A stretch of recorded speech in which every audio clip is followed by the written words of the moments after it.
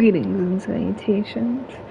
I'm gonna be playing with my friend who I'm about to invite into a party, so we're just gonna be playing this game and being goofy. I hope everyone's having a beautiful day. The sun is shining and there's fluffy clouds and pretty blue skies.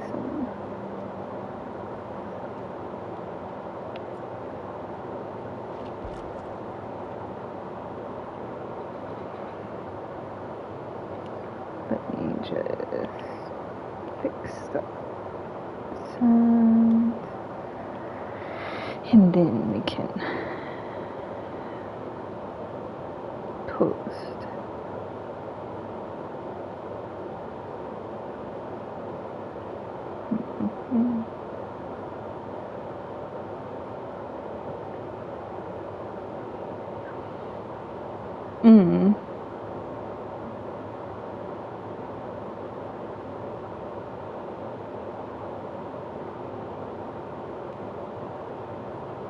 ちょっと待ってね。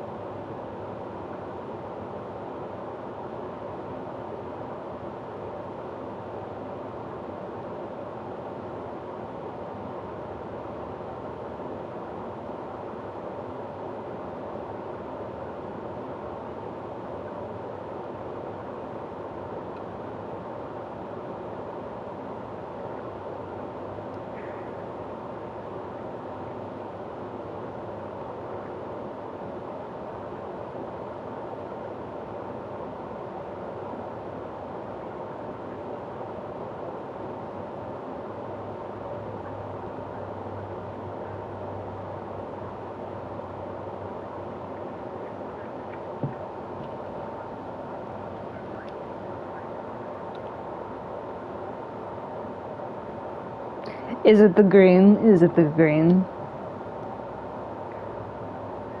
I'm just messing with you. Is it the red one? I thought so. I was surprised you didn't get it sooner.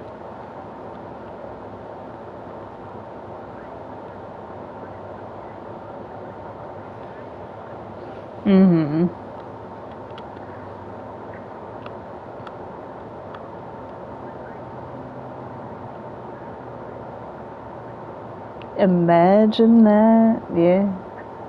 See how that works?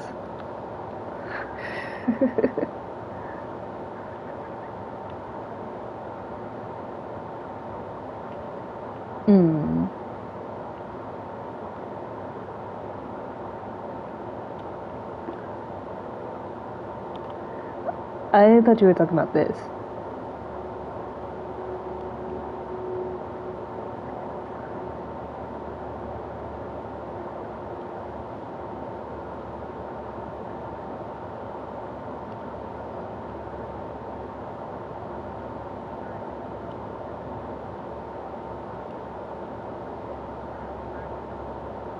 Yeah.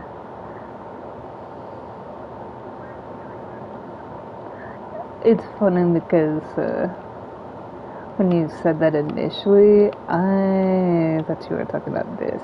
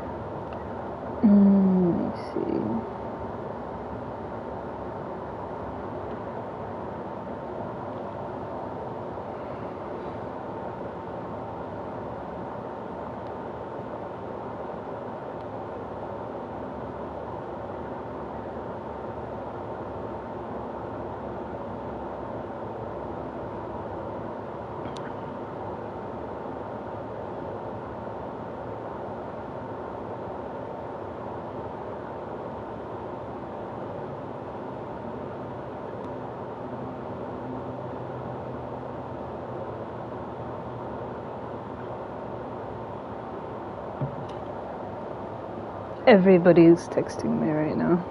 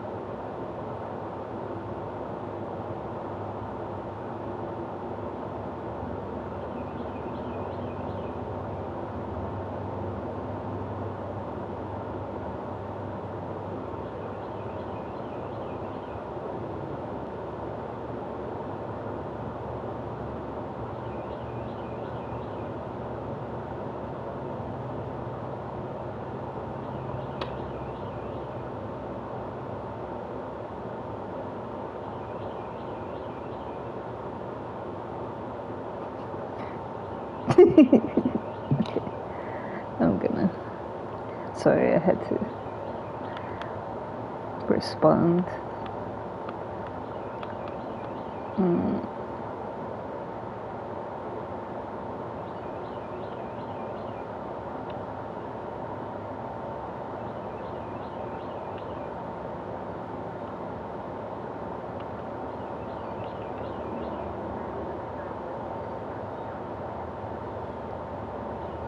Yeah, I explained to her everything. She's a really laid back person. She was like, oh no, it was okay. The only thing that she said was that she, like I said, she thought that when you originally said you were going to sleep, that was when, because that's when I told her.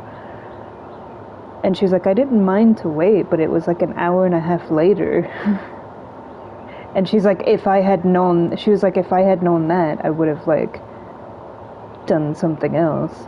Because she was literally just sitting there waiting and waiting and waiting, and I was like, I'm sorry, I didn't.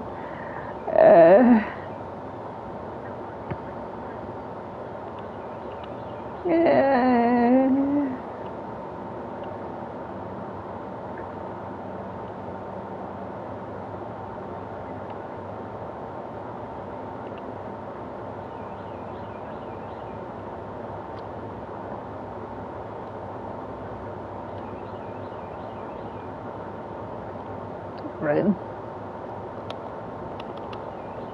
We shall see.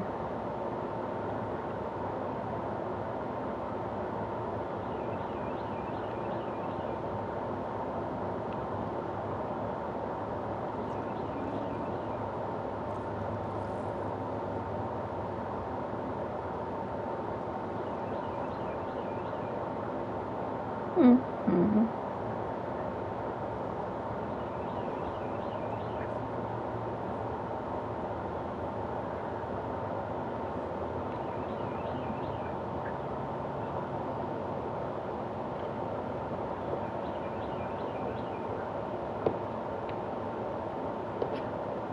It's funny because I can hear all the birds outside, and it's like you have the twittery, like, cute birds, and they're all like hee hee hee, you know, and then you hear the crows calling, and it sounds like the crows are like ha ha ha, ha. Like they're laughing at a really bad joke because of the way they sound when they call. So it's like the tiny birds make a joke, and the crows are laughing at them.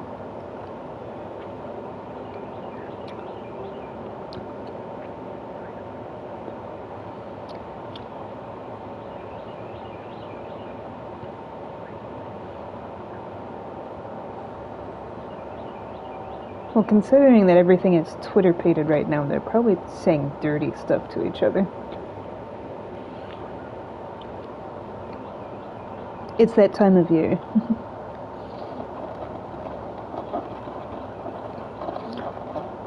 Where Mother Nature is just like, hey, how you doing?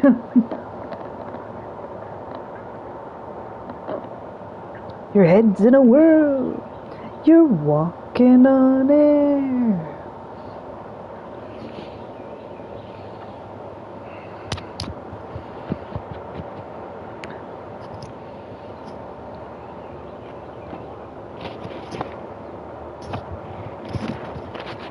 You feel light as a feather.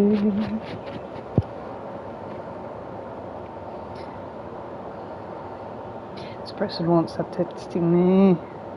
I have like 2 people texting the crap out of me. And it's like, bro, I'm trying to stream. Why is it always... Especially with my housemate, it's like as soon as I say that I'm streaming, that's when all of the chaos happens. See, you're inside me. Yesterday, when we were playing, somebody spawned inside of me too.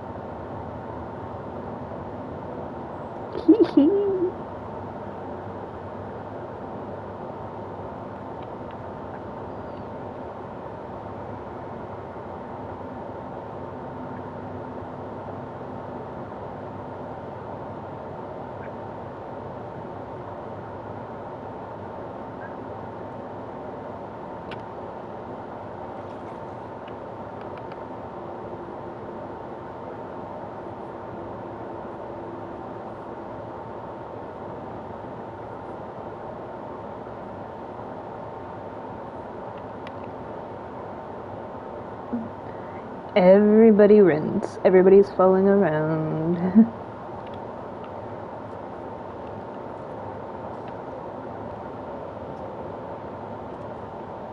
Crazy times, man.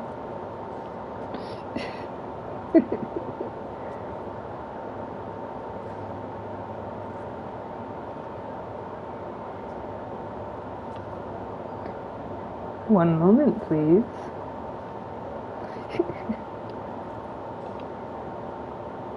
See, there's this gen that I'm on, you know, and no gens are being done.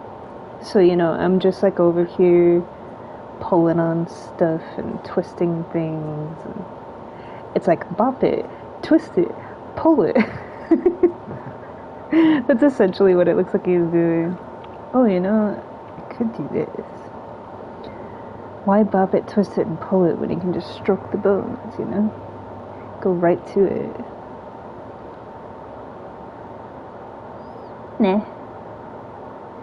There we go. Okay. Where were we?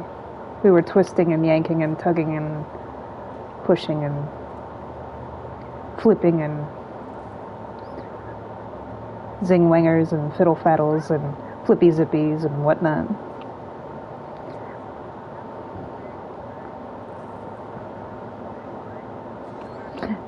Yeah, so a good rule of thumb is to not sit back to the open door.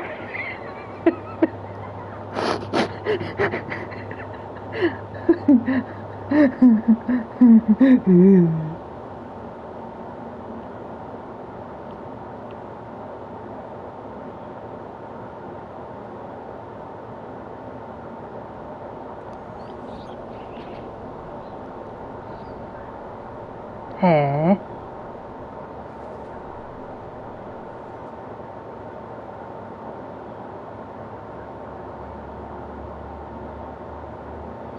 Do you want anything from the company while I'm here?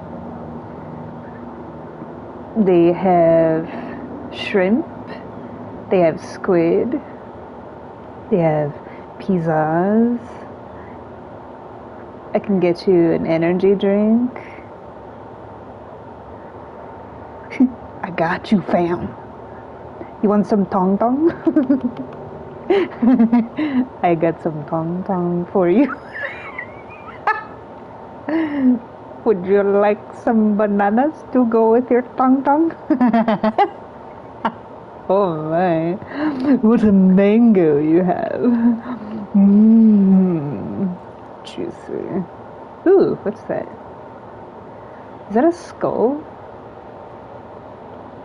I can't tell. It looks like a skull written in the... Oh, is someone dying? Oh, everybody's dying. To stroke or not to stroke? Okay.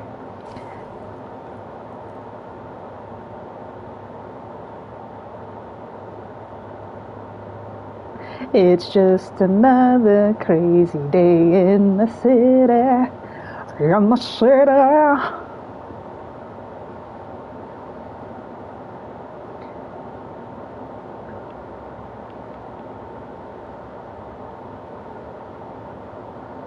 I gotta stop meeting like this.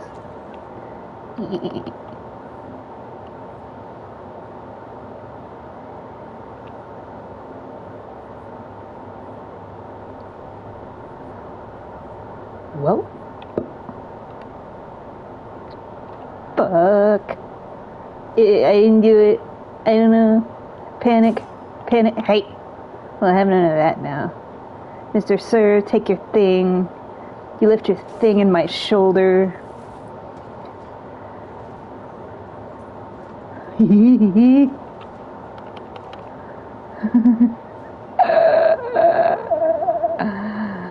That's funny.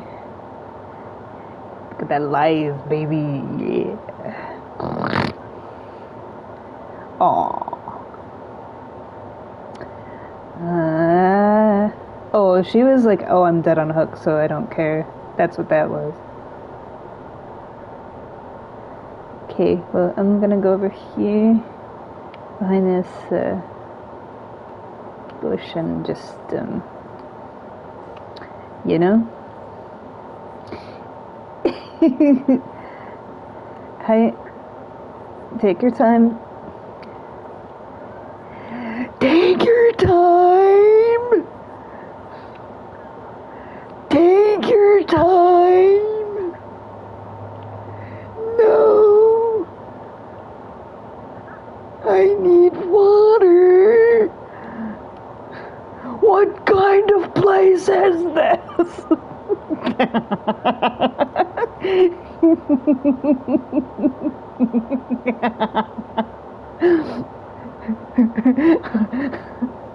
Patrick is normally such a ditz, but in that moment I was like, yes, he is the voice of reason. What kind of place is that? Fuck, that's what kind of place this is. Wait, why are you all the way over there dying? That is so inconvenient for me.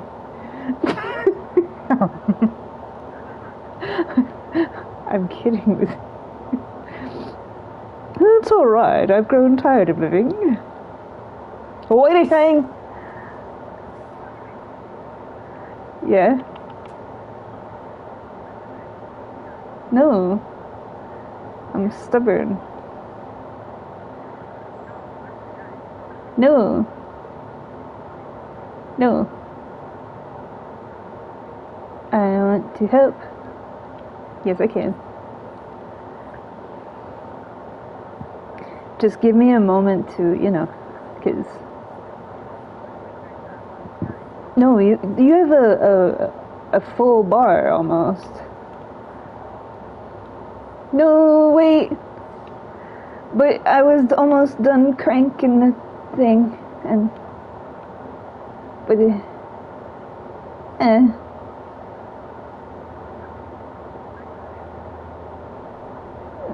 I took too long to...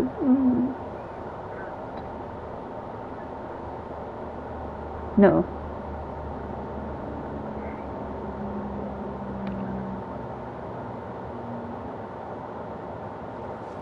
Hello, it's me.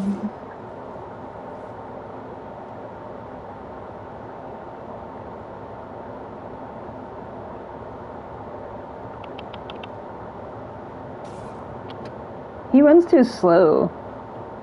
He runs like I walk.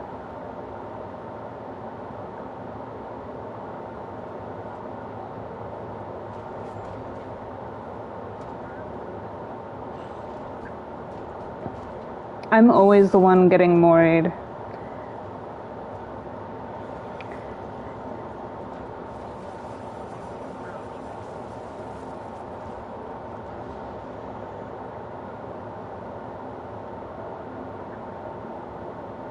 He has anger problems. He has some issues. Oh, he's one of those. Yeah. He's a Kanake player. Tokyo Ghoul is essentially just like an anime to justify anger management problems. Is all it is. Like, let's make him a vampire, but really he's just raging out at the world. But because they make him a vampire, it's cool, you know. That makes it okay, because, oh, that's hot, you know. But essentially, he just has anger problems.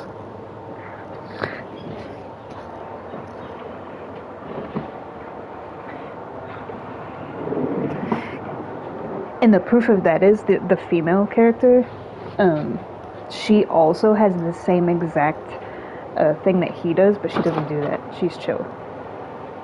So it's not the illness that he has, it's him. Yeah.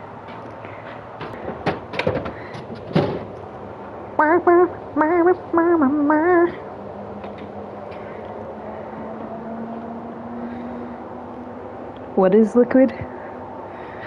Oh, your liquid for your... What flavor is it? Still? Oh, okay.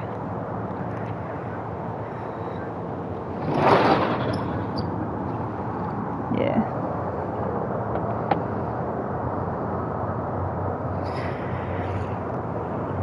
Is it the same brand? Like the cherry is the same brand as the green apple? So that's weird. Maybe maybe they put something in it. I don't know.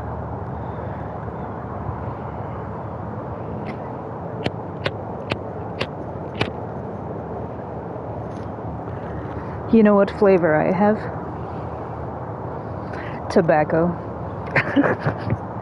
That's it. There's no stuff. It is original. You're an American original. Yep. I'm an American original. Okay, you don't know that reference? Oh, I can't.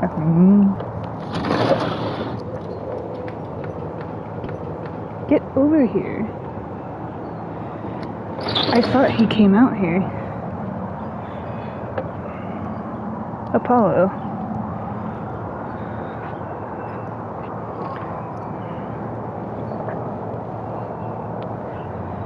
I think I closed the door too quickly, that's why.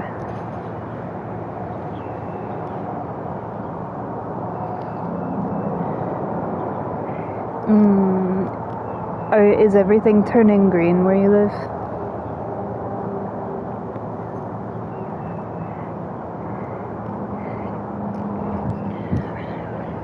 If you were to look at Bryant Park, it looks like full springtime. Like they mowed the grass and there's like lines in the grass and it's all pretty green and they have all the tulips and daffodils and stuff out. It's so pretty. You would never know that it was like 19 degrees the other night and snowing. Because they did all of the landscaping stuff for the springtime, because earlier last week it was getting warm. So they did all the landscaping and made it all pretty, and then it like froze. But now it's slowly getting warmer again.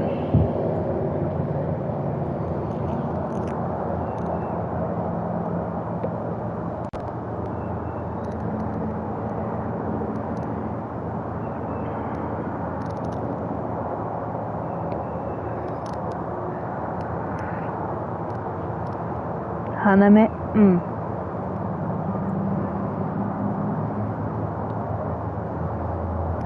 Yeah.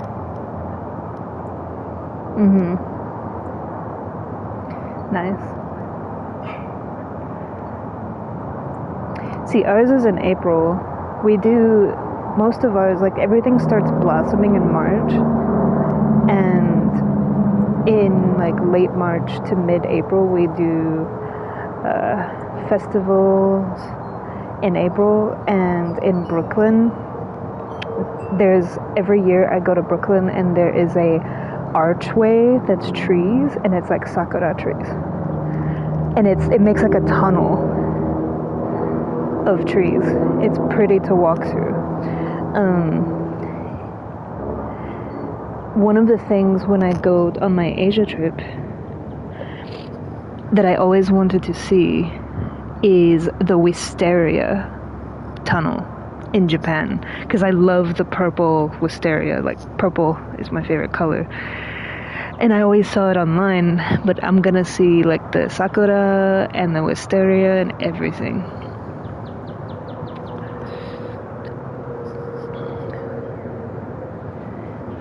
It's so pretty.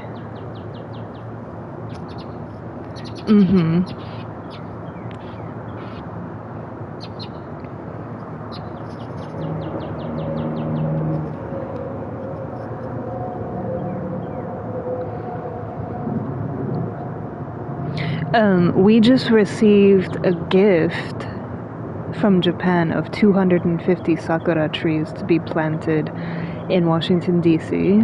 Because Washington, D.C., if you go down like the main street that leads to the White House, there's blossom trees that line it. And they are adding 250, and they're making like a whole thing with it.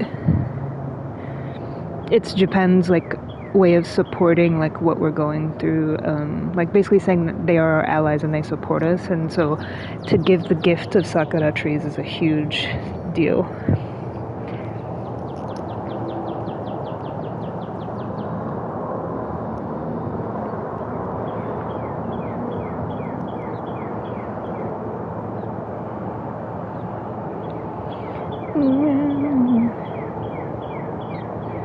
Birdies. They're so cute. They're all round.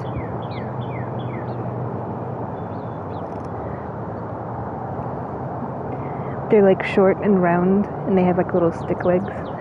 It's so funny.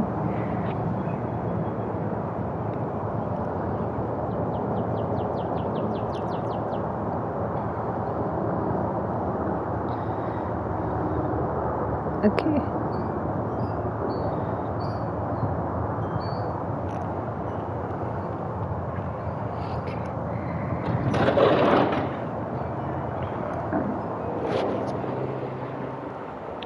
Did you know that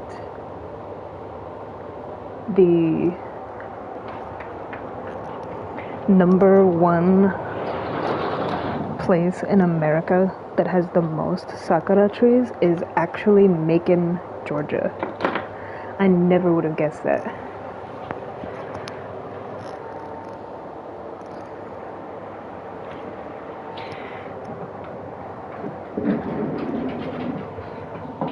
They're not exactly known for that. They're more known for like drive-bys and shootings and stuff. But it does make sense because they grow like cotton and peaches and watermelon, kudzu, like different stuff like that. But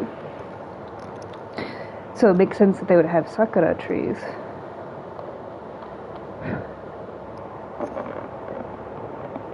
But I didn't know that it was like the #1 place in the country that had them.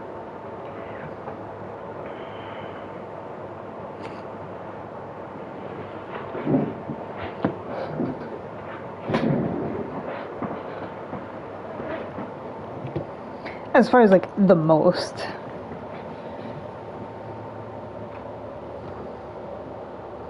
Everybody's wearing red. Heh.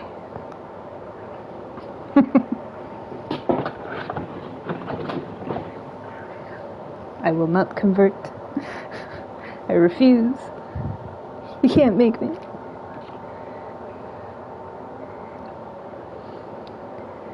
Oh gee, oh yeah.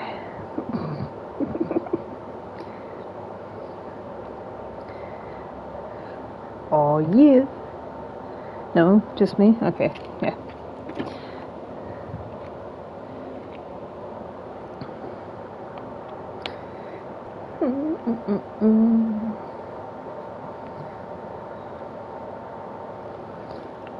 What I will do though. Well, I was going to. It's always like when you're trying to do something that suddenly it loads. Fine. Be that way. Did I change my theme? I don't know if I changed it.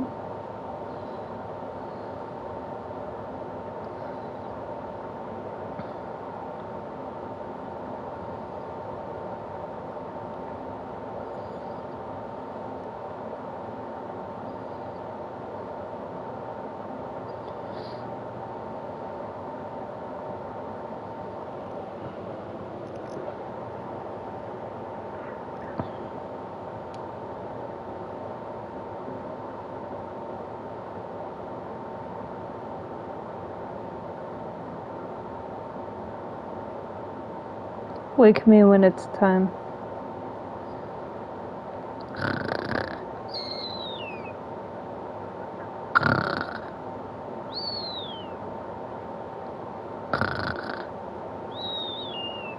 There we go.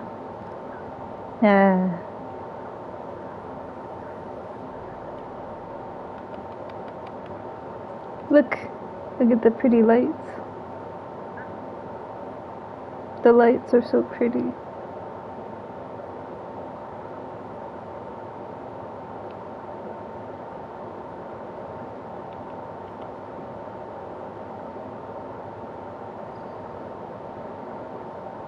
No one is home.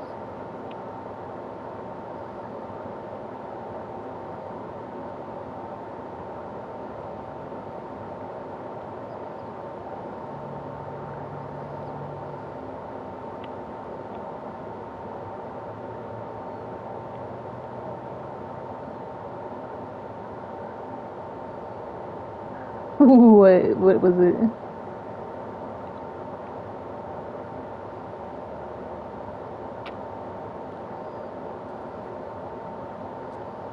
Was it like a rotten fruit? Oh. It reminds me of Emperor's New Groove when she dumps the poison on the plant and it's just like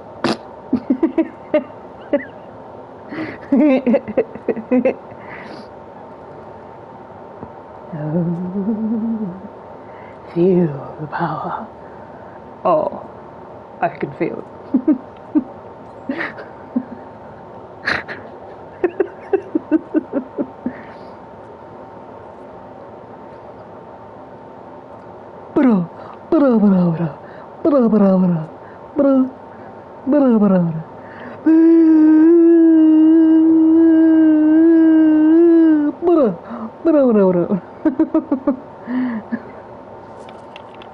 Bitch.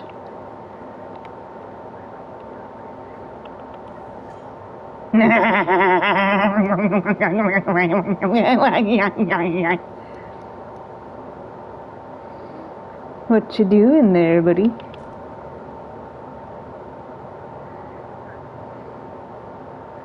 What are you doing? What you doing? What you doing? What you doing? What you doing? Oh yeah, yeah.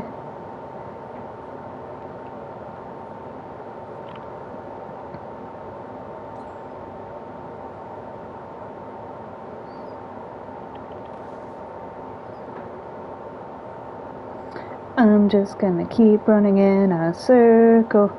La la la la la la la.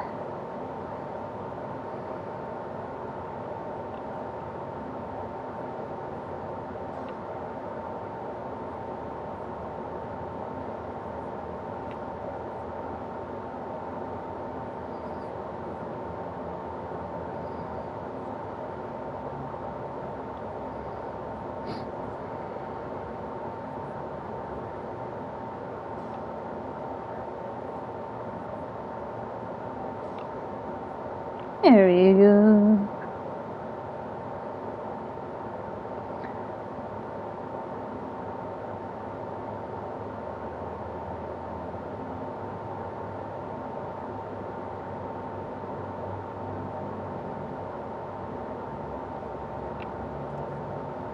Hmm.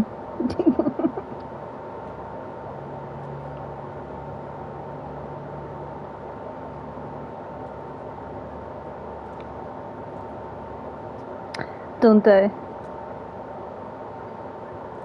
Yeah, no pressure. Just it's a good idea, yeah. Something to strive for, you know. Ooh, those dishes look tasty.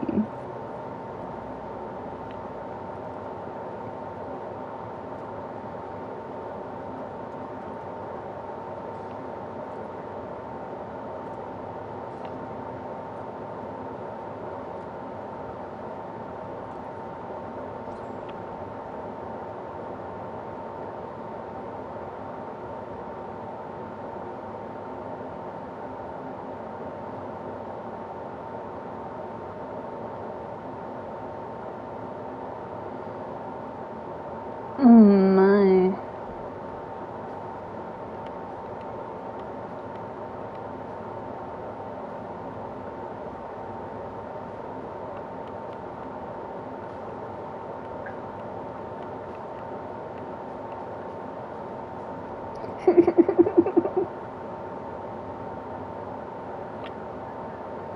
Oh, I try.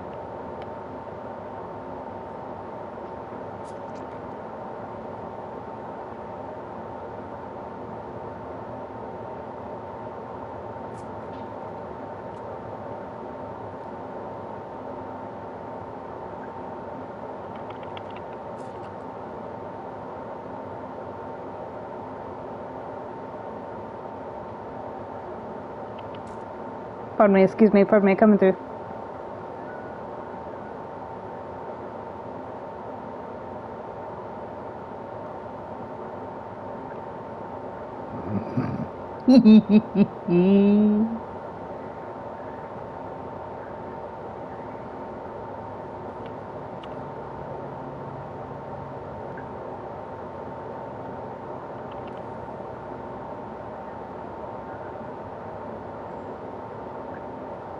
I don't wanna work. I just wanna bang on the drum all day.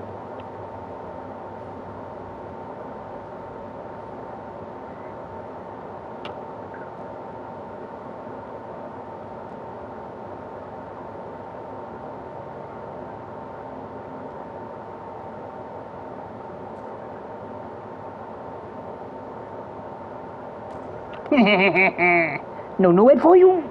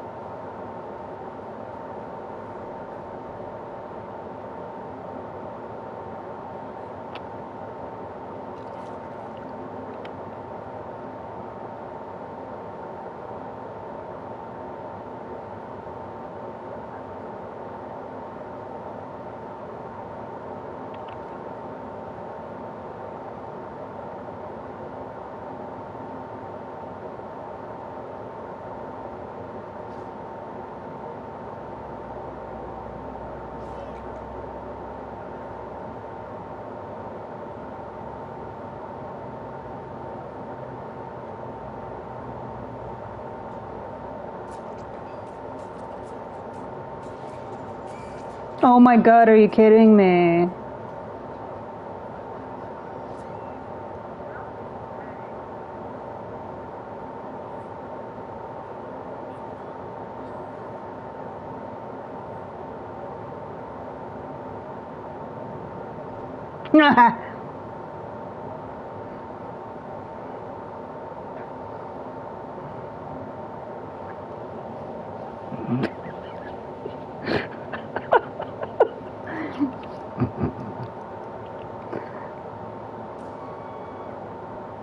Wow.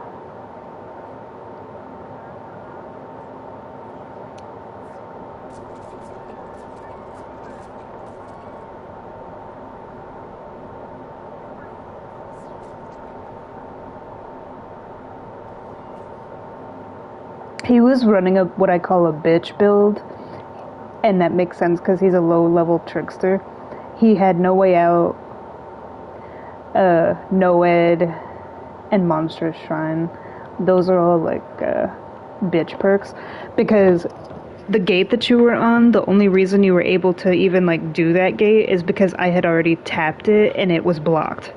So by the time you went to it, it was unblocked.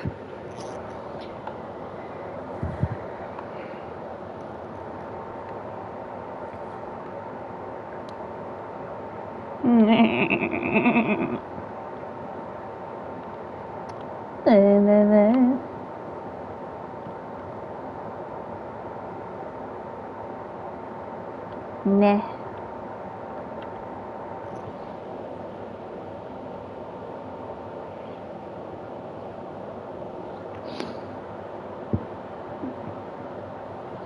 Silly, silly people. And their silly, silly builds.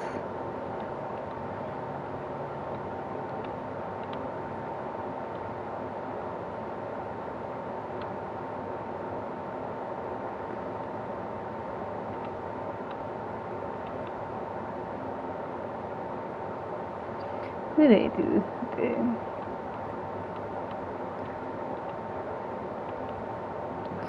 Let's see.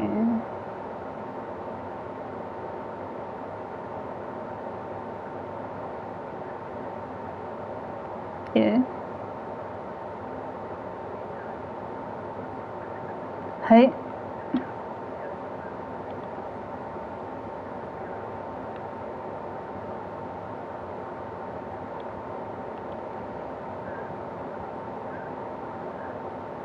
Unreal.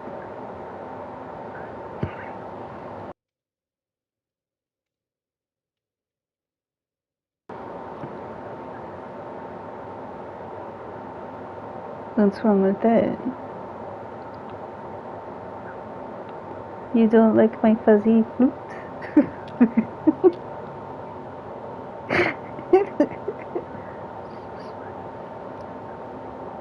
Nah. Hey. Oh.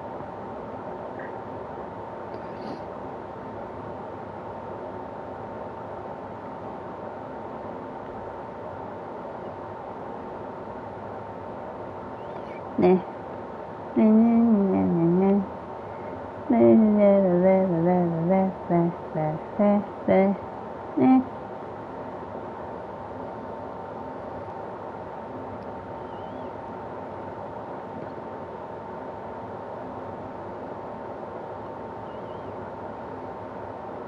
Now I'll blend in with the environment.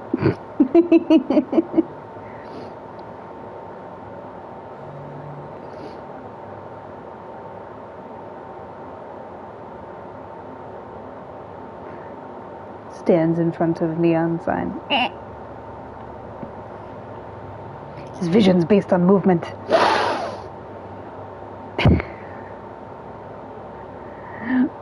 Okay, just for the sake of the game though, imagine a T-Rex. Imagine being chased by a T-Rex.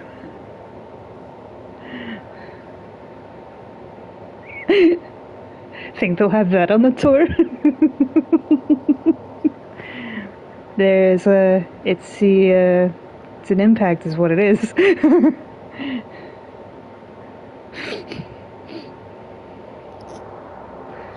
Now I'm sitting here, talking to myself.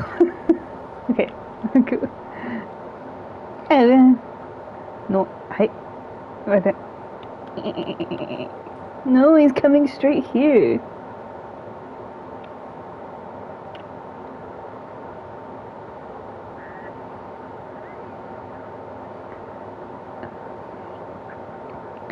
Freddy in the city.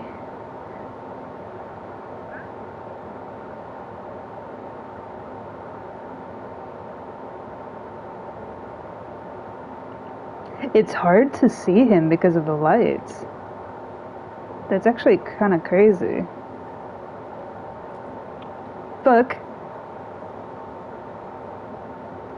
I saw what you did with that palette.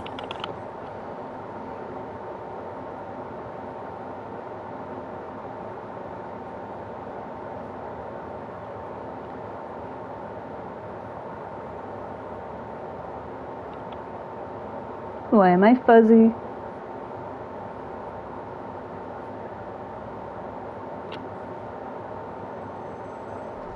Wake up. Grab a brush and put a little makeup.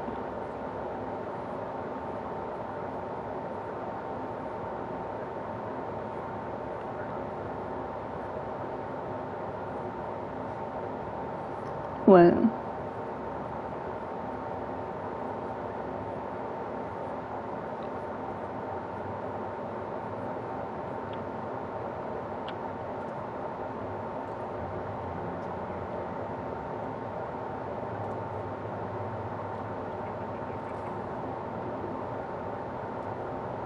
What did you do? Oh, it's funny that one of the characters, our teammates' name is Bad Dream, and we're playing with Freddy. That's funny.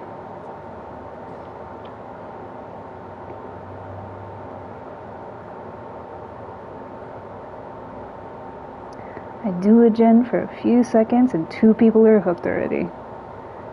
Ay, ay, ay, ay, ay. Damn kids. Can't teach them nothing. Can't take them nowhere. Crazy kids and their crazy schemes and their silly ways. Stop, stop, stop. There we go. No, fuck it, duck. He's coming. Go, go, go, go, go, go, go, go, go, go, go, go. That's why I don't like when people heal me. I want to heal myself.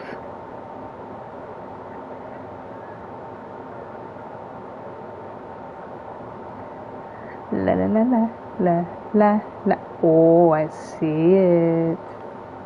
I see it. I see it. You thought you could hide it from me. You can hide nothing. You left it all alone and exposed. Oh.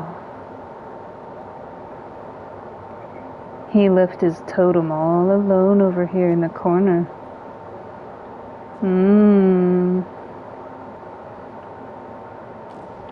Yeah. I thought we discussed this. I said don't die. What are we doing? Silly kids and their shenanigans and whatnot. I know, I'm saying that because you're older than me.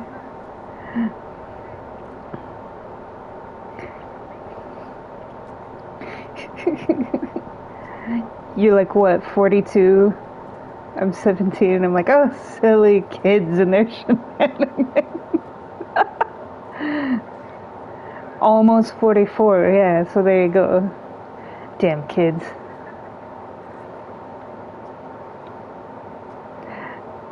In all your born days, have you ever seen something like that?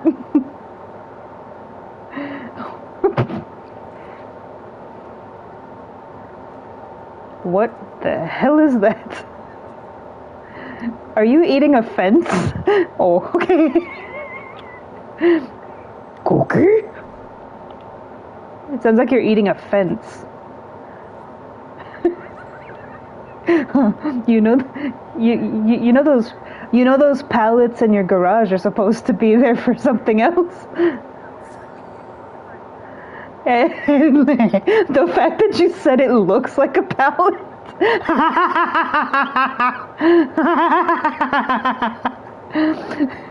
Are you that person that eats the stuffing out of the mattress?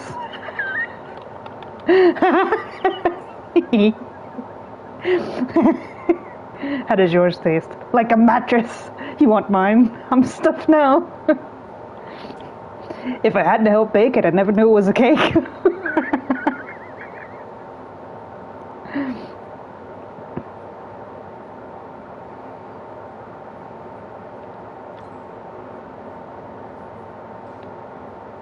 Come on, Freddy.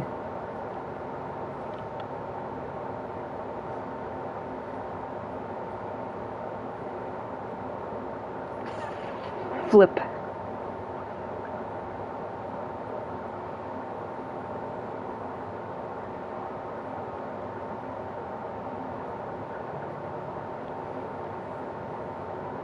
I'm just trying to heal, man, but it's like everywhere I go, you know?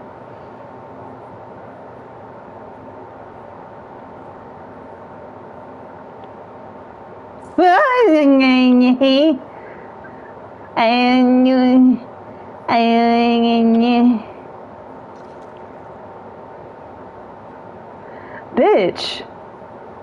And magically is in front of me. Like, she was behind me.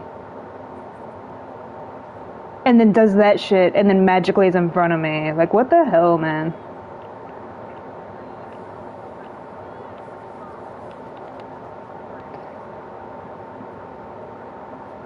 Yeah, it's a glitch because she was ramming, like, right into me. That's why.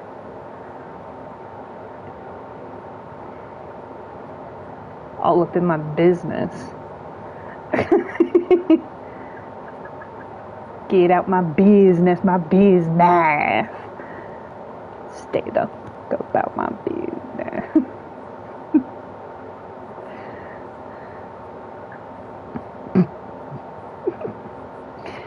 La la la la la. Fuck, I just told him where I was. Well, there goes that.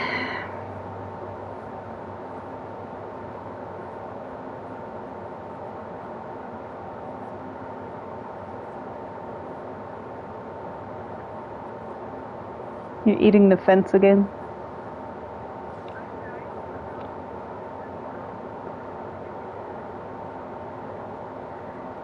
Well, it's hard to not eat loud when you're eating a fence. I mean, there's a crunch that it has.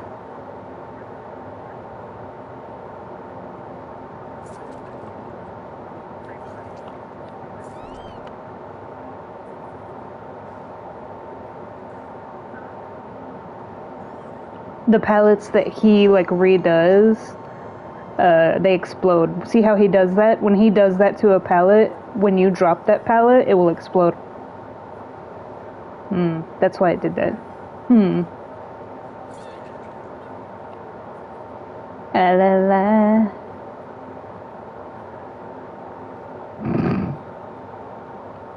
Are you eating the shoes? You're eating a palm tree?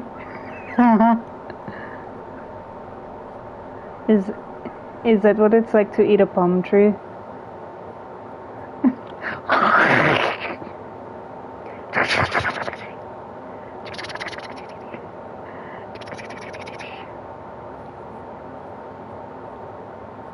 Lots of fiber in those fences, you know?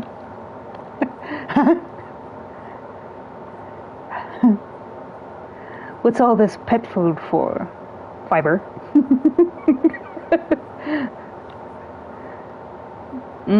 It's chocolate mattress. It's a mattress made of chocolate. Yeah. Because it's funny. Hee hee.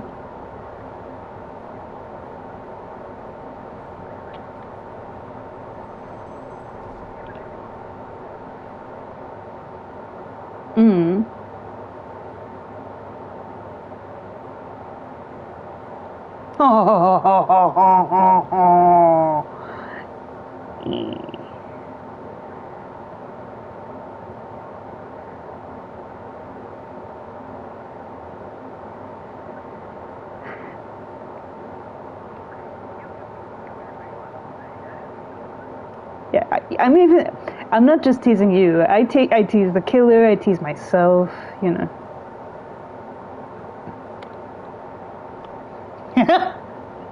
I made him. I waited until he spawned all the way in just to watch me go. There it is. There it isn't. You want to see my disappearing act? Yeah.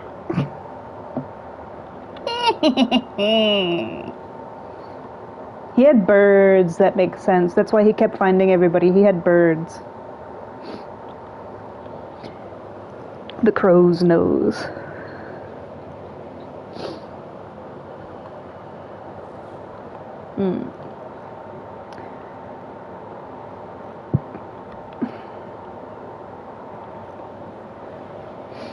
So how does your insulation taste? Like chocolate? It's like you're pulling the tiles off of your roof. You're eating the ceiling?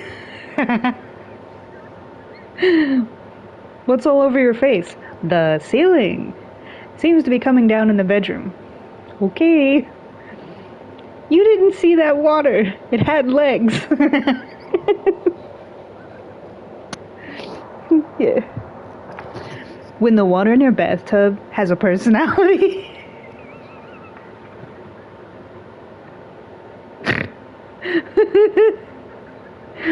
Me.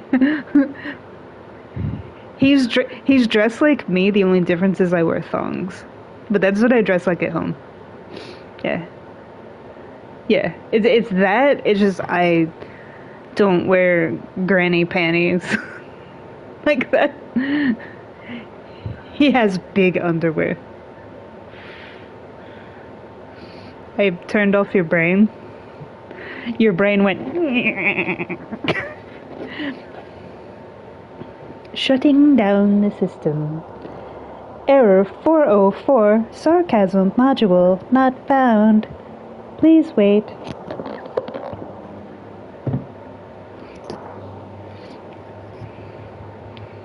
System ready.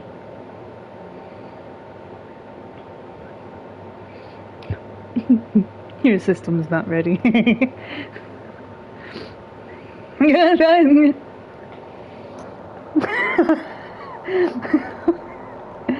Where are you? Oh, the naked man just ran by.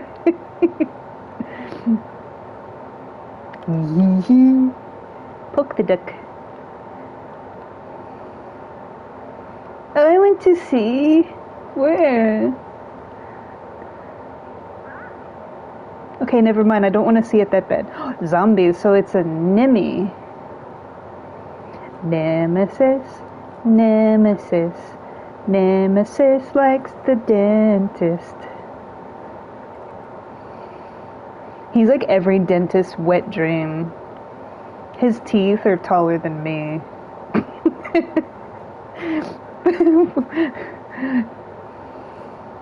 They say you don't walk with him, you walk among him. They say his shadow once killed a dog. I'm sorry.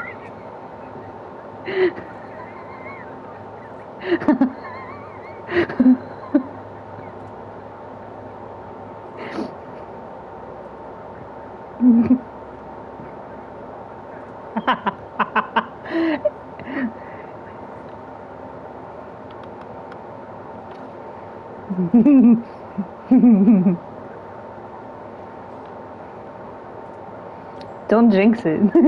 It's beautiful. Yeah. Oh. Sexy. Wait. Oh. Oh, it's a nice Nimmy. Oh, he's nice, the big fella. Hello. He's really excited to be here. Hello. Hee hee hee.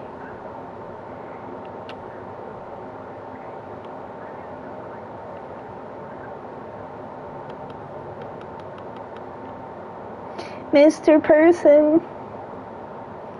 Mr. Person Thing Man, sir. Mr. Person.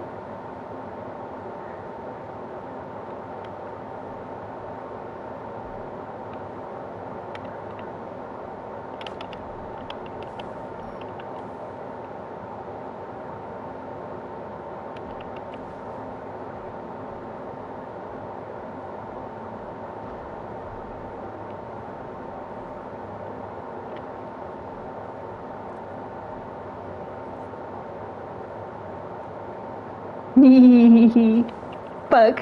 I got excited. I'm gonna do this one.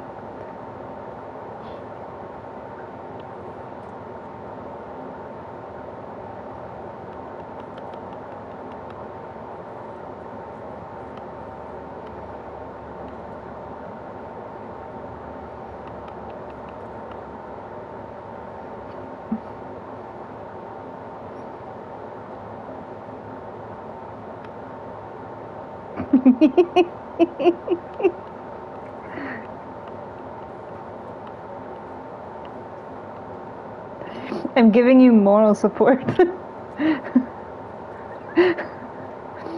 You can do it.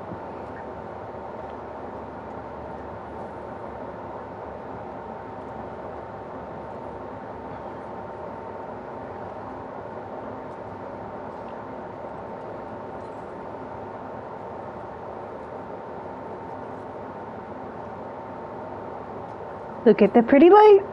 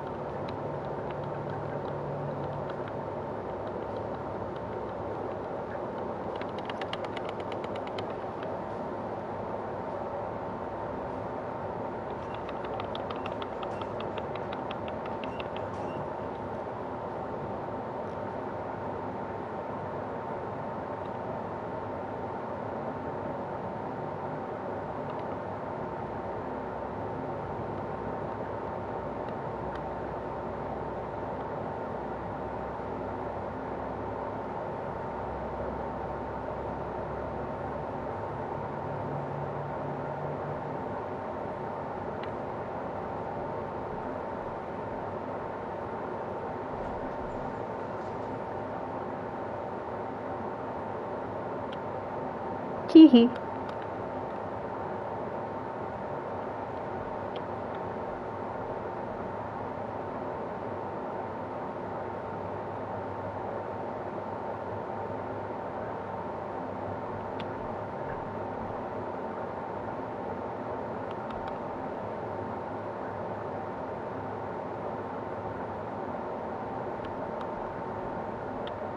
He's here at the gate with us.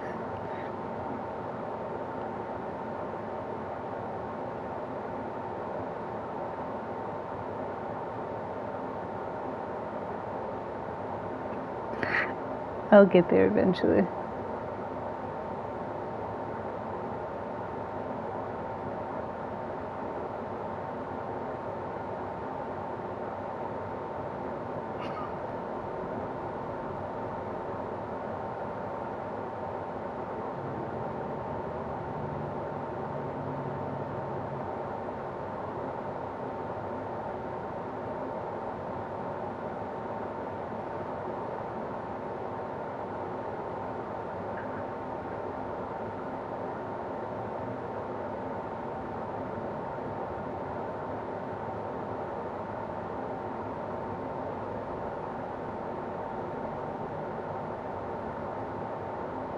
What are you doing? We have a train to catch.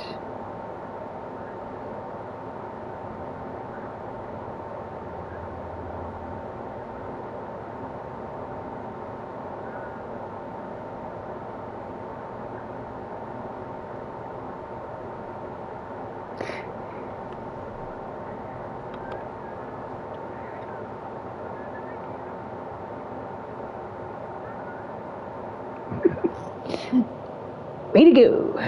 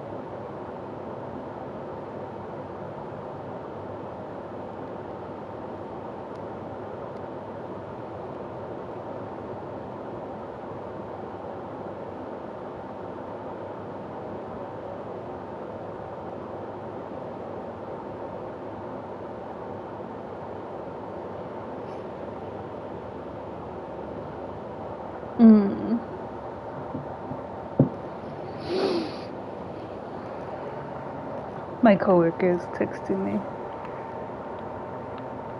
I'm not like deliberately spacing out. She's just texting me. There's a lot of stuff.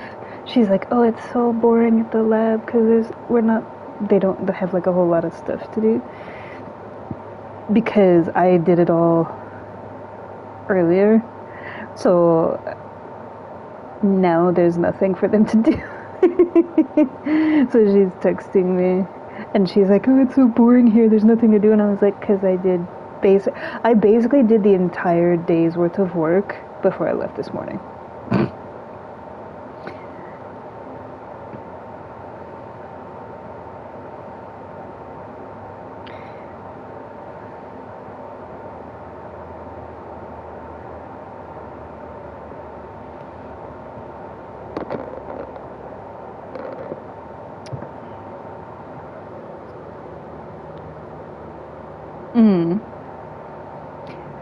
Yeah, see, I'm the same way. They do like 1 or 2, and I do like 10.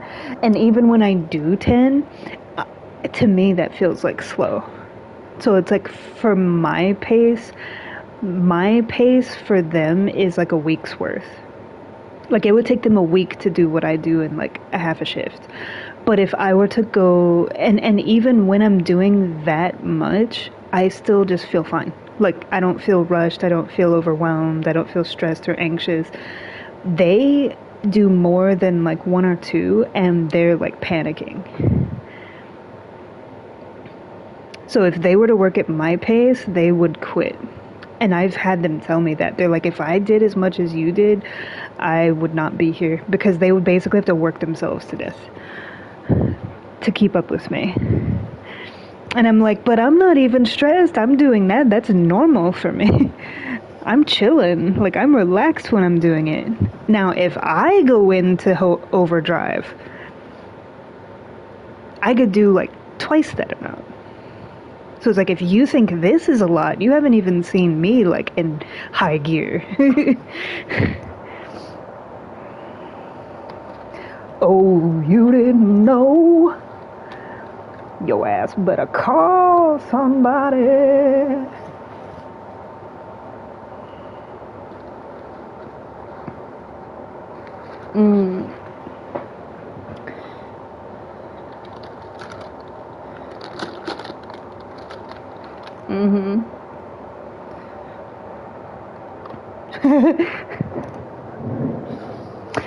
Yeah, exactly. Like, you're freaking out? Yeah, what they freak out at, that's a slow day for me. And they're panicking. But your workmate is very similar to my coworkers in the sense of they're used to just kind of chilling and being kind of lazy and just kind of, I just do enough to say that I did something. But for me, it's like I'm usually the one doing everything, which is why they're able to do that. So they get used to it, just like your coworker is used to you pretty much doing everything. So if you took a really long holiday or something like that, and she had to do it, she would complain and panic and all kinds of stuff. Because at my work, when I'm not there, they feel it. When I'm not there, they have to call in like people from other shifts and like temporaries from other hospitals and stuff. And the managers actually have to like, because usually the managers are just like in their office. The managers have to actually, it's like the managers are having to be in the lab. They have people like staying over multiple shifts. They're calling in people from other hospitals as a temporary, like all this stuff. And it's like all that happened was that I wasn't there.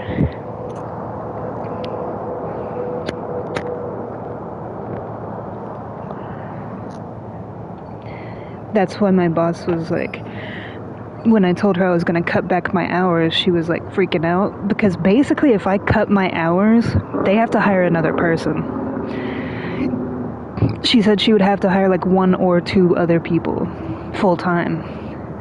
And then when I told them the other day that I was not going to cut back my hours and that I'm just going to leave it, she was like, oh, thank God. But I told her, I said, there's gonna come a point, like when I take vacation, or if I go to another lab or I leave, like they need to be prepared for that. Because they can't run that whole lab on the back of one person.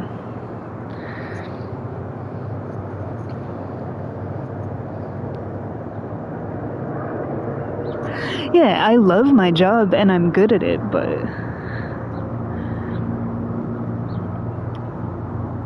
I love my job and I'm good at it, but at the same time, like, it puts everything on one person. And then when that person needs to do something, chaos.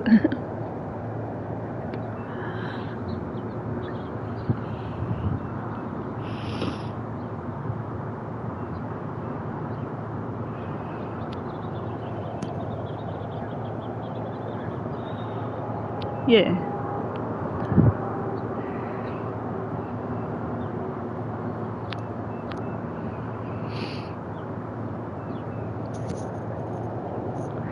That's how my job is. Because at a hospital, it's like every person has their specific job, like the histology, the microbiology, the accessioners, the pathologists, the doctors, the nurses, the nurse practitioners. So everybody has their specified field. So in what I do, like as a MLT level 3, we don't even have another MLT 3 on the premises.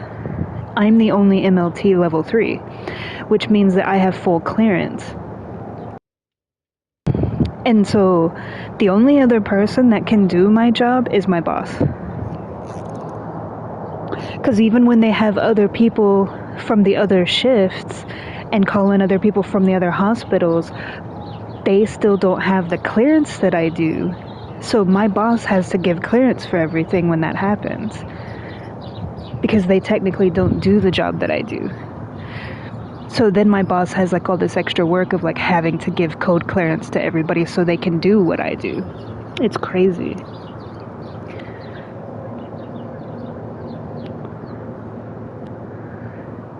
Yeah, it's irreplaceable. Indisposable. Whatever. Yeah.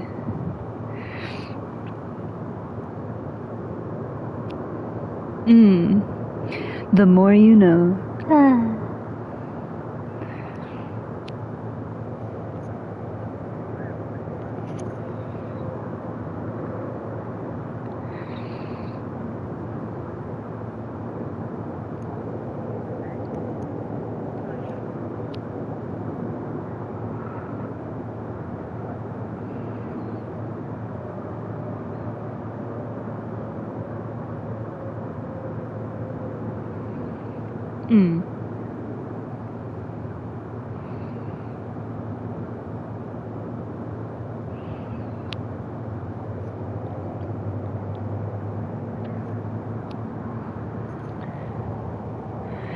Yeah.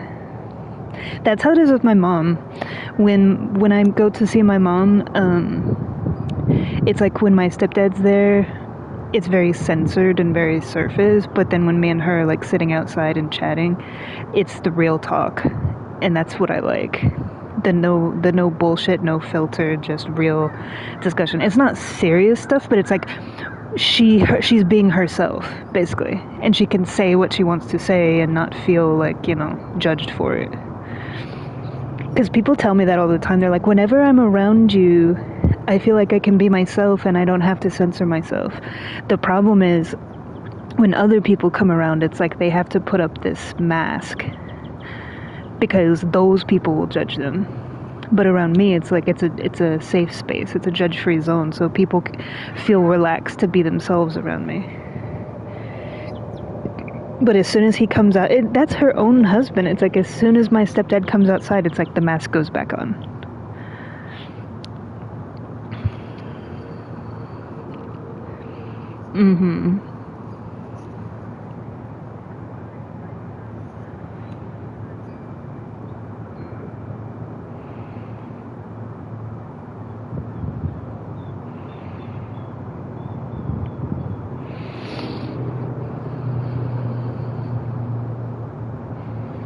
See, I'm like that all the time. Now, what I will say is it does take time for me to like warm up to people and trust them, but as far as like being myself, I'm always myself. Myself is just very crazy. It's like random. Some days it's different than others. But it's all part of the same pot of gumbo, you know? Just different flavors.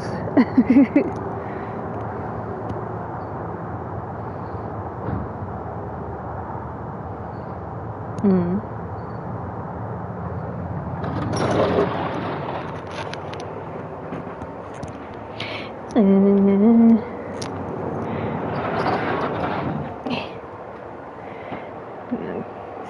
There.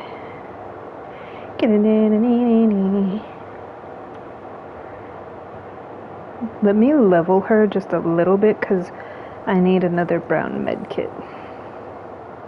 If I can find one. I don't like to waste my big med kits because you don't get them as much. So I don't like to waste like the blue, green, and purple ones because they're harder to get in the blood web. Hurts. Ow. Every time I sit down, the arm of the chair hits my elbow, like right in that soft spot in your elbow. And it's like, ow. I need another chair so bad. Let me see. I just want a med kit. Please. Onegaishimasu.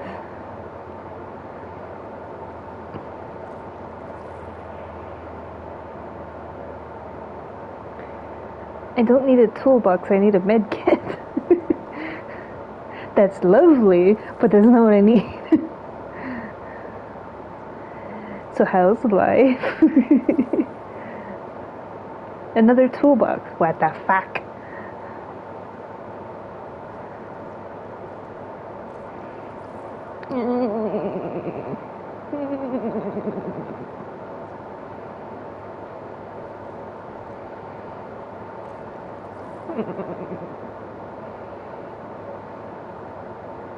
What? Nani?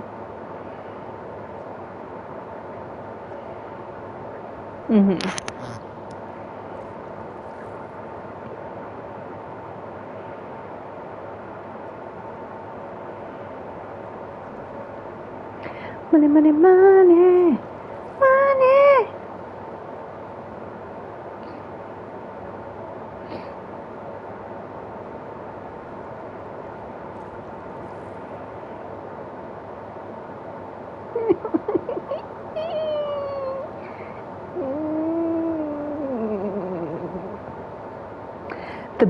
The brown stuff is supposed to be the most common, and yet it's not propagating. Just want a brown med kit, man.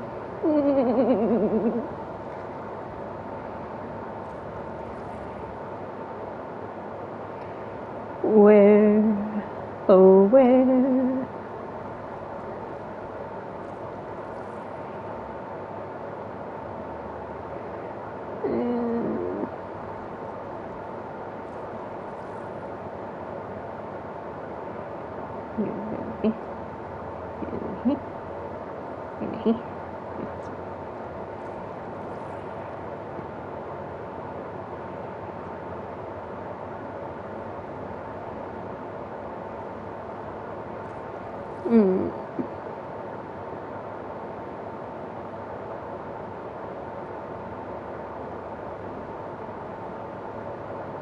Hey. Yes. Arigatou gozaimasu.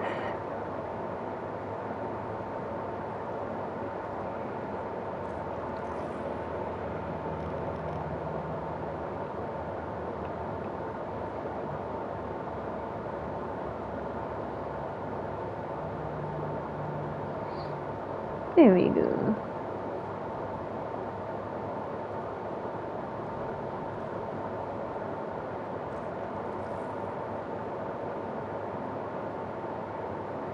What are you doing over there? Nothing? Yeah.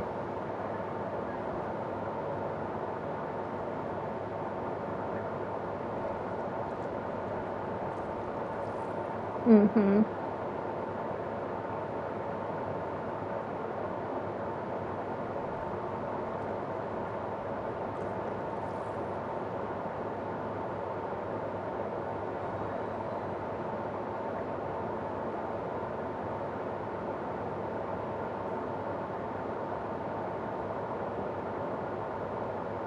Oh, that reminds me.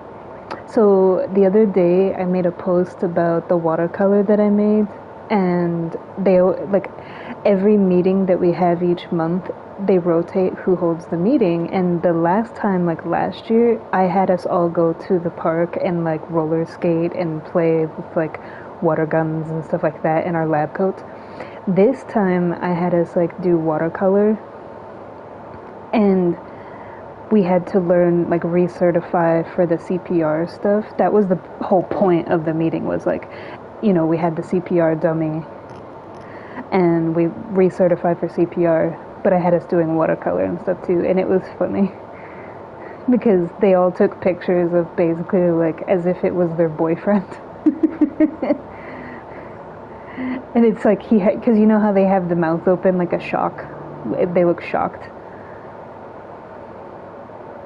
So everybody was like taking pictures with like their mouth open, like, oh.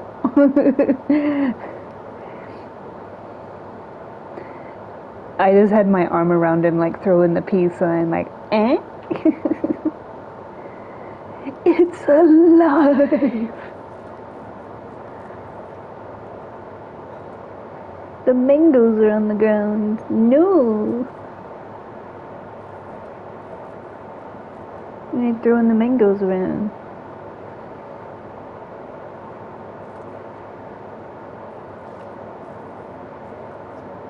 Oh.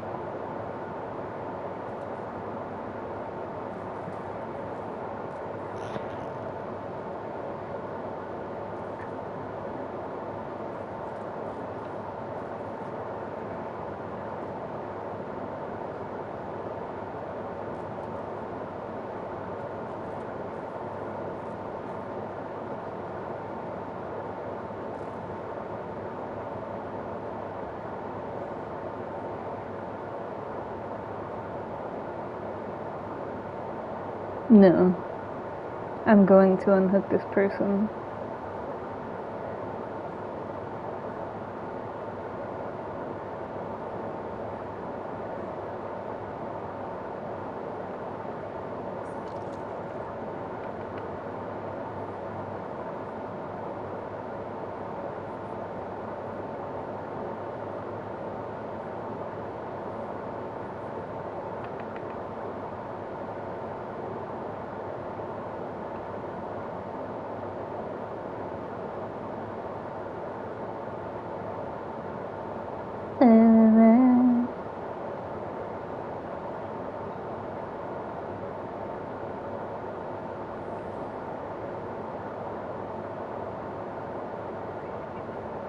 Hmm. Are you sure? Because they just hooked somebody.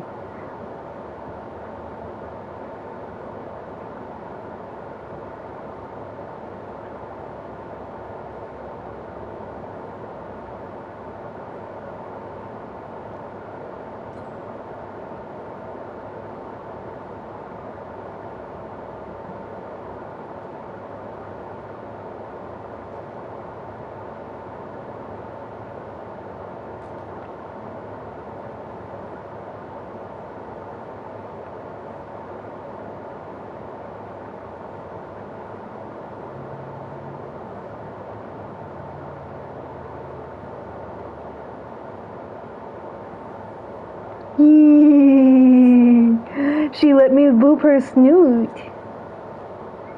And you.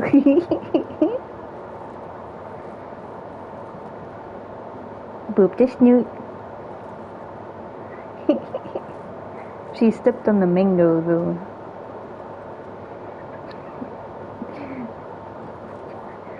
Poor little mango.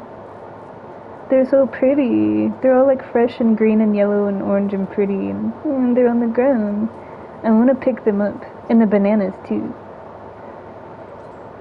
Look, poor little mangoes. Oh. I wanna pick it up and. Oh, and there's a little tangerine. Yeah.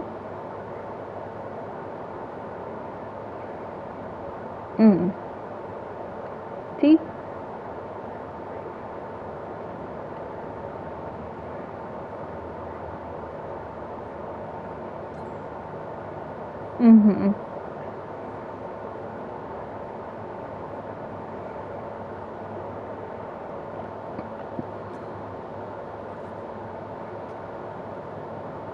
Ah, the fish market. Nice.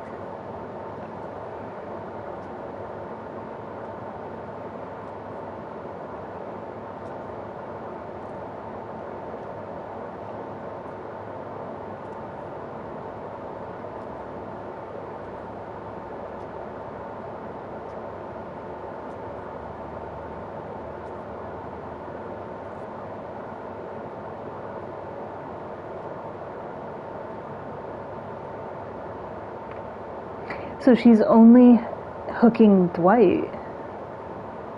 That's weird. She's being nice to us, but she's hooking him.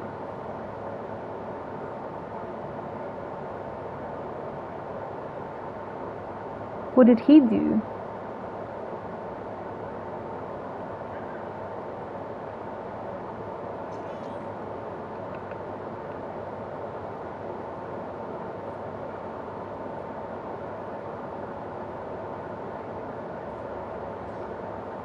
Maybe nice at first? I don't know.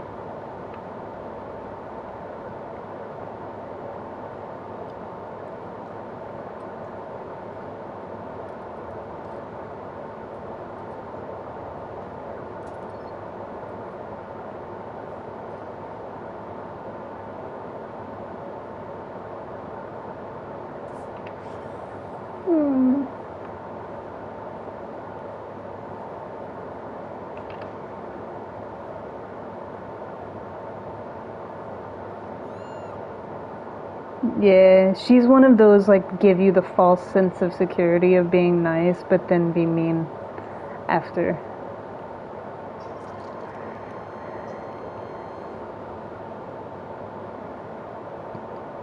I still got to boop her snoot, so I don't care.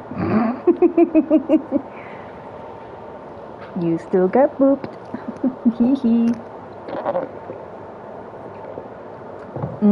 Coffee, coffee, coffee.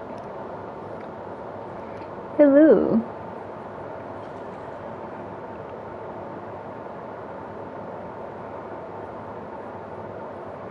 I see you cranking it.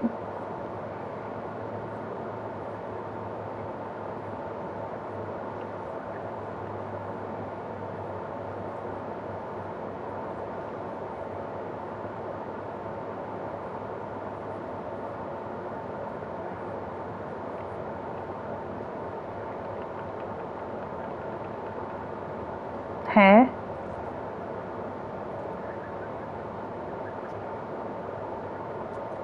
I didn't know what you meant.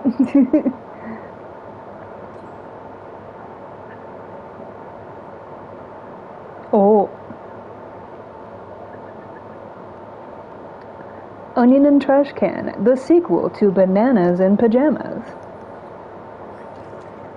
Onion and Trash Can. That's like the New York version. We don't have bananas in pajamas, we have onions and trash cans. Welcome to the city. Ah, he's always falling around.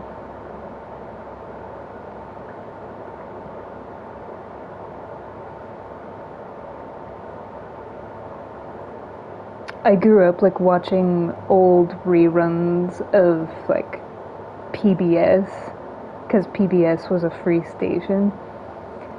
And when I would go visit family, they would have cable. So I grew up watching like the free TV channels that would show like old stuff.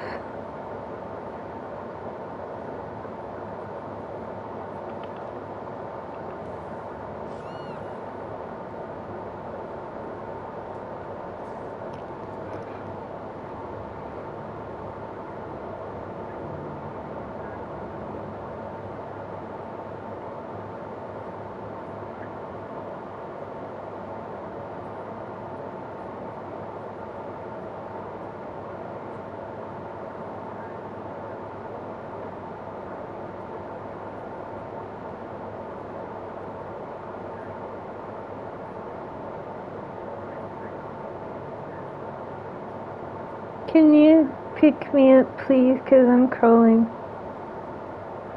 Behind you. Behind you. I'm crawling. Yeah, but you can see the... Dwight's getting me. Never mind.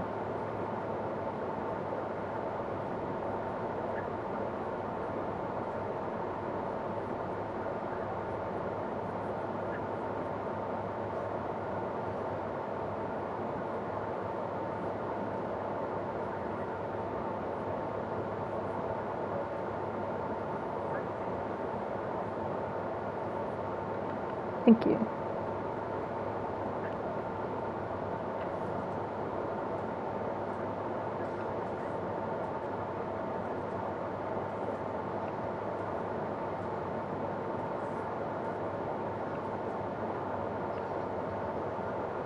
Oh no.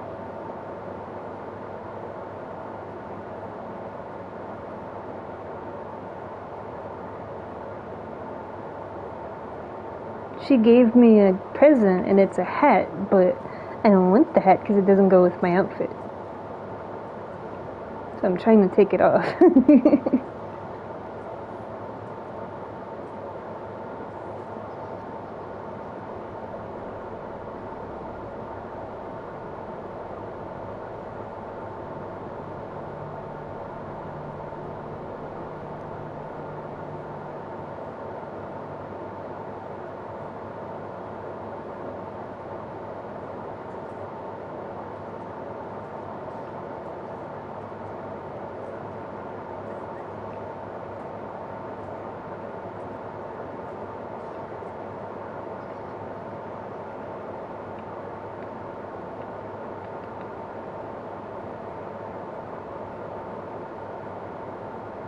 Let me see if I can get it.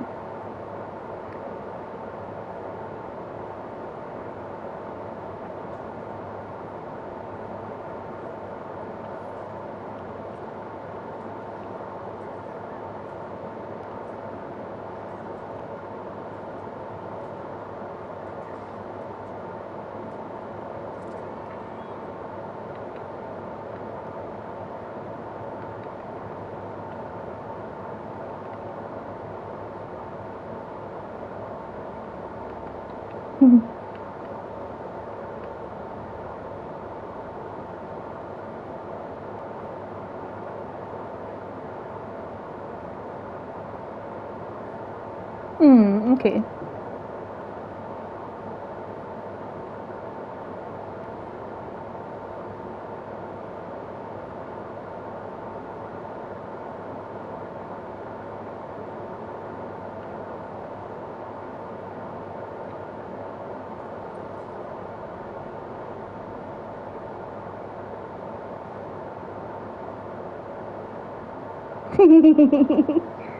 Buzz, buzz, buzz, buzz. Buzz, buzz, buzz, buzz. Buzz, buzz.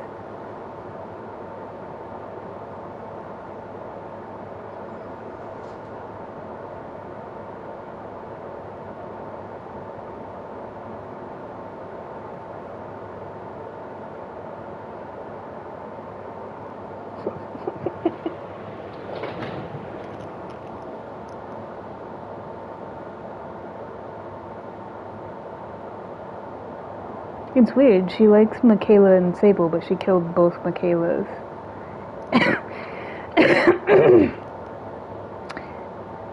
Yeah, it's weird because she has the Michaela and Sable banner, but she only killed both Michaelas, even though she's a Michaela Sable fan. And the Dwight and me that she was like after the whole time are the two that she let escape. It's kind of weird. Because it's opposite day.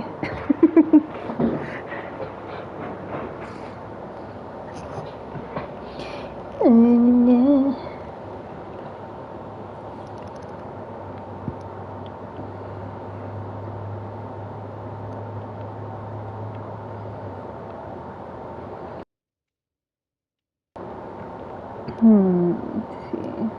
I have to repair gens and complete trial. Okay. What's my thing? What's my mission? Co-op. Oh, so I have to do stuff with people. But you always run off before I can do a gen with you.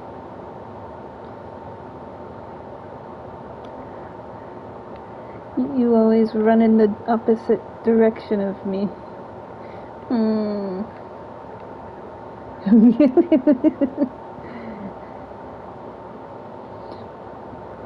The way that you said that was funny. Shadow. Shadow. Shadow. I have to leave this lobby. Goodbye.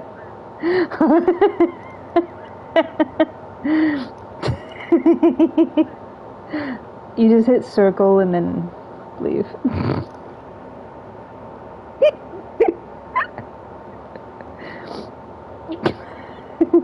I know it's stupid.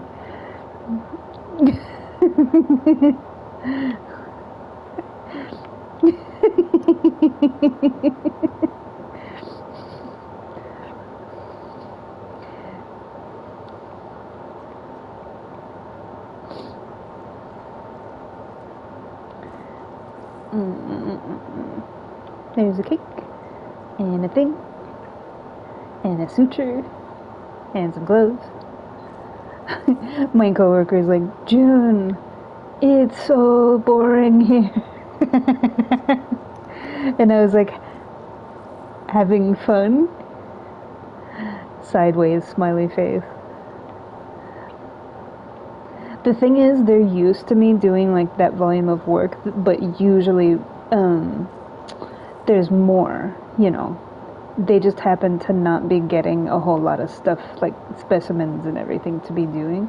So usually when I do my stuff, there's still more coming in, so when I leave, they have stuff to do.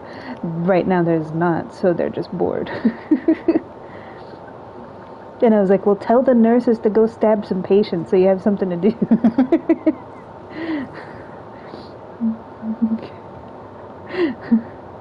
Well, usually in the morning, the way that it works is patients, the nurses come in like early, like 5, 6 a.m. and they take from all the patients. So in the mornings, you get like this influx of like all the floors, all the nurses bringing like all the specimens and stuff. So we're always like super busy in the morning. The problem is I did all of that before I left. So what normally, and then usually like after that, there's more stuff coming in throughout the day. Well, they just happen to not have a whole lot of stuff coming in throughout the day. So when I did all of the busy stuff in the morning that we usually get, it took away like the day's work basically. So she's like, we're getting stuff, like they're still getting stuff, but it's like a little bit here and there.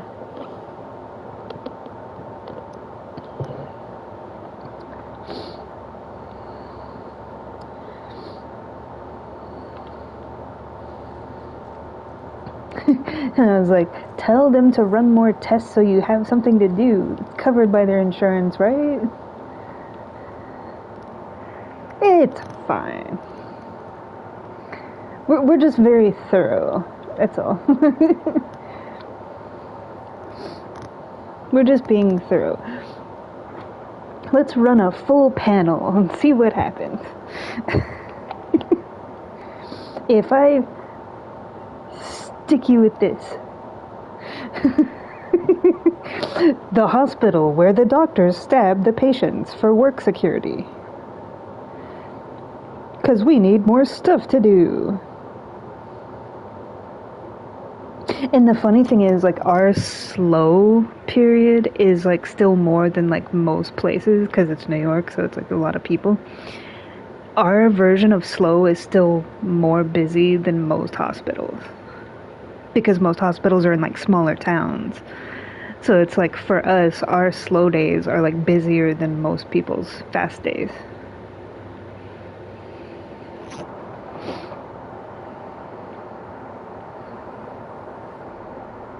Where are you? I don't see you.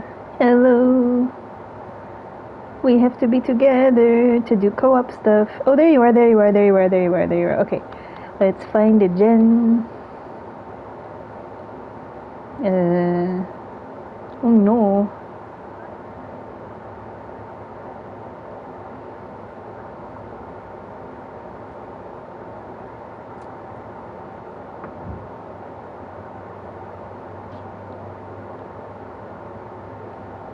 Well, I found a gen, but the killer's on a...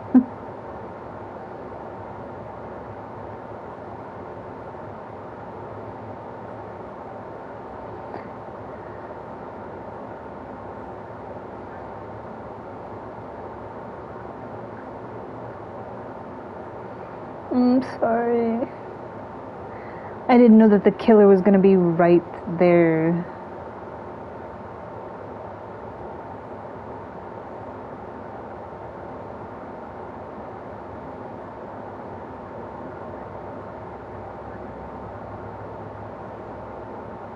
Well, yeah, because everybody's doing the trickster thing. This is his map, so everybody's playing trickster.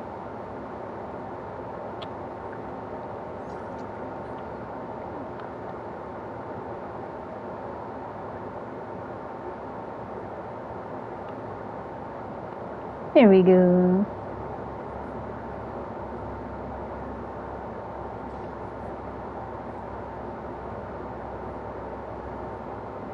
All patched up.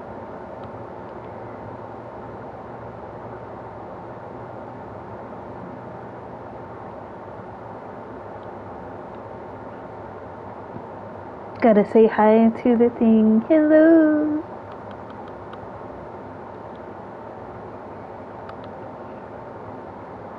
Yes. Every time I see him, I'm like, eek.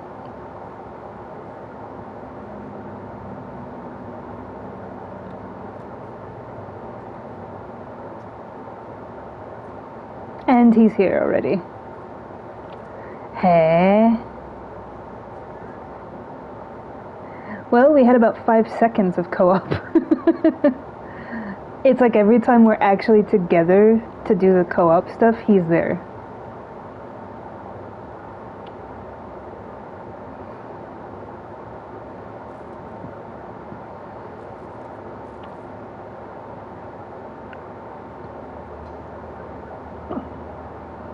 Oh no, I'm backstage. He's chasing me. That's why he gave up chase with you, because he's coming after me.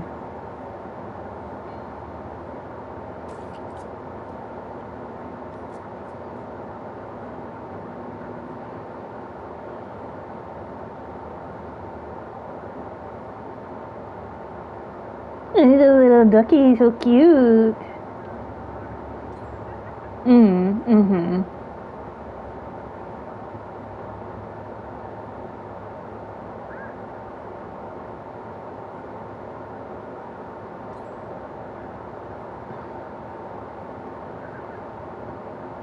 Mm.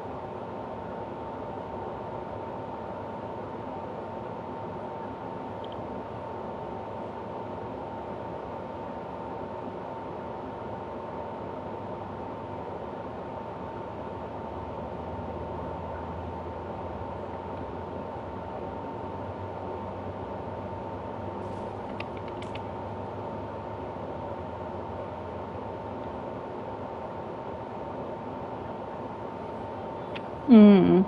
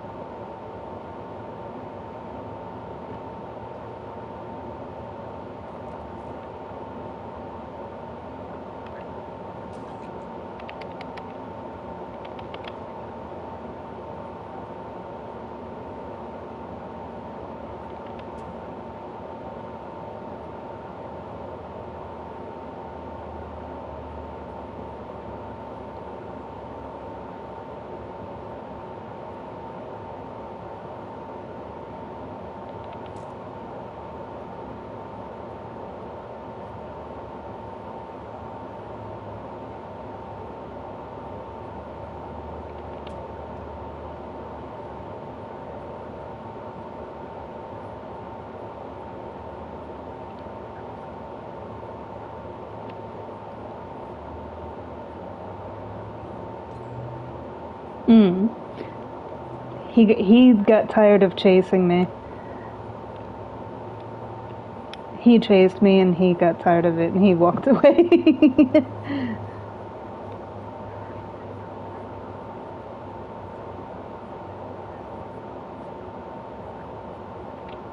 I'll see if I can get over there.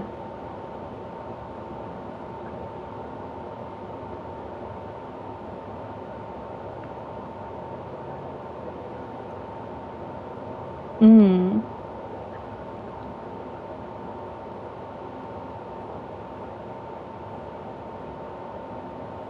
Here we go.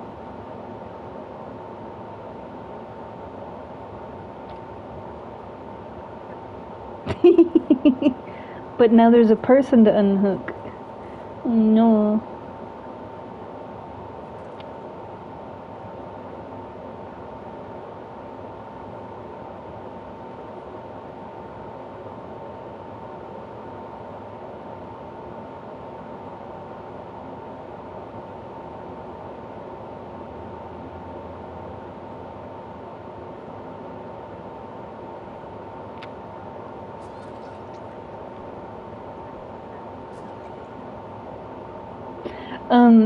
It's pretty much any action together. It doesn't have to be the gen.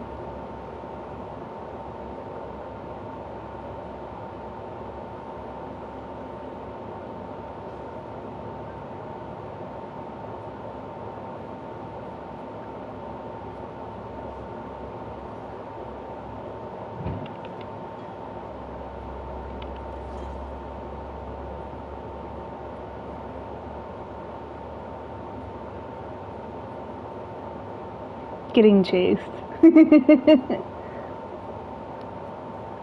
I'm in the laundry house.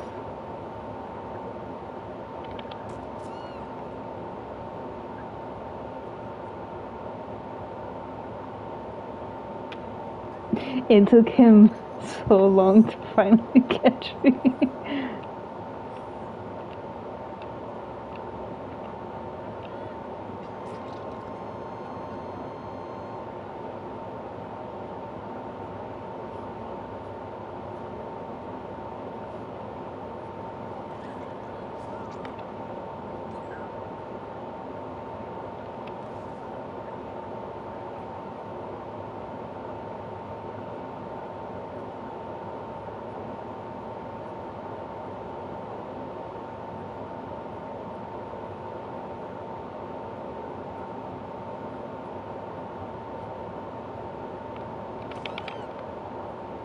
Still, pallet stunned you. B minus. Yeah, he's really like coming after me, and the only reason he got me this time was because he went directly after me right after I was unhooked because I was still injured. Had I not been injured, he still wouldn't have caught me. It's just like he's capitalizing on the fact that he just unhooked me and I was injured. Because you're a punk, that's why.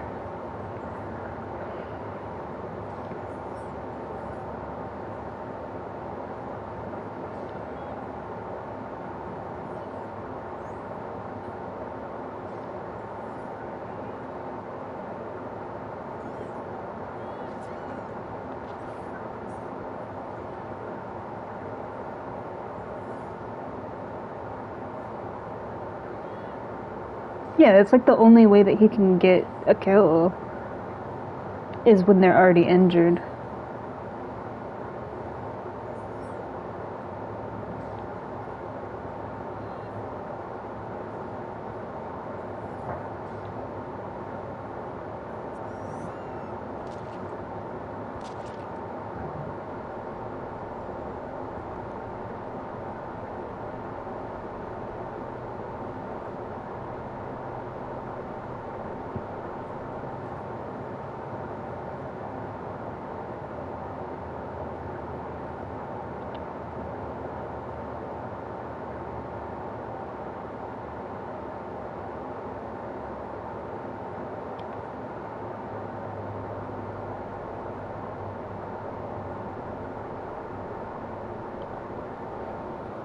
Yeah, and our teammates were just running around. Like the whole time I was on Hook, they weren't trying to get gate and they weren't coming for us. They were just running around randomly.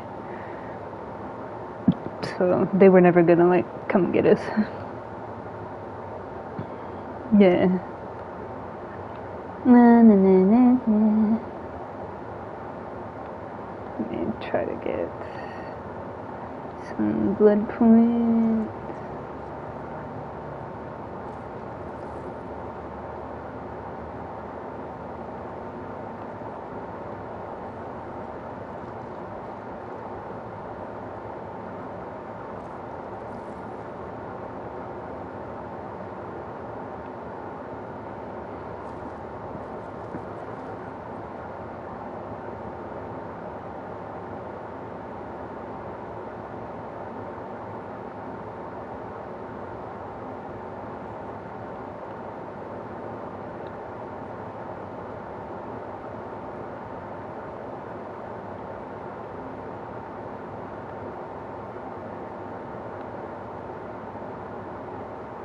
I have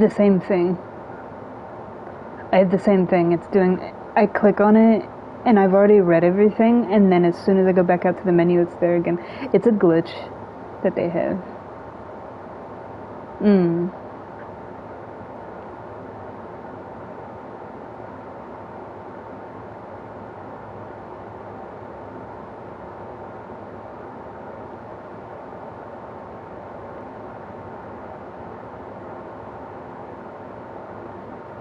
Let me see.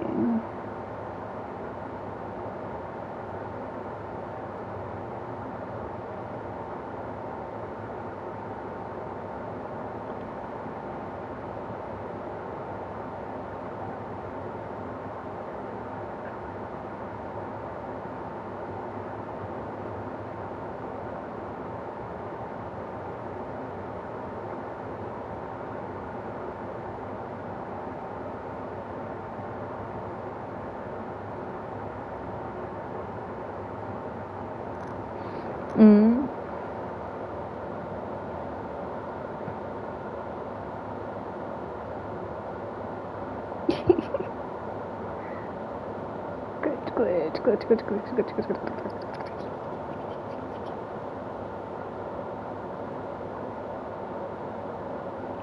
What is that? Oh, okay.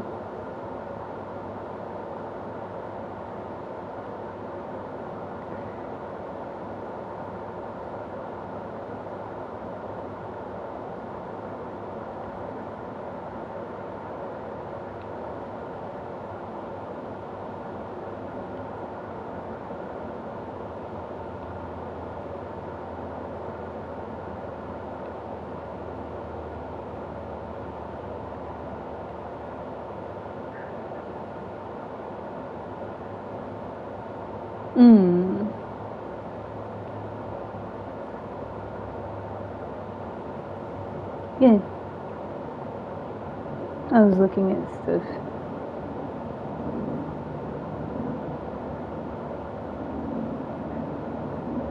Are you okay?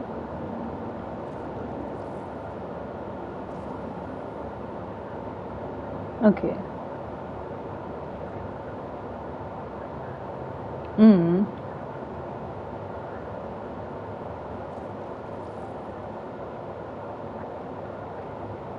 Yeah, I mean, you're her mother, so you're going to notice when your child is not in the house. That's just.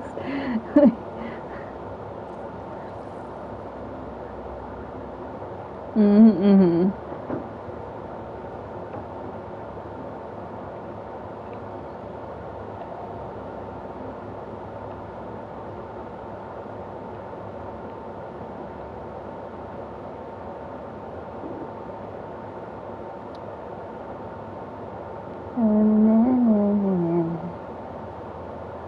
Let's see.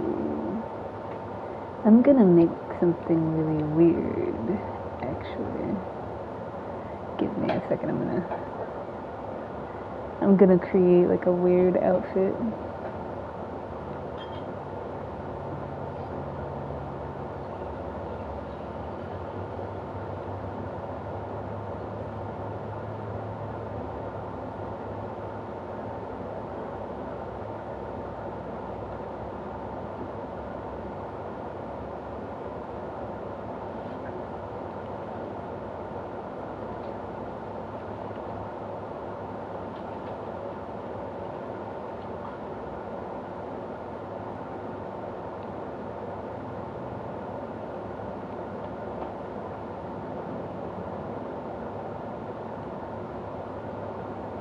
Here we go.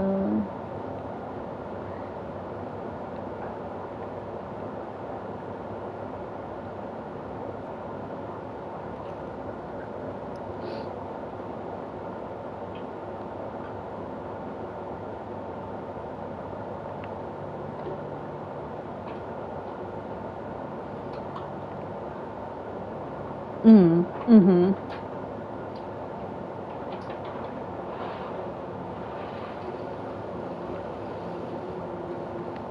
Oh, I went the wrong way. I got lost. There we go. Okay.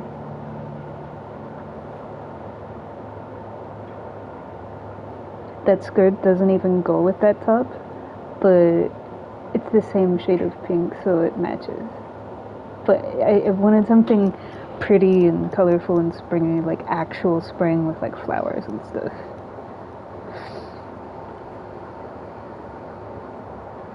It's so pretty. It is. Cute. Nah.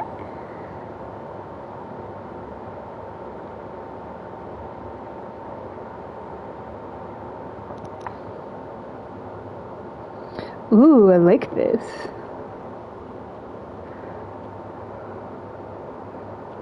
I'm gonna tag you in this. This is pretty. I like this artwork that this person created for the promo for Dead by Daylight.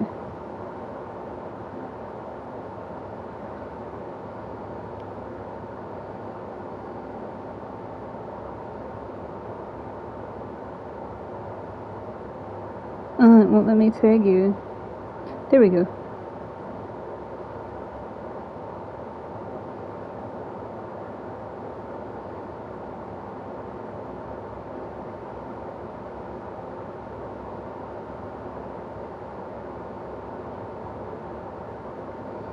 It's on Instagram. I tagged you in it. That is so pretty. And Mina's. Ooh, I like both.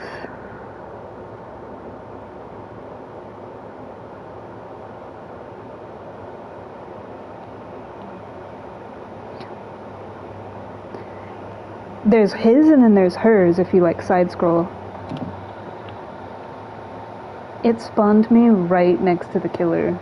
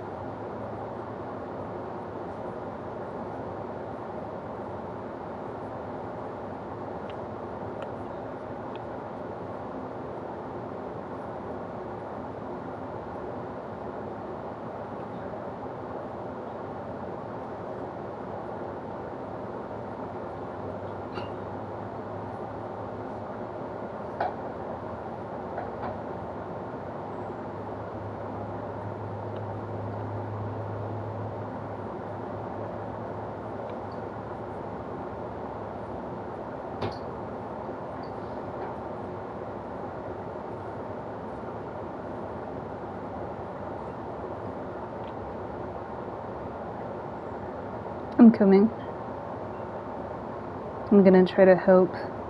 No, I see. I'm right in front of everything. I see what's happening. Stop doing that. Nah.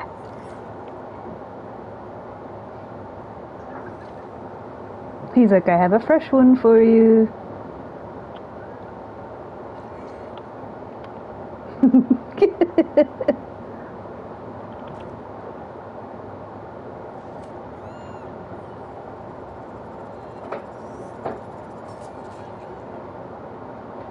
I haven't had a break away from him since the game started. He's been like near me the whole time and I can't breathe. I don't like people all up on me like that, man. Like, give me some frickin' space.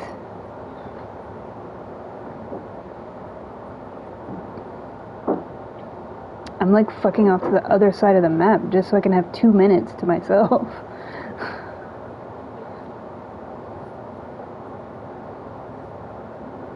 Okay.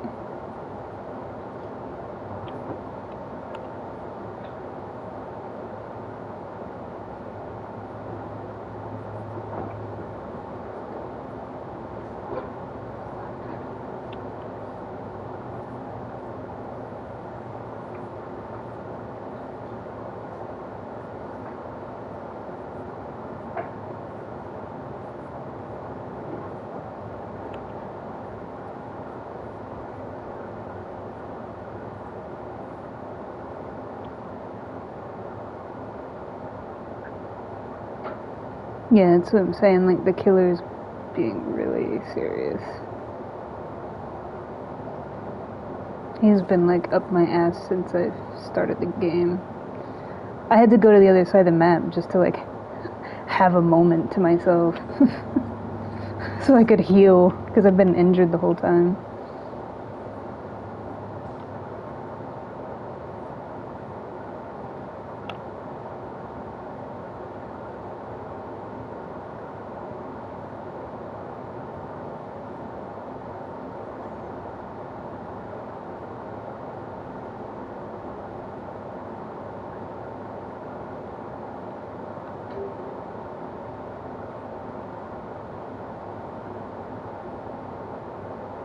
There we go.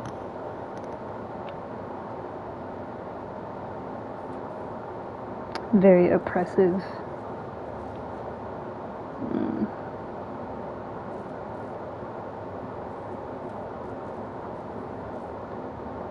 We're still at 5 gens. That's how oppressive this guy is.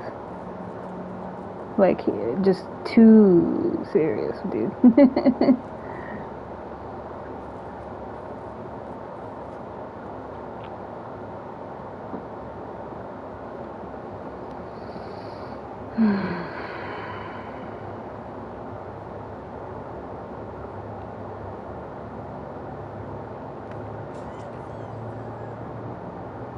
I just want out at this point.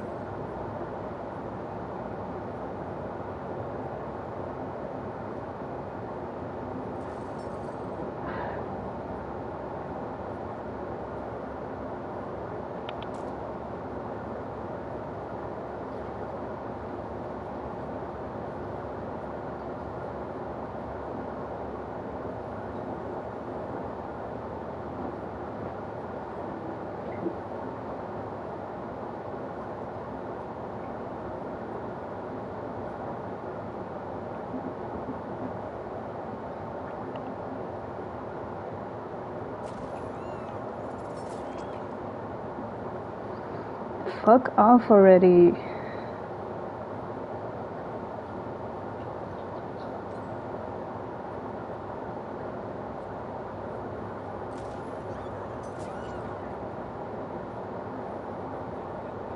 Like, take a hint.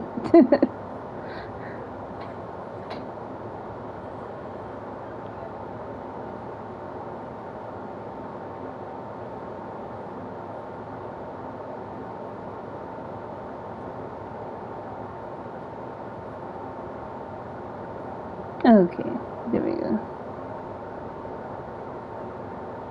I like the speakers.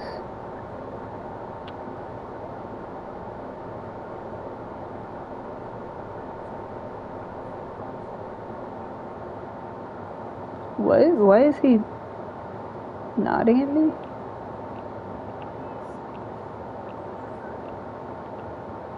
He nodded his head up and down at me. I guess because I actually ran him a little bit, maybe. So he might be like, he might be like me, where if somebody actually runs me really well, it's like they have respect for you because you actually play the game well.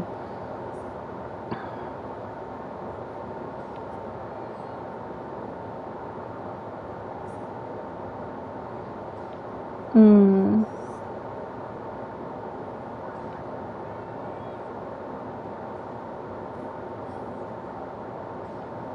Mm-hmm.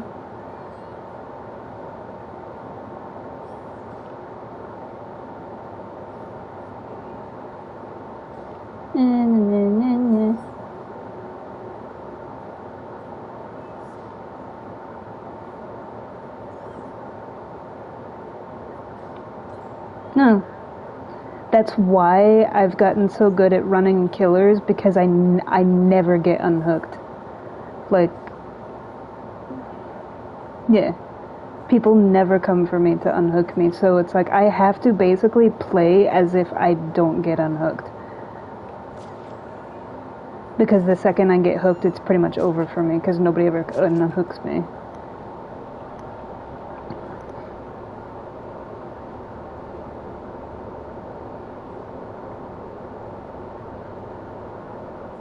Mm-hmm.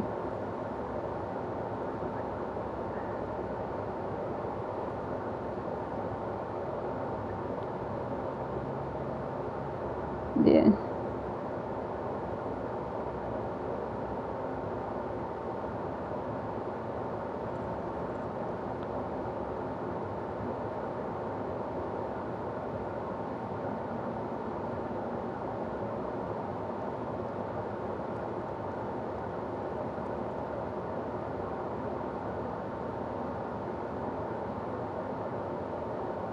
Mm-hmm. Hey.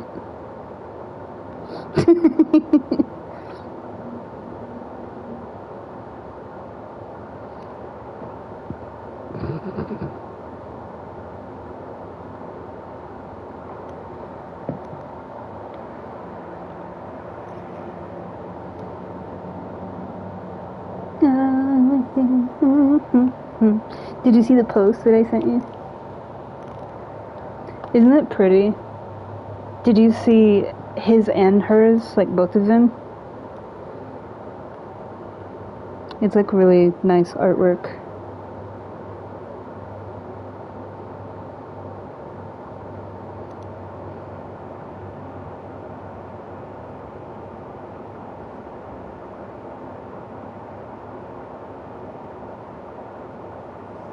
Well, that's the whole point. That's what he is.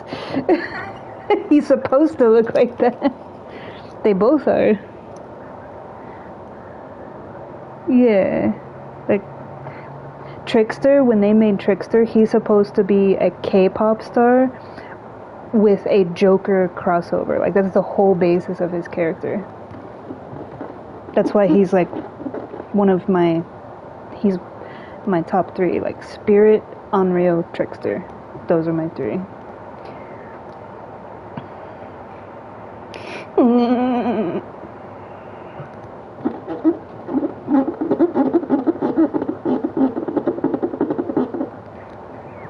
Try to guess what that is.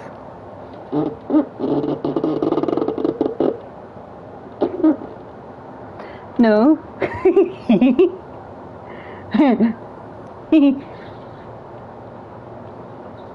No, but you're getting closer.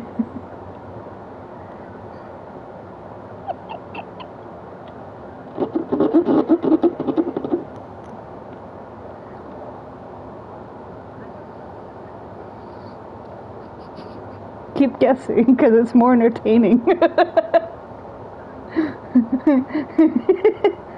Wait, what? No, but that's actually a really good guess, because it does sound like that. That sounds like a balloon.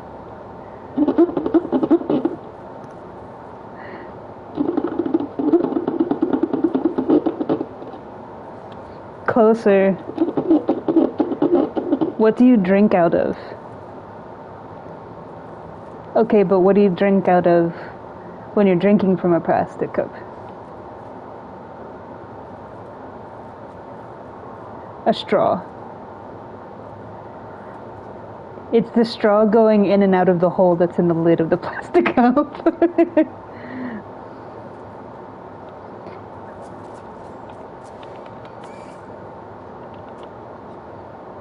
Mm-hmm.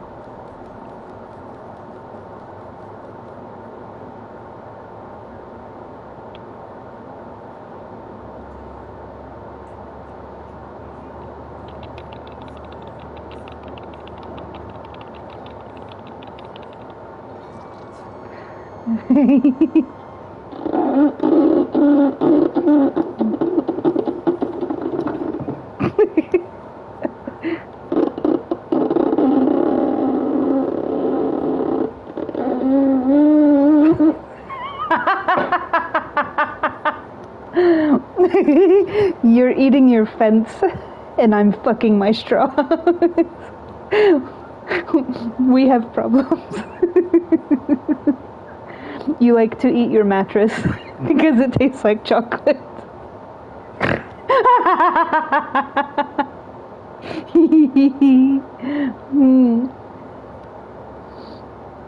Eh, nane. Hey, look at this stuff. Oh, he's being nice to you. Well, he wasn't being nice to me at all.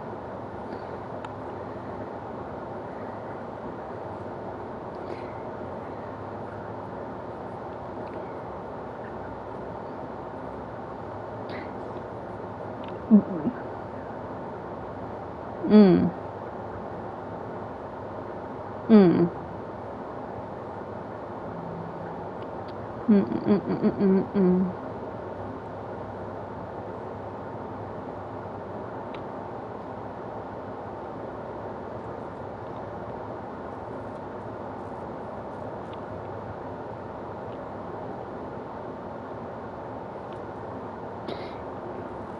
I think he's trying to get each person, like, you know what I mean?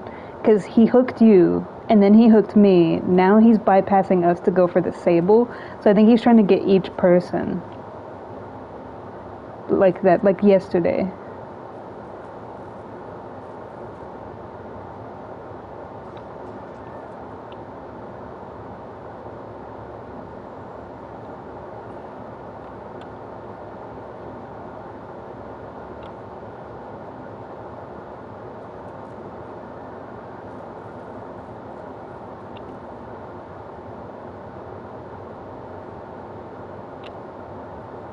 Now he's gonna look for Bill.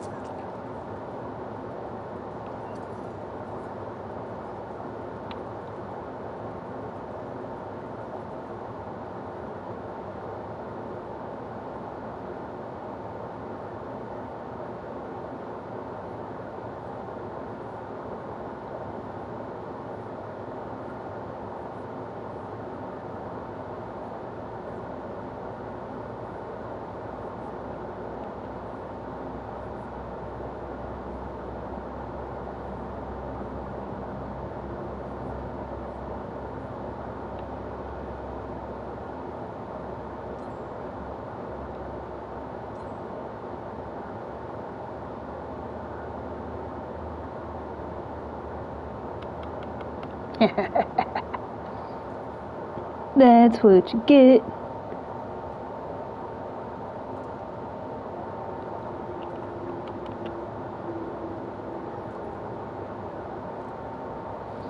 That's what you get.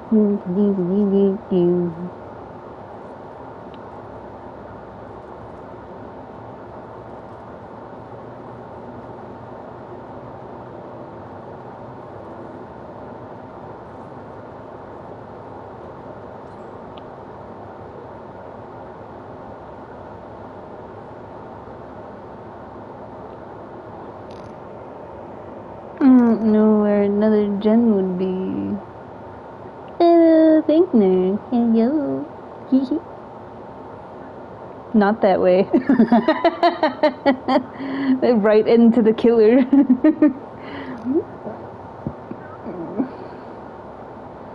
I'm pretty sure I don't want my face in his crotch.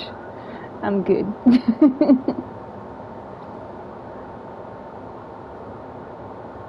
Never climb through a window without looking through it first.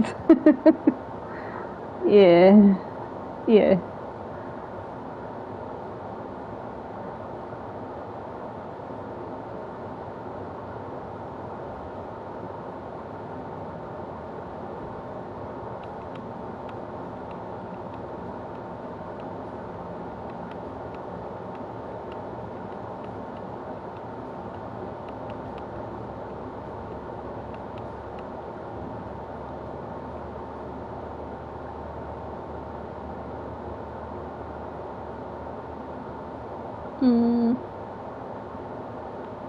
All the places where a gen is usually at are different. If I can't find a gen, yeah.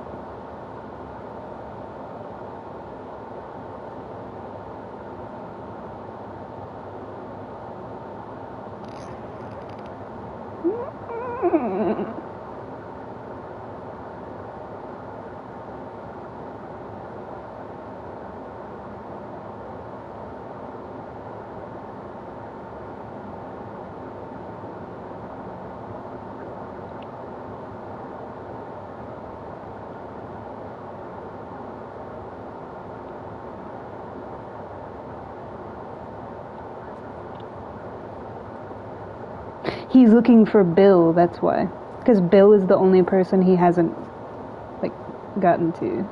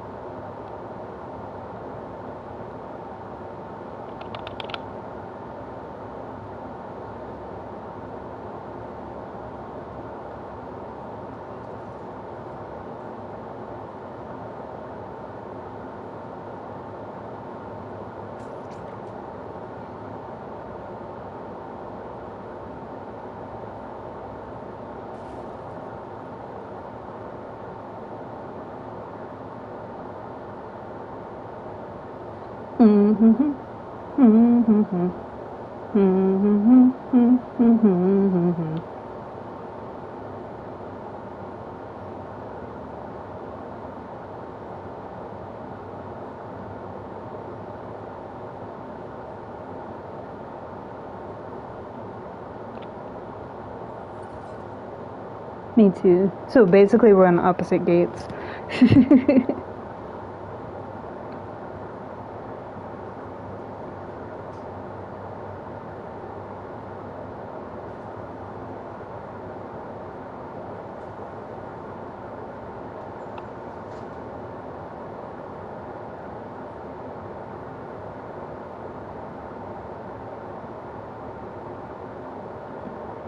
I'm not gonna leave and oh yeah.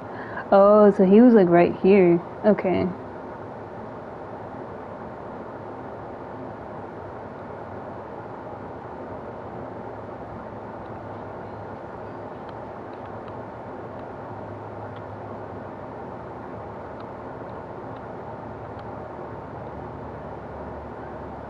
Mm-hmm.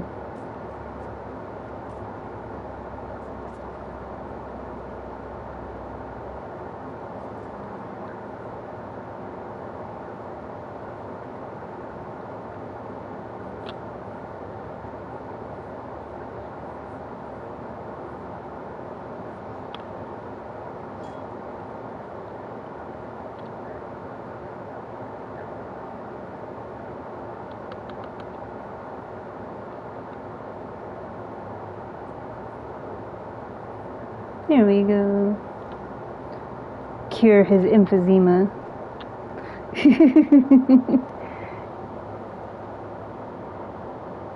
Mm.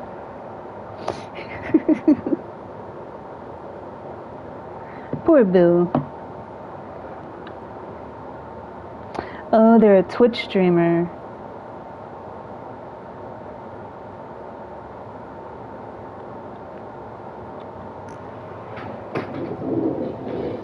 Twitch.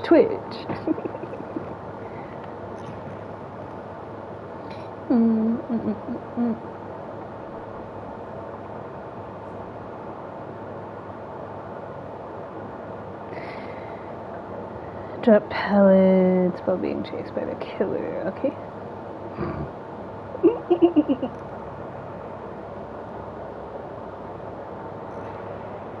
Hey.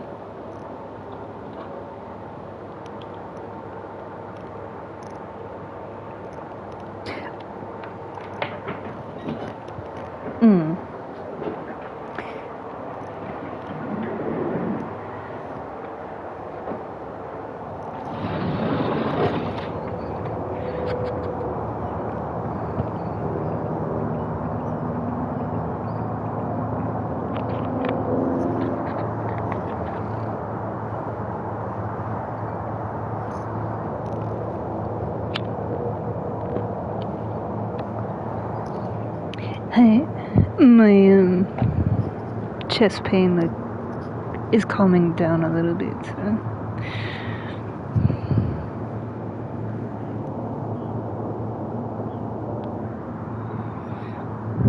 It was like I was fine, it was just that's all. But technically I'm not even supposed to be working. Like, after I had my surgery, they said 6 to 8 weeks. I went to work like a day or two later. But it was like that with my last surgery too, last year. They were like, oh, 6 to 8 weeks. I went to work the next day. Yeah. So. But during October, for that, I actually had to stay home for like weeks and weeks because that was a much more...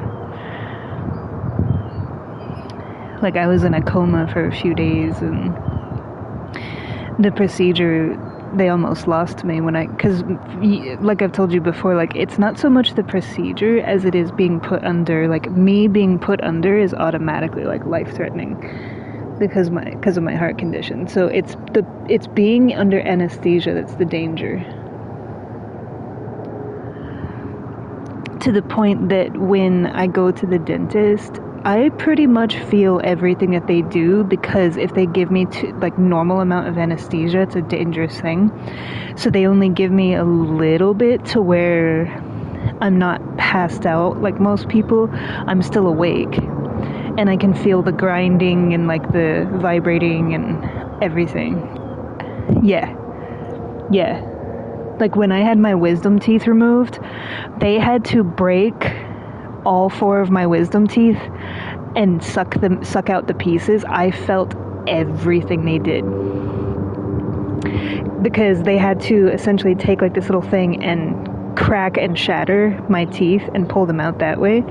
I felt them break my teeth, and I felt them suck them out by the root. Yeah.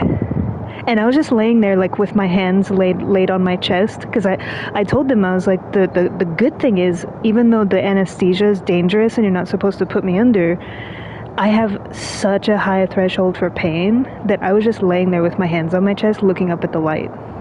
Because you know how they put that light over your head? I was just laying there looking up at the light, and he was just like, wow. he was like, most people would not be able to tolerate what I just did. Yeah. But the good thing is I have good teeth, so I've never had to have like major work done other than taking my wisdom teeth out. Like I never had to have braces or like teeth pulled or straightened or anything. I was born with like really good strong teeth.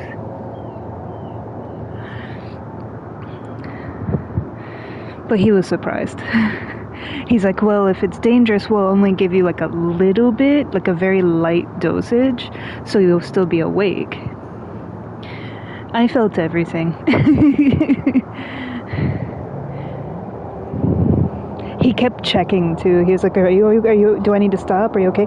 Like every time he would pull one and get all the pieces, he'd be like, we can always do it another time, like if it's too much pain. And I'm like, just do it. Just, you're already in there, just get it all done. You know, like I don't want to have to come back multiple times. Just do it.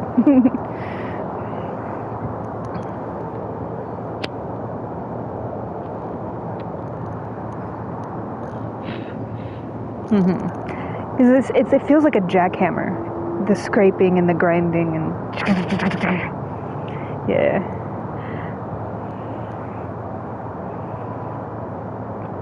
And I was like a chipmunk. I had the gauze in my cheeks, and just from the little bit they gave me, I couldn't feel. I could feel the inside of my mouth, and I felt everything that they did, but only my lips were numb. So when I tried to drink the soup, like the broth, it was like it would go in my mouth and come right back out. Because I couldn't feel like my lips were numb. So it was like I had to like touch the cup to drink like the water. I had to touch the cup and like guide the cup into my, it was like for some reason trying to drink anything, whether it was like soup or, because you can only do liquid. So I was like dribbling all over the place for the first time, and then I was okay. But the initial time, it was like the soup went in and it spilled right back out, and I was like, oh, okay, we need to do something. And after that, I just used a straw.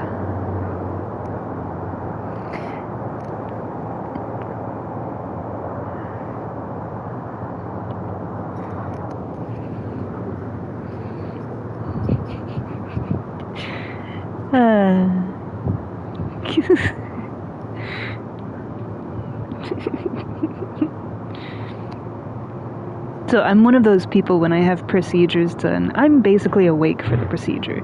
Unless it's mandatory that you be put under, and then it's a high risk. But if it's not mandatory that I be put under, I just tolerate the pain.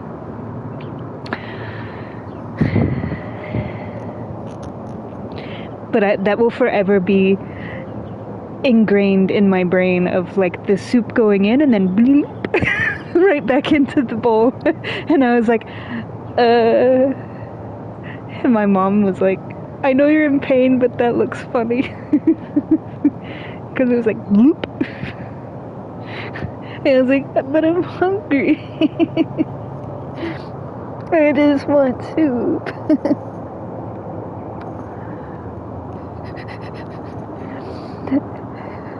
And I was kind of out of it, and I was like, I think there's a hole in my face. And she's like, yeah, it's your mouth. There's multiple holes in your face. That's what makes your face your face.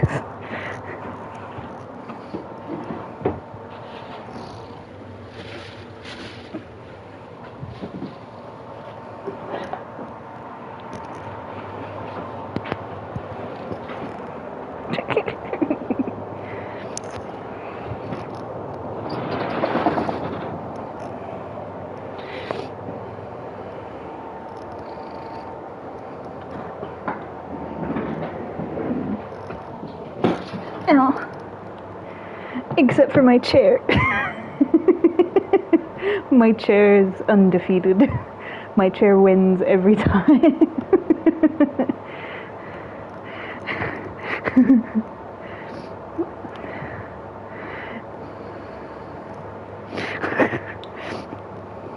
when your furniture is attacking you. Revenge of the Furniture. I'm sure Stephen King at some point will write a book about it, because you know how he writes a book about, like, he'll write about, like, random stuff?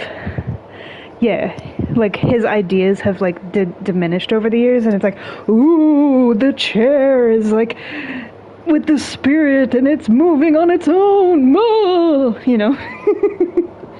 Because he's running out of ideas. Now the furniture attacks you. Your cell phone is evil. Ah.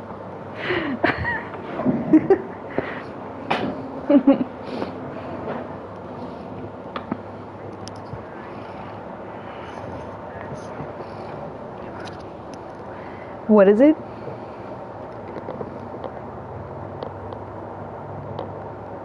Hand? Like your hand? Oh, so like when you're asleep, your hands try to kill you. Wow. Oh, no. I'm strangling. There's ghosts in my clothes. I'm strangling myself. Some people sleep like that. They strangle themselves in their own sleep. They get all twisted in their covers. And you just see big mattresses like running down the hallway. Pillows like banging into each other and trying to smother the people.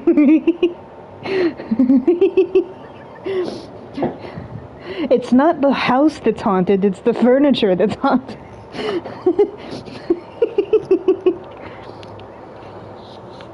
Yeah. They buy a big mansion and it's like all the furniture comes with it, and then the furniture attacks you in your sleep.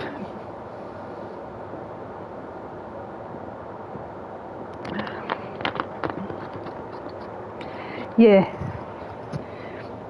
Like, oh, beautiful antique Victorian house with all this beautiful furniture. And then every night you go to sleep, the cupboard gets closer and closer. The wardrobe moves slowly but surely.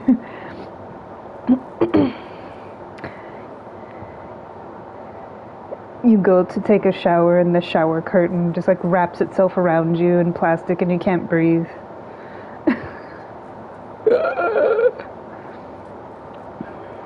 Yeah. Oh, it's a spirit. Hello.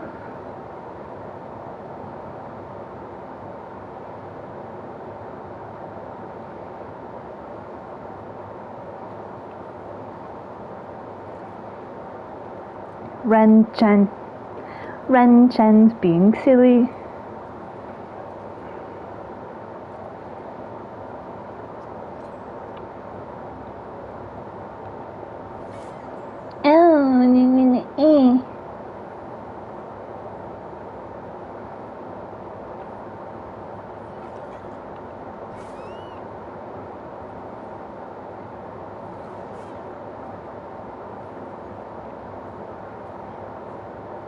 That backflip though.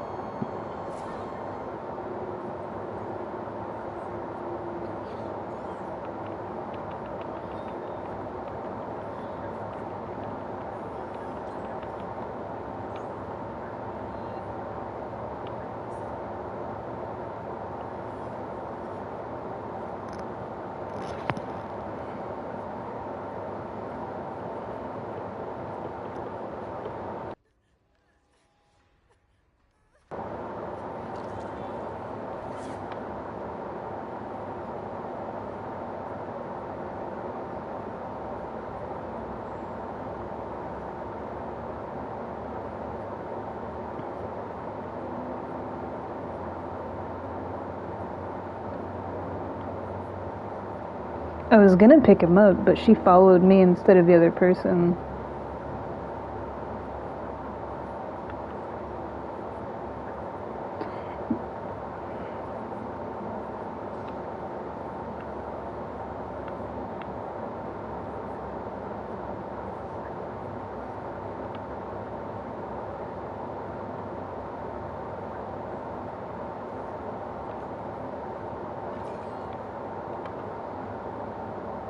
Oh, I won't make it.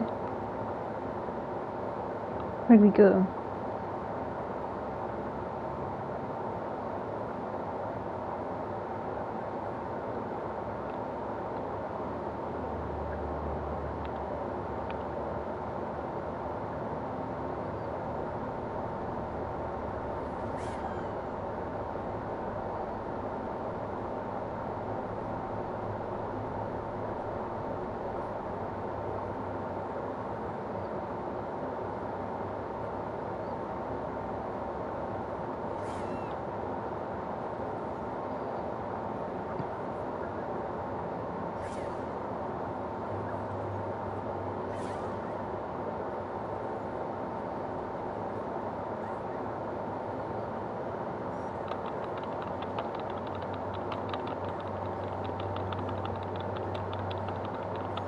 He's on a Jhin.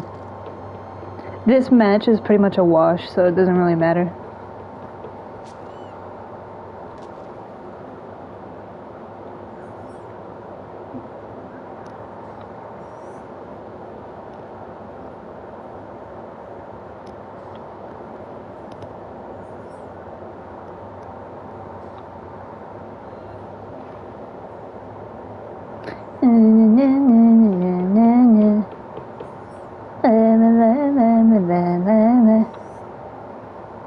I don't care because it's a spirit.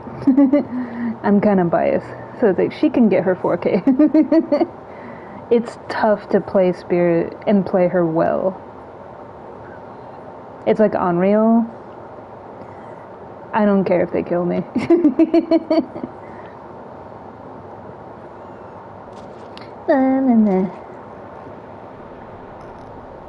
Yeah.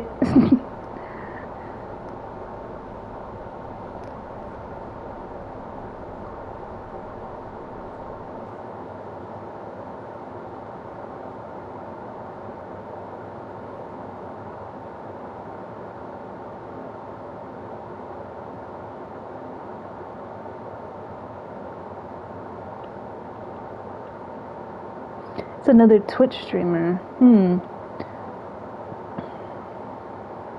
Barbecue chili and Pop Goes the Weasel.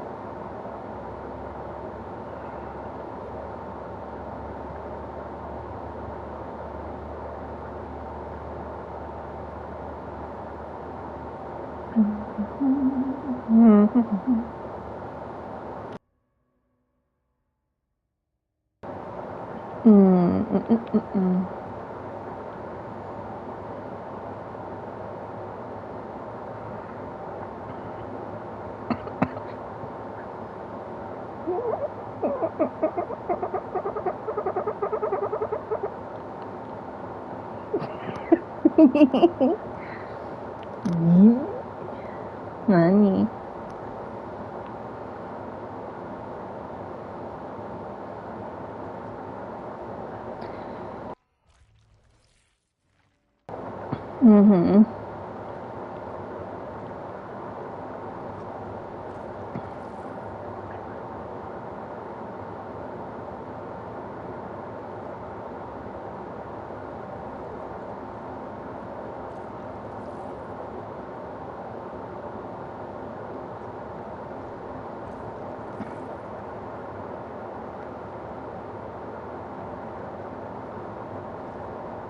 Well,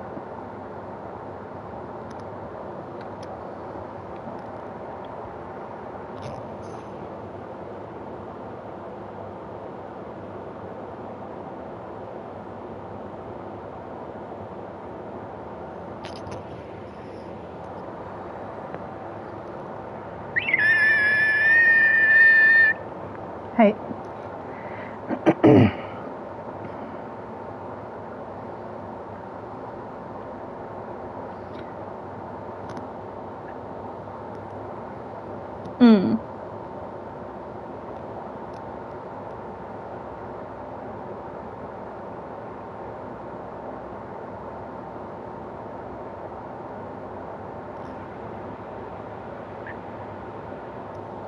don't die.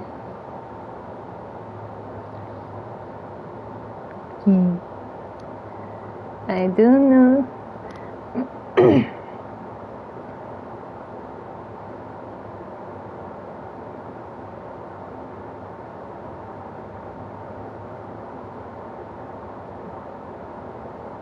Wake me up when it spawns.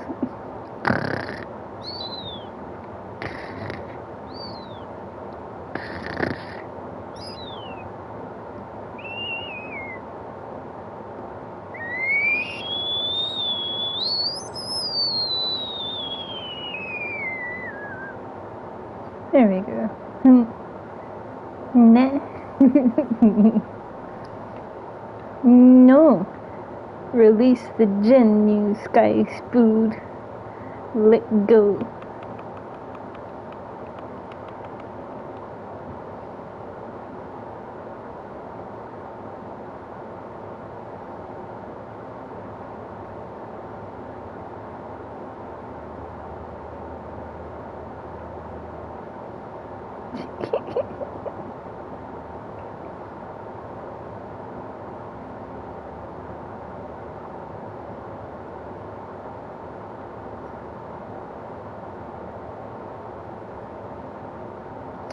La la la la la la la la la la la la la la la la.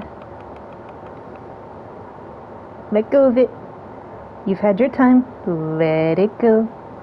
Let it go. Sky Spood. Onegaishimasu. Onegaishimasu. Onegai. Now. Release. Let go of the gem. I'll give you a cookie. Do you want a cookie? Do you want a cookie? With some tea? Hey? This is taking a really long time. Like, way longer than it should. Because I know what perk this is. This is way longer than it should be. Drop it. Drop it. Drop it. Drop it. Drop it. Drop it. Nah.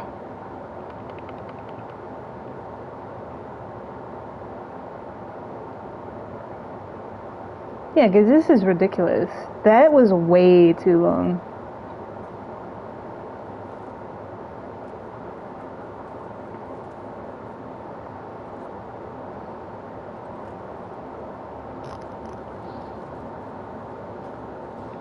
But it's like, I'm not gonna walk away. I'm too stubborn. Give me my stuff.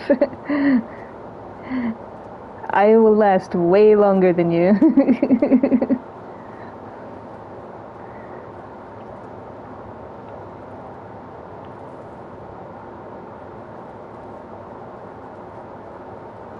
There we go.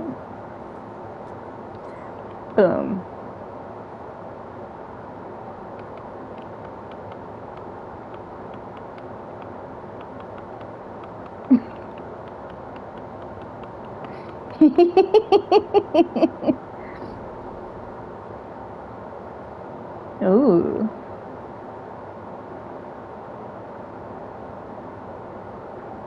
This one's not blocked at least.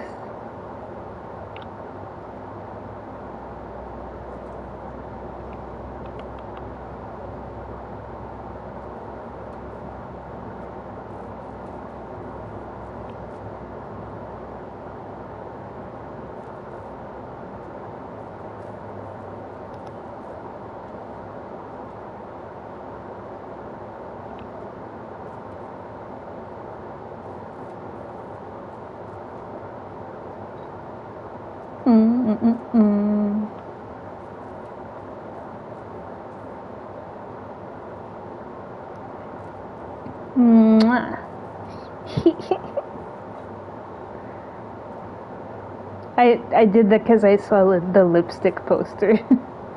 And there's a kiss mark on it.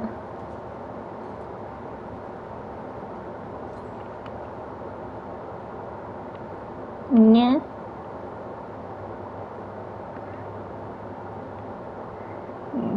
sexy.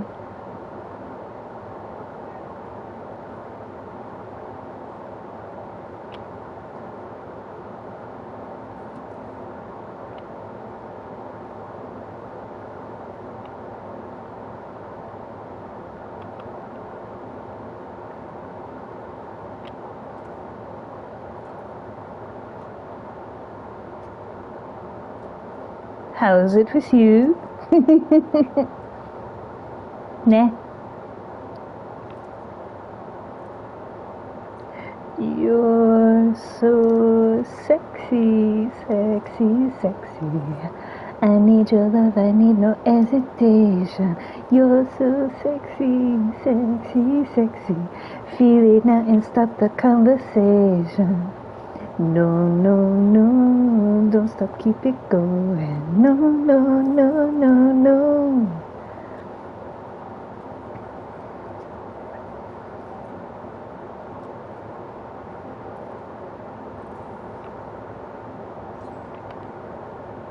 Ce que tu penses, ce que tu aimes. Dis-moi tout, j'aurais, sexy. Hey, excuse me, Mr. Person Man thing, sir.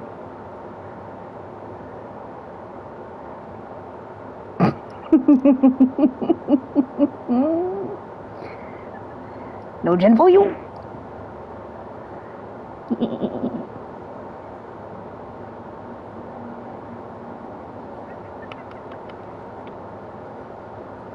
なんでよ。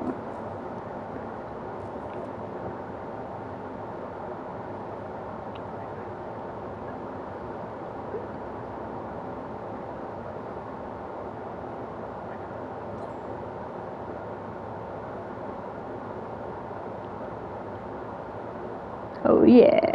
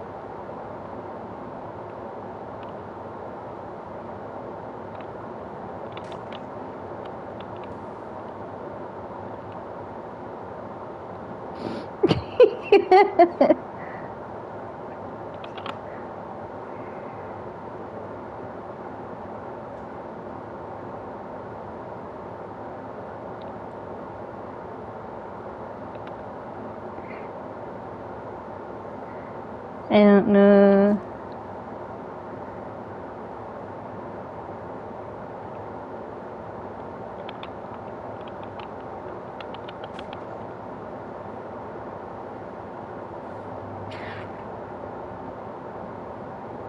I'm coming, I'm bringing the killer with me. We were having fun in the nightclub and I got him a bunch of drinks and I got him really drunk and then I smashed him with 2 pallets. He's a little out of it.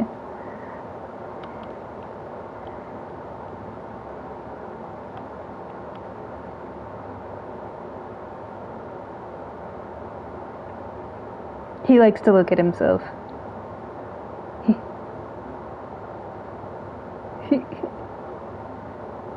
He's looking at it like, ah.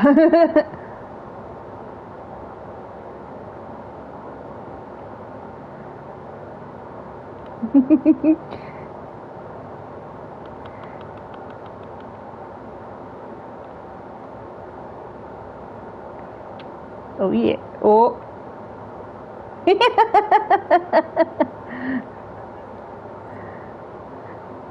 See, he's the kind of trickster that I am. Just goofy.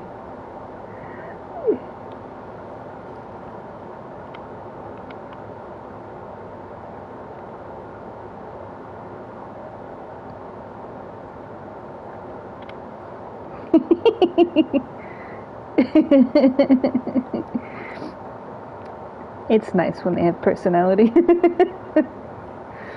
They're not just like some where they're boring and oh, try hard, you know. They're just having fun.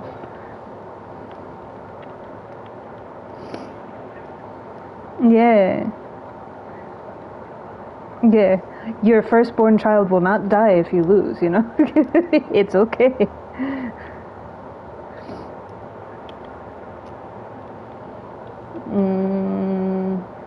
Let me see. I'm gonna try. Wait. I'm gonna try flashlight. And let me see. I know. I'm terrible with it too. I'm so bad with flashlight. But I need to practice. Like, terrible. The killer will kill me before I can even line it up. That's how bad it is.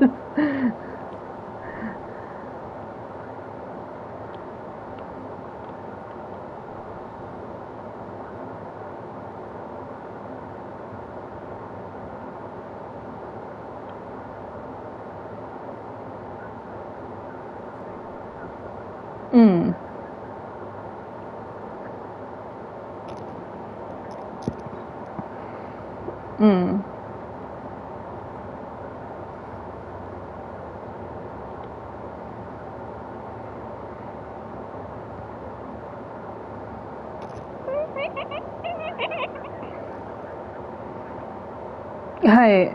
Same, because I'm so used to having mine. I'll go to heal and I'm like, wait. Like, I can still self-heal, but I'm used to using my med kit.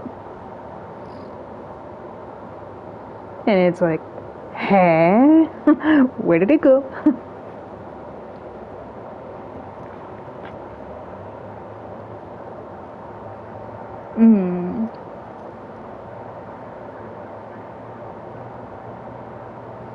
So you're gonna fart everywhere?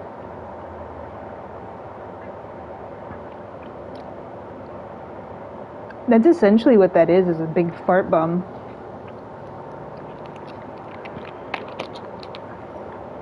You'll make a big fart. That's what it is. It's a big nuclear fart cloud. That's what it looks like.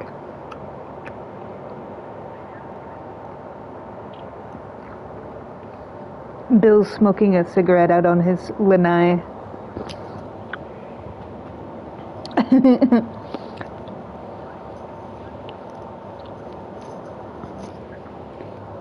He had to hobble his way over.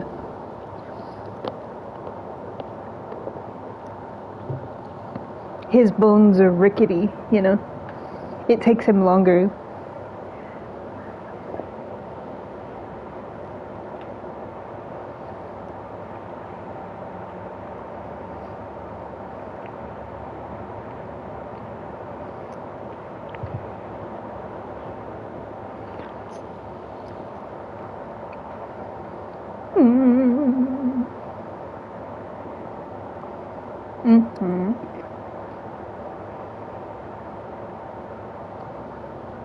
A little bit, yeah. A little bit of stuff. There's a totem. I want it. It's mine. Nobody can have it. No. Come to me. I will find you. Don't you dare. No. My totem. Don't do it. Don't do it.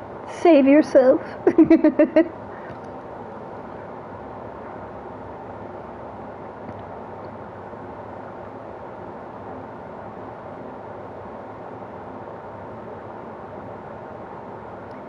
Nobody can have it. I want it now. I found one, but it's not lit. I will find it though. I have a pretty good idea of where it is, but I need to find where that location is.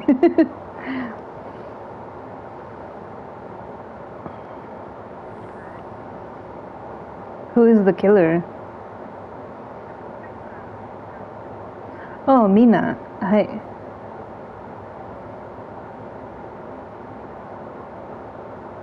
Oh, Bill. I didn't realize. Do you realize?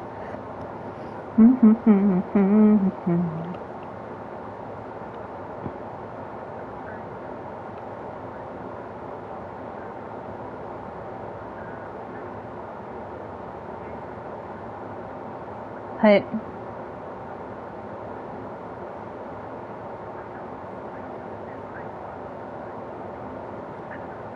Mm-hmm.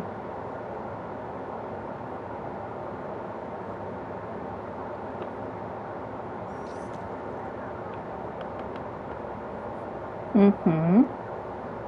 Butt of cows.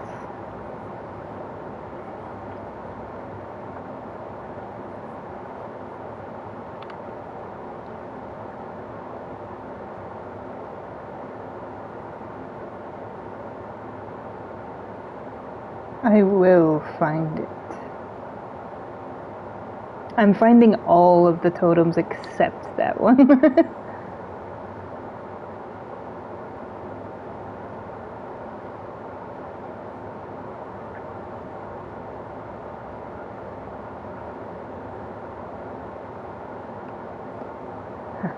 You revealed your secrets. Yes.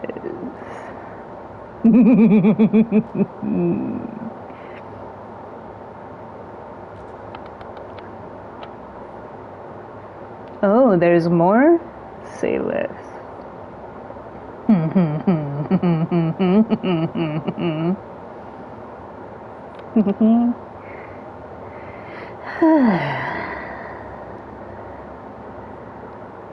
Don't mind if I do. Ding.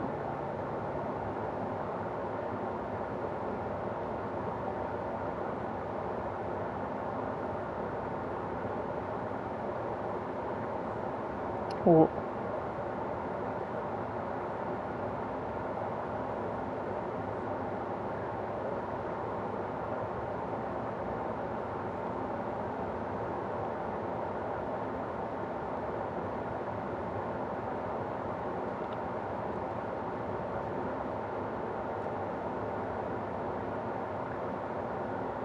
Mm-hmm.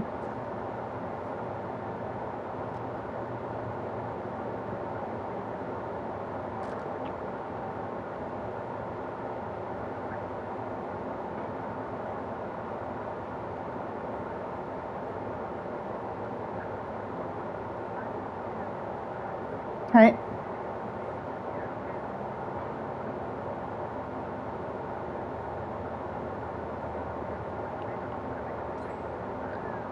That's crazy.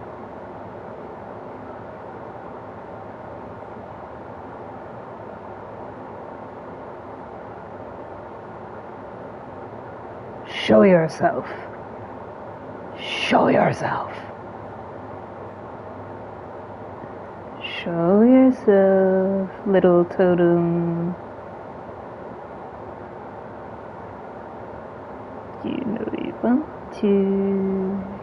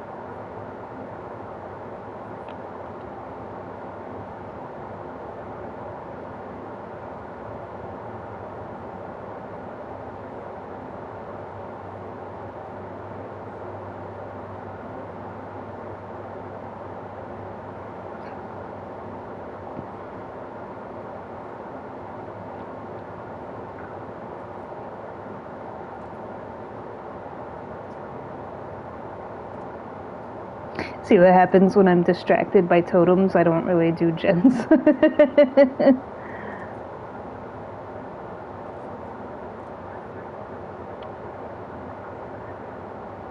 Yeah.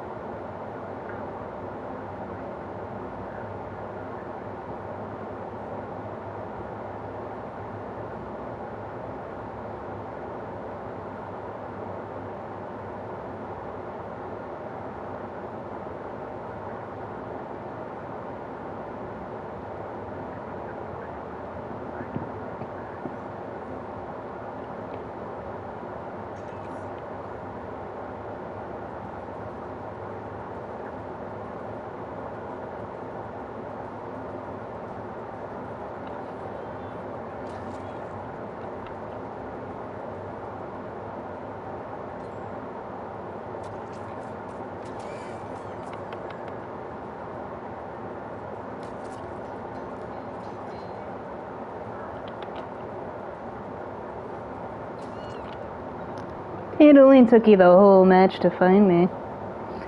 Nah.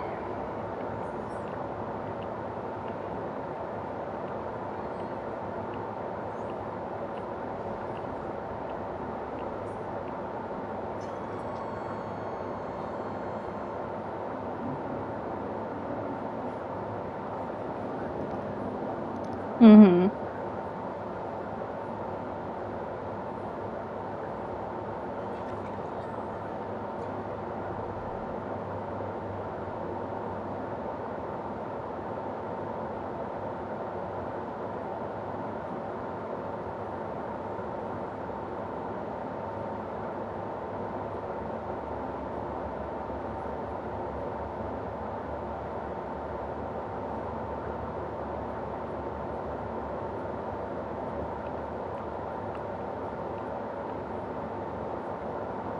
I forgot that I have a flashlight and not a medkit.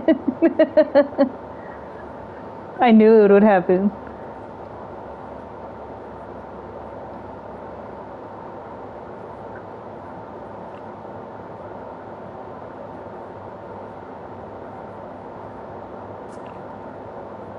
Shit.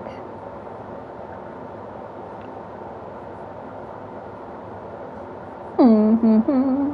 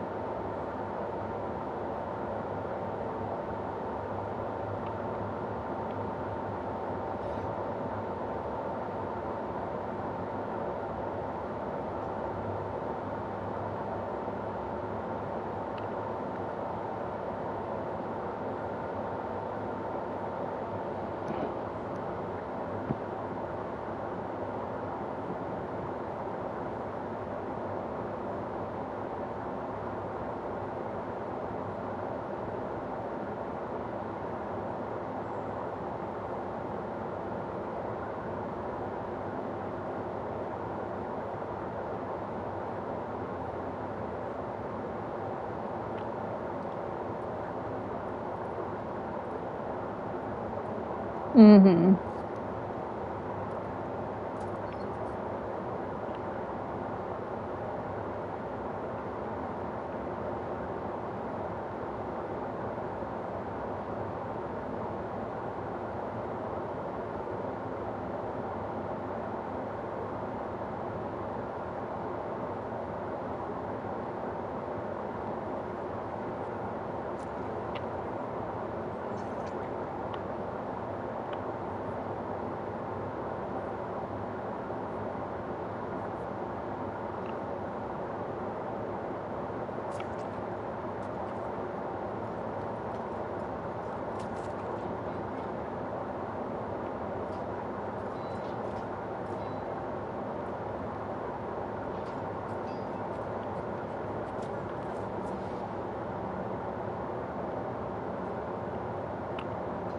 I'm terrible with it.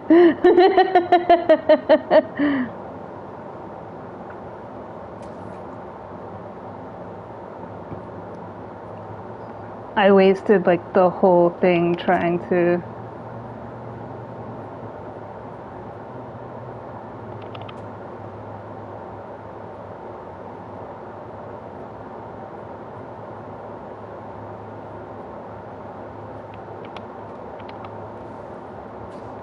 Ooh!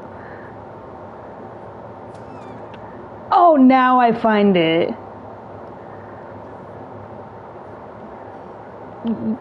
The totem is right there. I spent the whole match looking for that frickin' thing.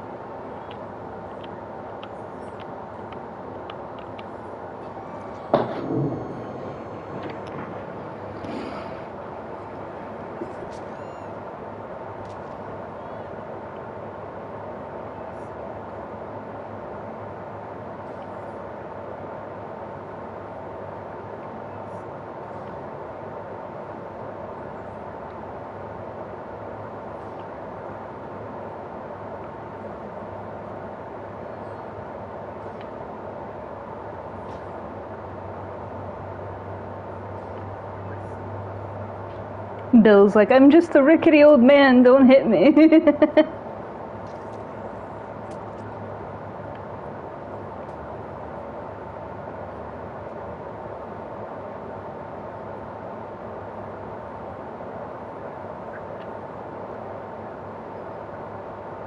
She'll kill me anyway.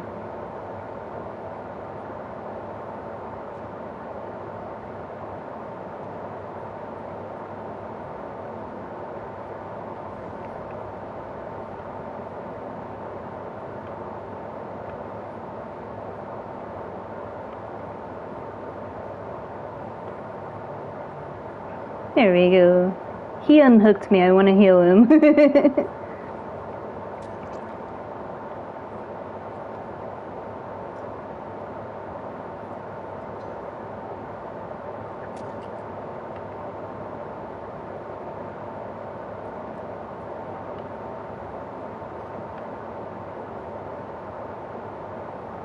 Hi. Thanks for you. Yep. Where did he go? I don't see him.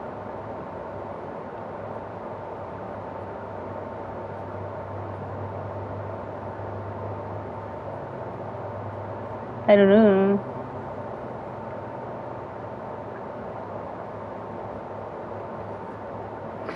She'll find him.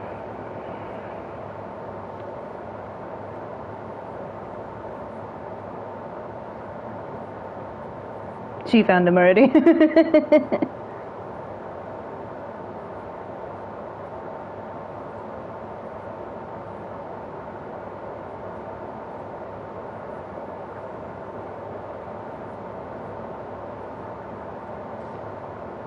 You just see them floating by.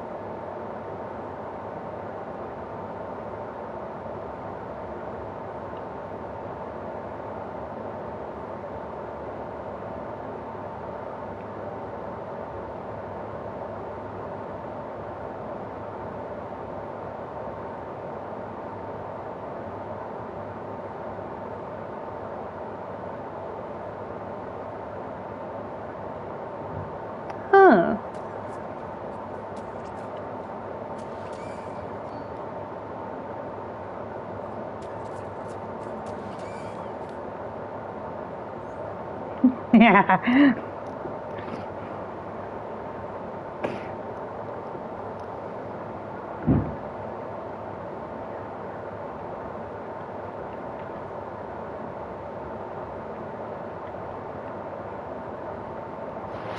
Silly, silly, silly, silly, silly.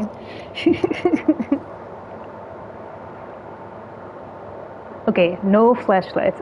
But you see how bad it is. Like, I am so bad with flashlights. She even stood there, but she was looking up when she was standing there, so it's like the flashlight wasn't gonna blind her because she was looking up.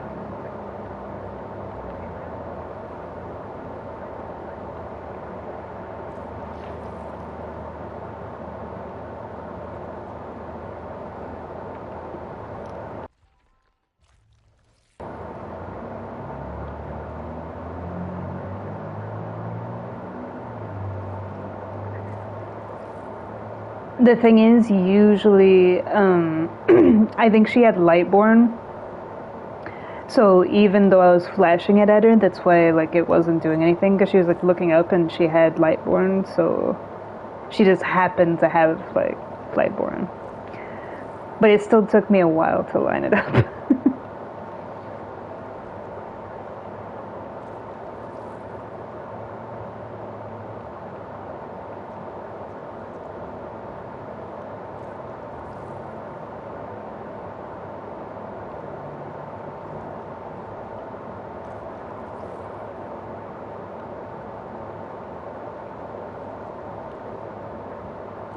Mm-mm-mm-mm.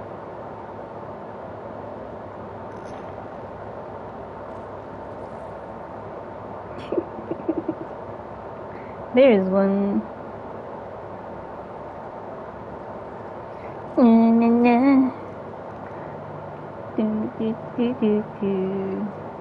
Do you want to play like still this map, or do you want other map, or? Okay. I just didn't know if you were getting like bored with this map. I'm fine with it, but if you're getting tired of it, let me know.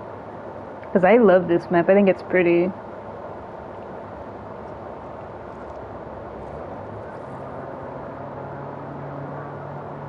Mm-hmm.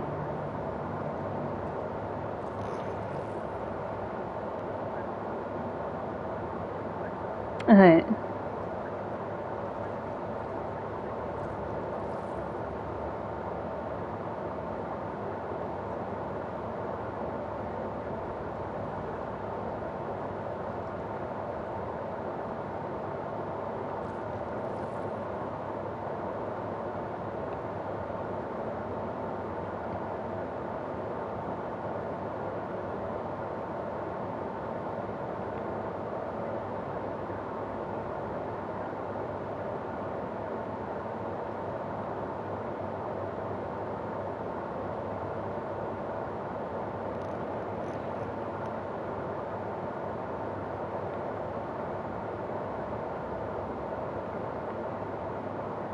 Let me see.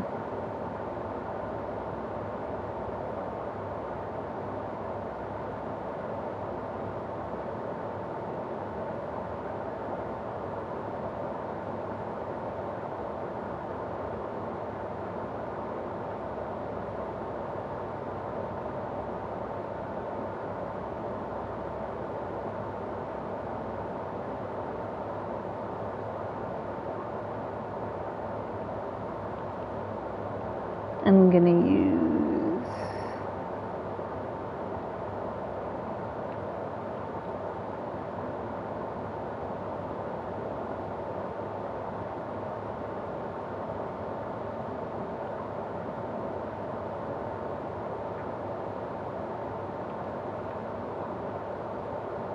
Mm-hmm.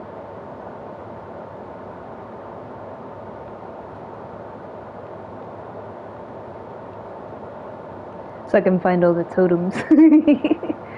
And this will help me to learn locations on the map. Because I'm noticing that they're always in different spots. Because most maps in Dead by Daylight totems have like certain totems will always be in certain places, but then other totems will be in like a rotation at random of like 2 or 3 different locations. So you have to learn like the ones that are always in the same place, and then you have to learn the rotation of the different locations of the remaining ones.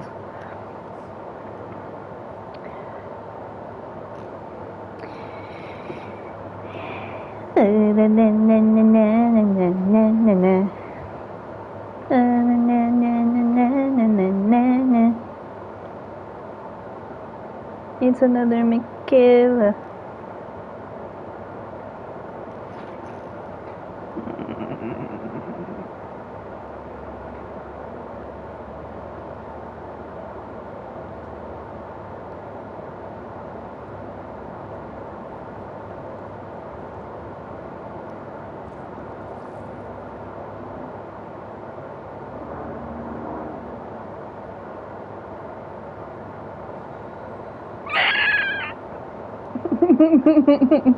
As soon as you said that, it was funny.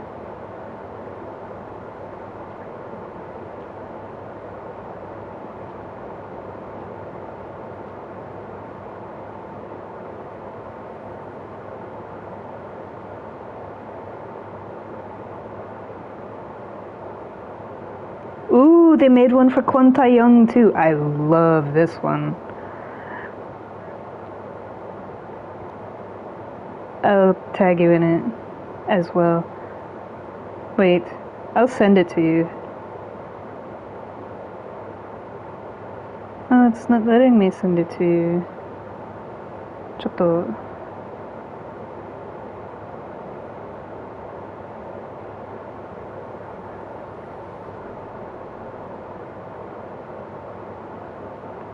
There we go.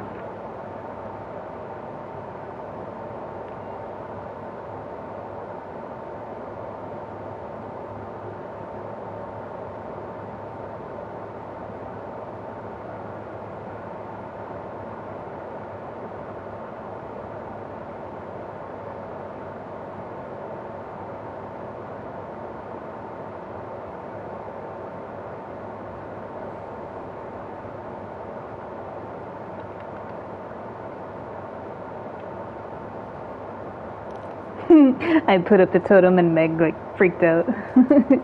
She's like, what is that?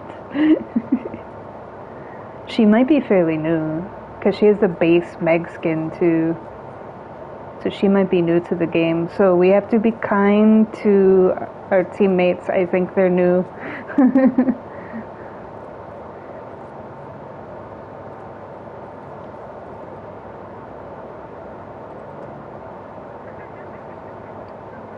Is the killer nice? Who's the killer?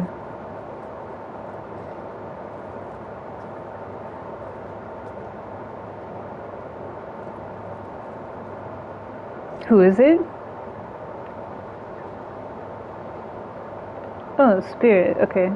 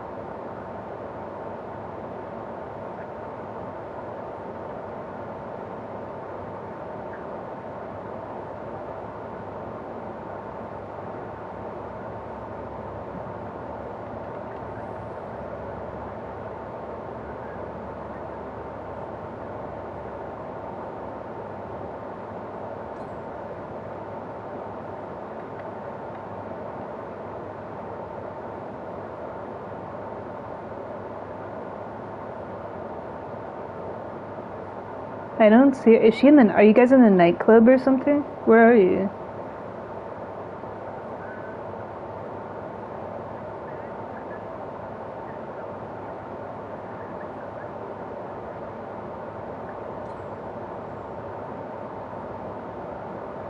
I was just in the company. I didn't see you. There's many company. Oh, okay. I need to find my green friend. I don't know.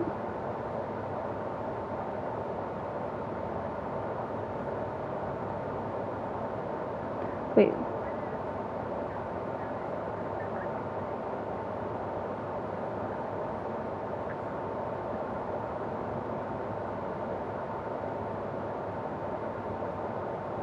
Hello?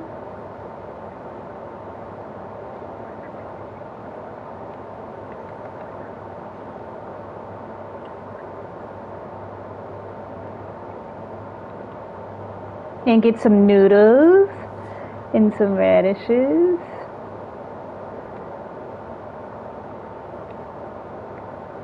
And some candy.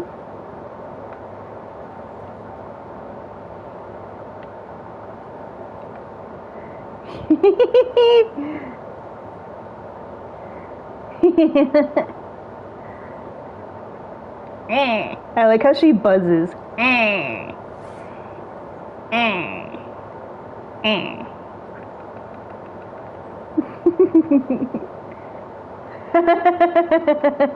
She fades to the other side.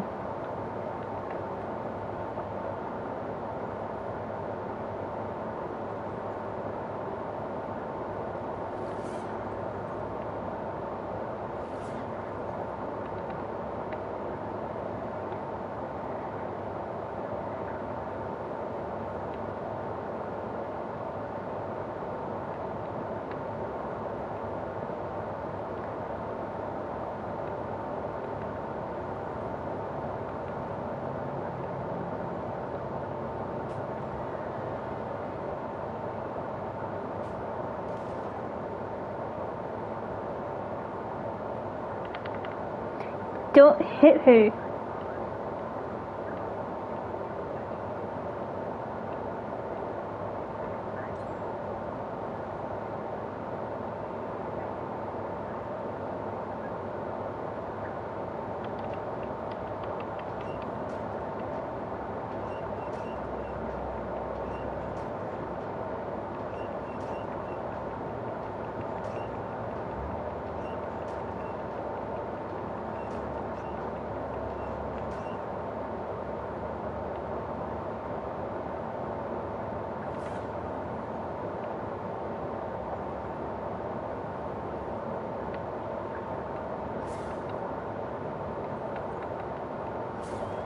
Yes, she wants to hook us.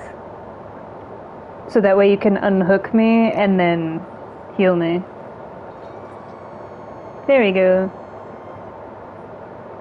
Yeah, so that way you get the XP for unhooking me and healing me.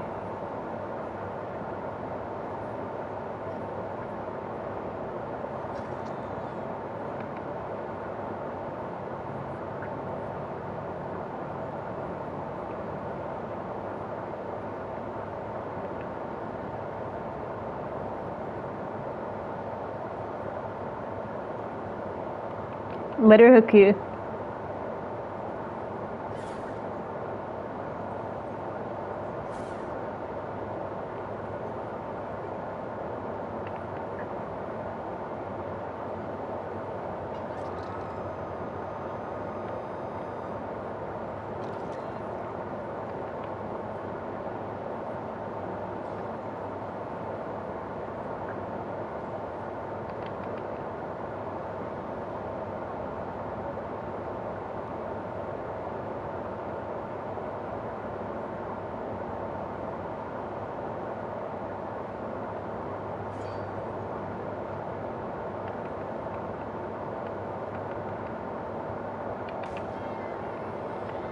Ooh, I got the Spirit Fury on that one.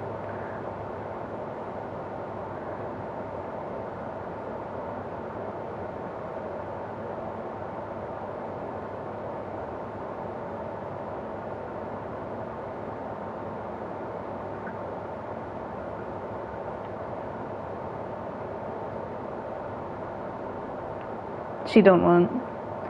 She want us to leave. Wait.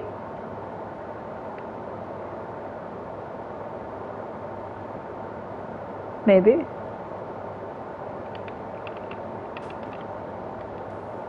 There you go. There's another one right here if you want to get her.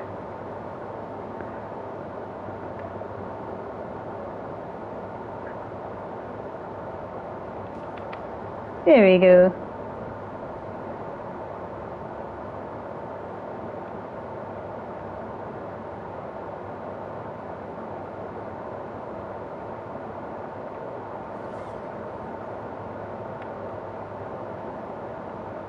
I gave her my MIP. You can have it. It shoots beams of light. She was a baby spirit. Yeah, she's only a level 1 spirit and she was friendly. I'm always, it's like they're under my, wings kind of thing, because it's like whenever I come across Onryos and spirits, you can tell when they're new to the character, and I'm just like, it's okay, I'll give you a thumbs up, and I'll let you kill me, because I know the struggle of how it's so difficult to learn the characters, and because there's not that many of them, when you come across somebody who wants to play that character, because you play this game a lot with me, and you see it's always like Ghostface, Chucky, Nurse, a lot of Bing Bong Wraiths, and like Huntress, Chucky. So when you come across like Spirit and Onryo and stuff like that, it's like, yes, we have a new one, because no one ever chooses them. But the reason no one ever chooses them is because they're difficult to learn. So I respect like people challenging themselves to learn like a difficult killer.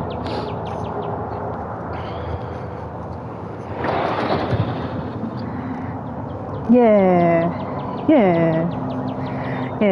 because it would be easy to just pick Huntress and be mean, which is usually the case.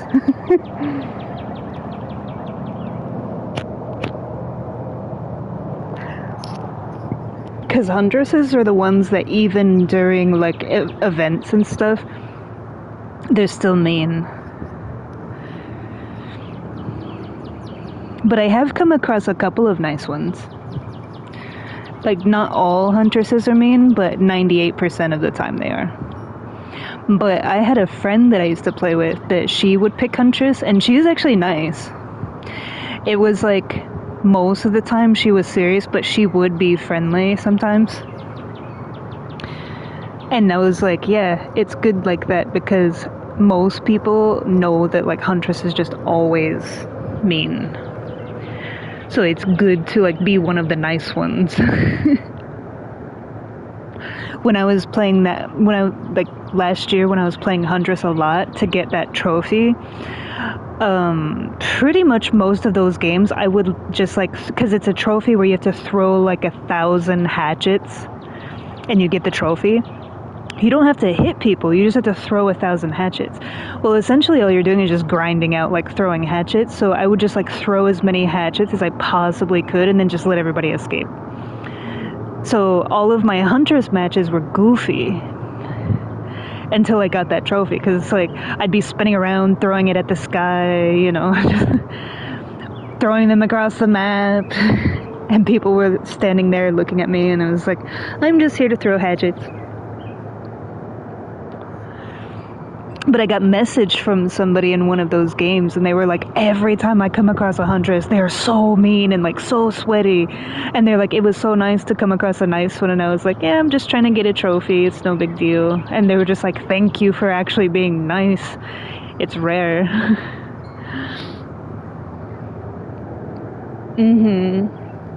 That's like when I can make I have that magic touch of like turning the mean killer nice. They could be like sweaty, and then they'll be nice at the end. Because I'll spin around and do my little dance and like do.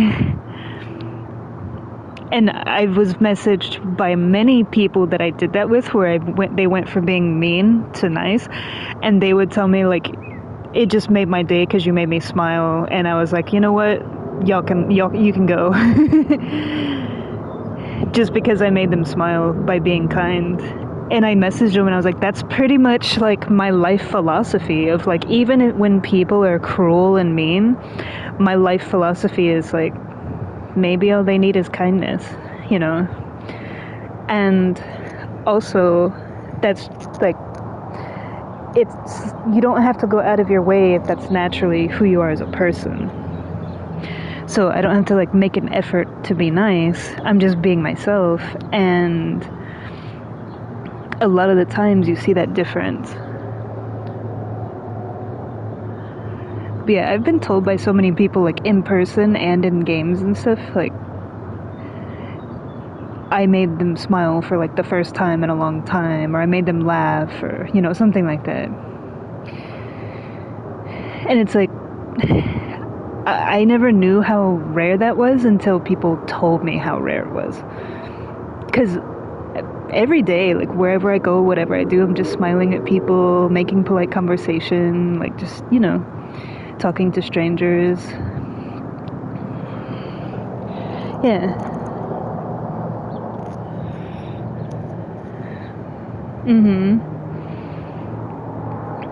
Like I've gone to the park and played chess with people that said that nobody had even looked at them in like months. Because when you're homeless, it's like most people just pass you by, or they treat you like you're scum, you know, like ugh, you know. And I would just sit down next to them and like, oh, so is it okay if I play? And they would look up at me like, what?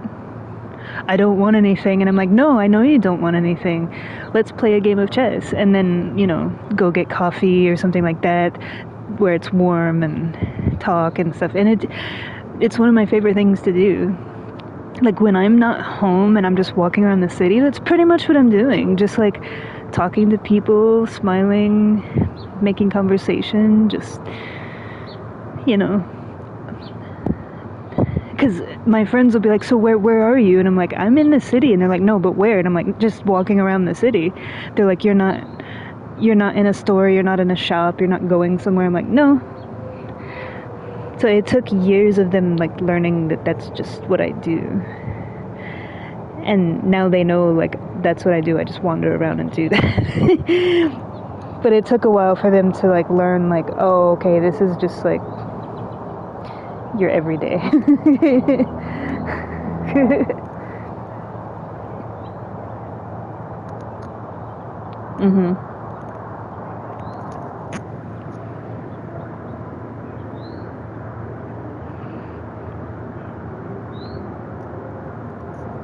Yeah.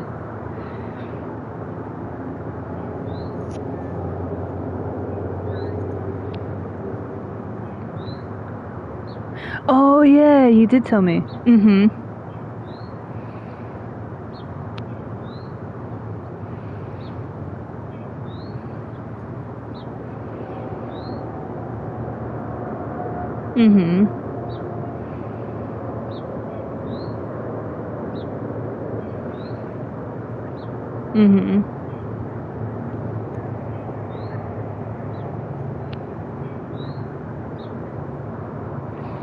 Yeah.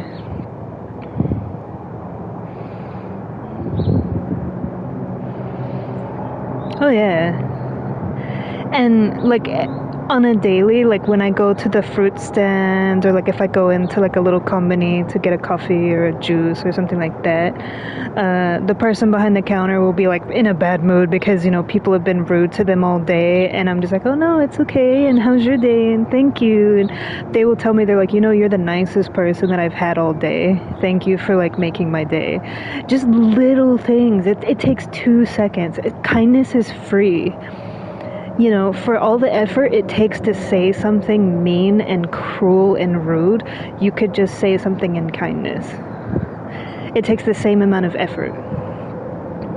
And you'd be surprised the difference you can make It doesn't cost anything. You don't have to take a class. You don't have to go to college for it. You're not being graded. Like, it's just being a good human being. It's free. And it's something every single person in this world is capable of. We were all born with that possibility. Because all of us were born innocent children in the world. It's what happened throughout our lives that changed, how we were as a person. And for me, it's like, I don't let it change my heart. No matter what I go through, no matter how cruel or mean or evil people might be that I come across, I don't let it change who I am. Doesn't mean it doesn't hurt, but I'm not going to let it change my heart.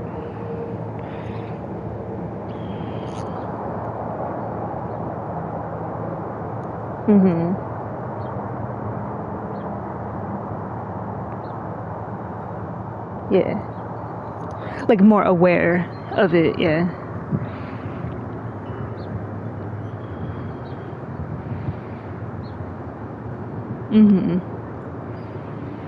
Yeah. It's just, you can learn a lot about yourself. You know how you do like self-discovery and stuff like that, but understanding yourself as you are as a person is what matters. Because self-improvement is always a good goal to have. You want to be like your best you, your most, what you're destined to be, like your best self. But knowing your true self, and not just knowing it, but understanding it and loving yourself, like, despite that, like loving the imperfections, understanding, because that's all a part of it. And that's just how I've always been. And self-love is important for that reason. Because if you don't love yourself, you don't truly understand yourself. And if you don't truly understand yourself, then it's not genuine when you're giving love to others. Because how can you give something that you don't understand?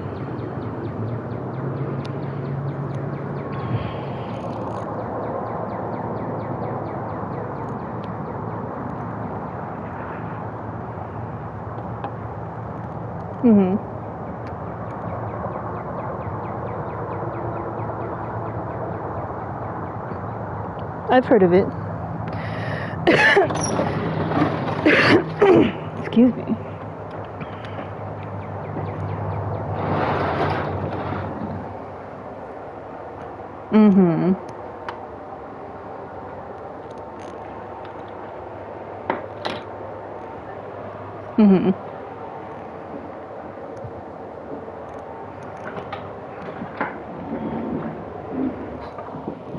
Ew.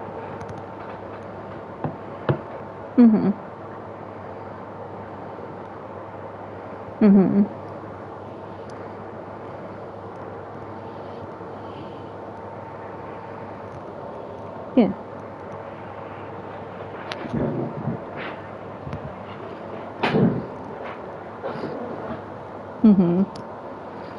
Yeah. I just believe in goodness and kindness and showing compassion and love for everybody. And if, no matter, it's not about who they are or where they come from, or, I've always said, like, it doesn't matter your background. It doesn't matter if you're angry, if you're in a bad mood, if you're feeling hatred. Like, everyone is deserving of love. And everybody can give kindness and love.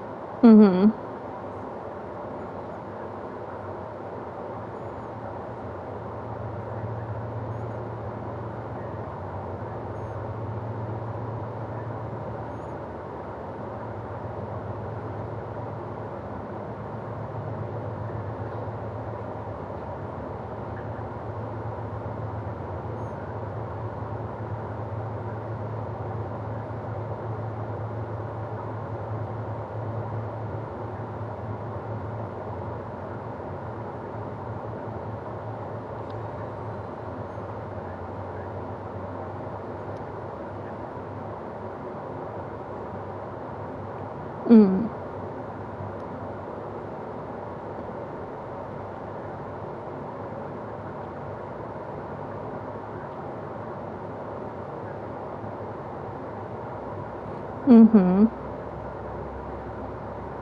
Exactly.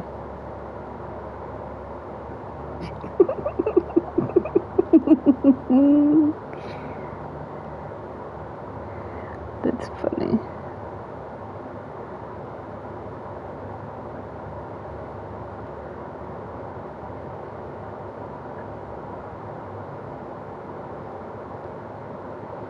Pretty.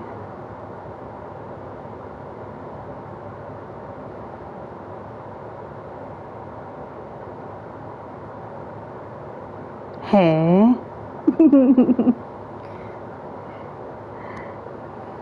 Stiff.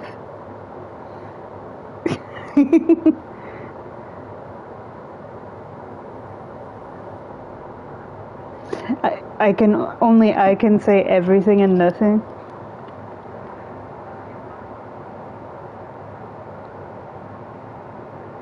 Oh. Hey.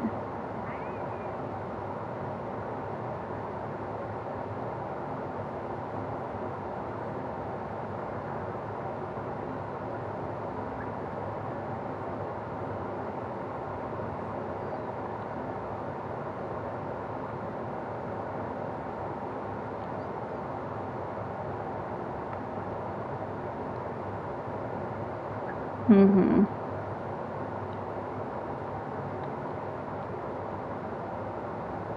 He put you in basement. Well,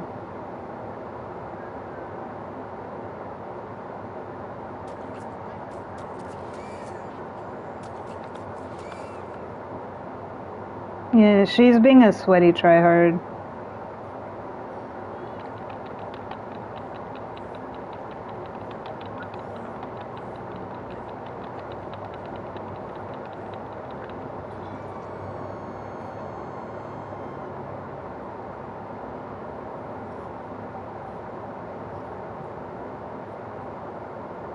What are you doing?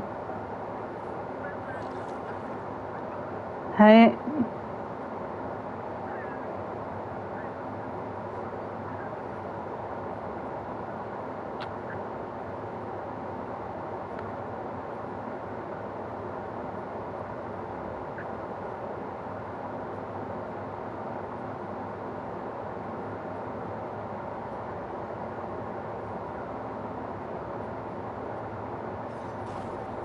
Oh, he fell on the thing again.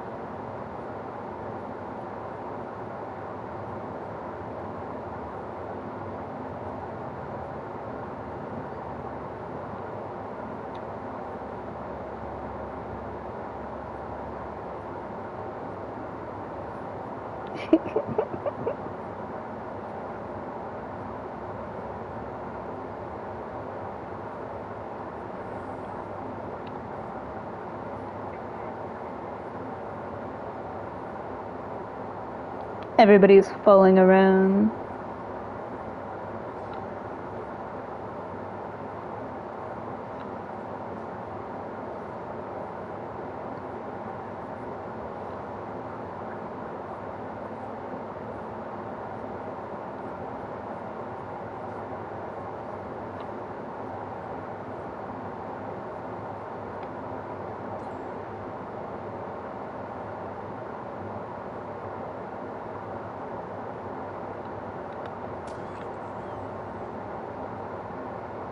She had to be there.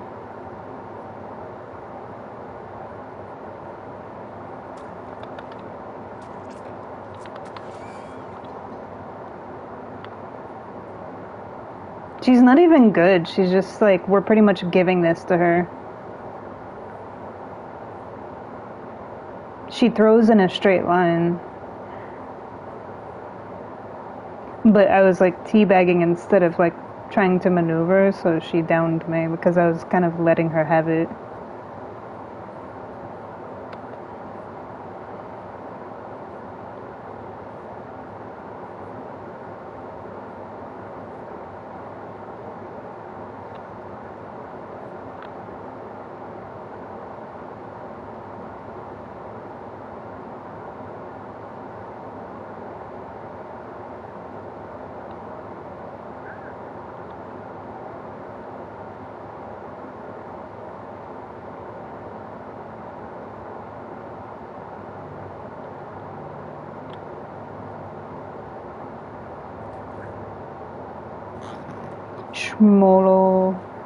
Shmoyo Ramoyo.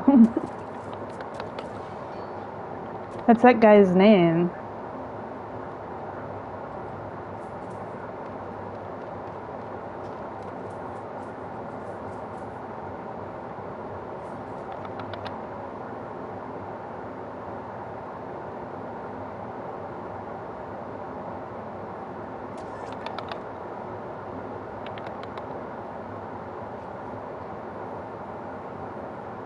Mm.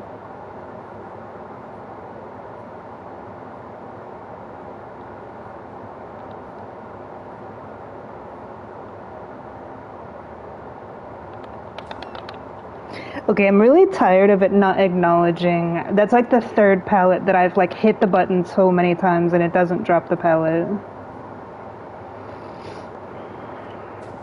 Oh, but see, it drops it for you. Like, it didn't do that for me. Can we go next? This is boring.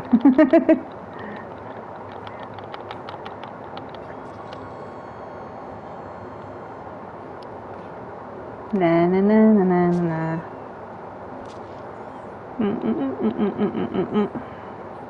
There's a little turnip. There's a little turnip. He's so cute.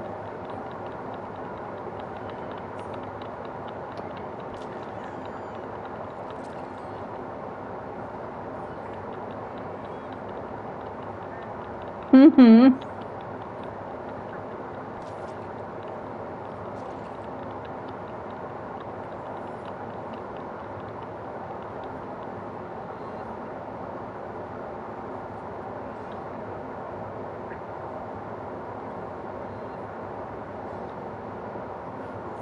Yeah, and they're not. One's on a gen, and the other one is like being chased. So, yeah, yeah, way too serious.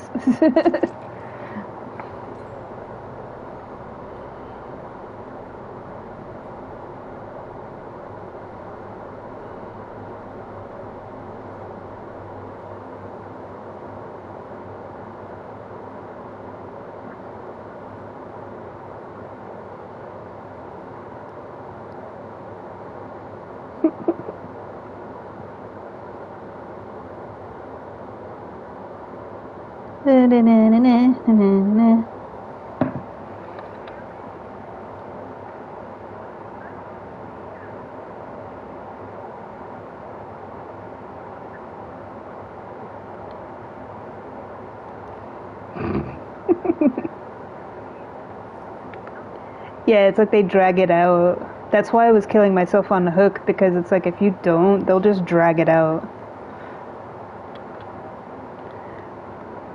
Like, I want to go next. I don't.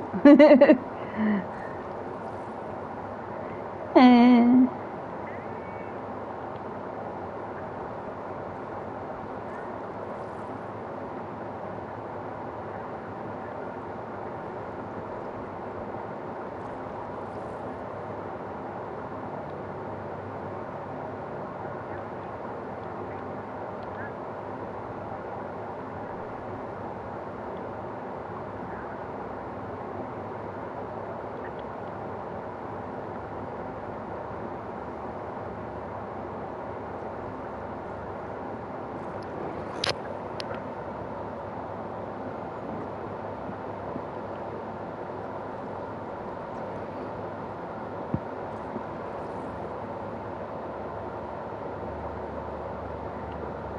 When you want to get worried just so you can go to the next match.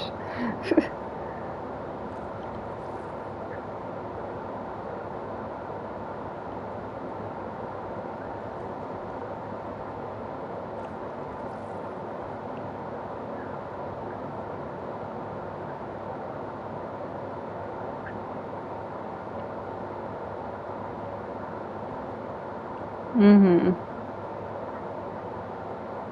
Yeah, it takes practice. I never bothered because I don't really care, but that's also why I'm like so bad with a flashlight, because I never cared. I never cared to do it. I can outrun the killer without it, so I don't need to waste time trying to do all that.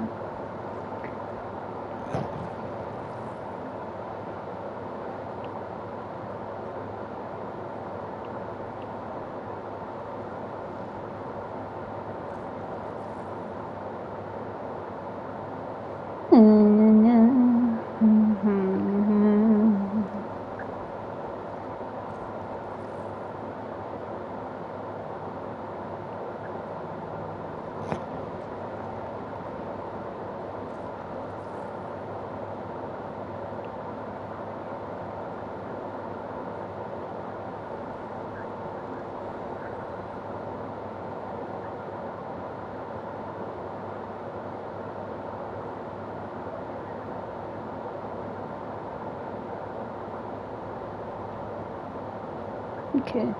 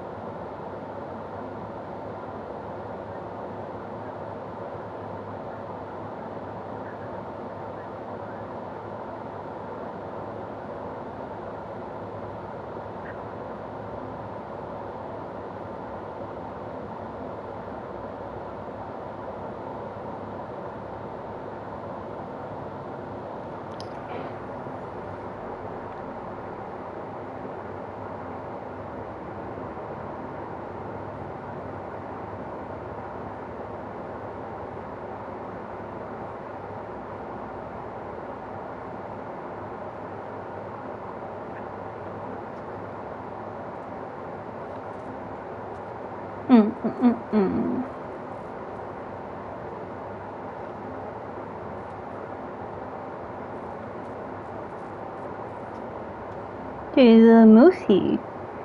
So cute. Tiny little footsteps. Tick, tick, tick, tick, tick, tick, tick, tick, tick.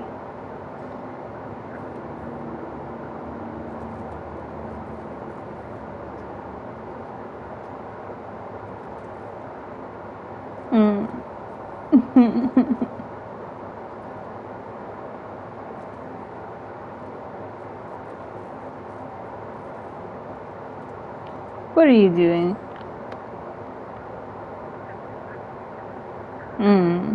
Soっか。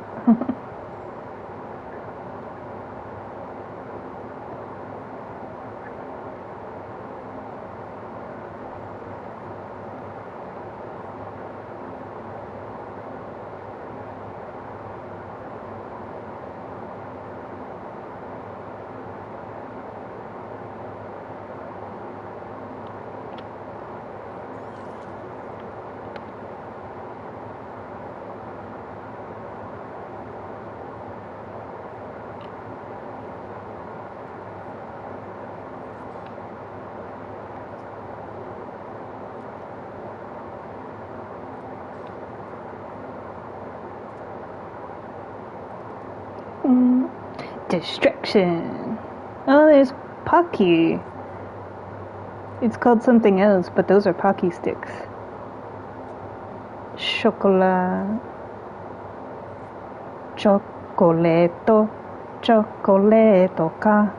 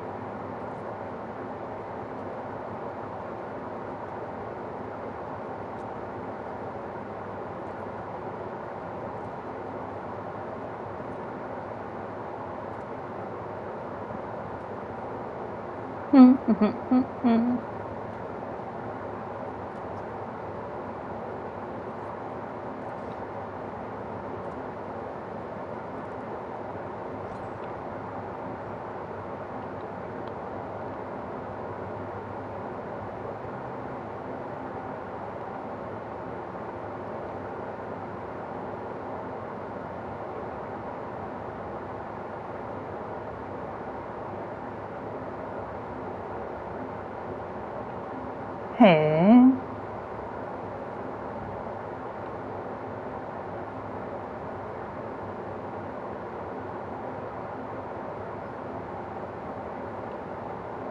Oh no.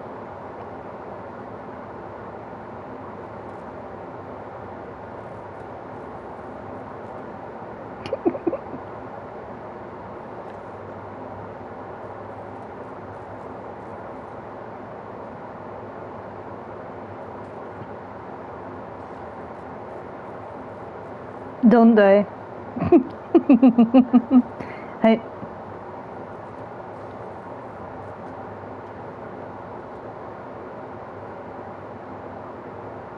Mm.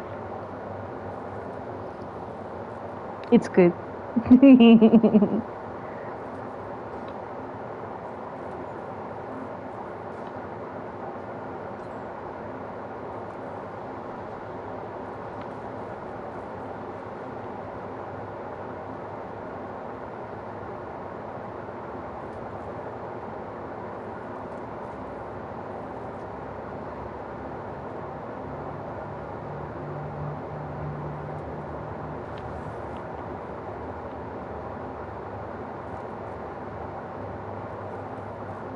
Yeah, you scared me.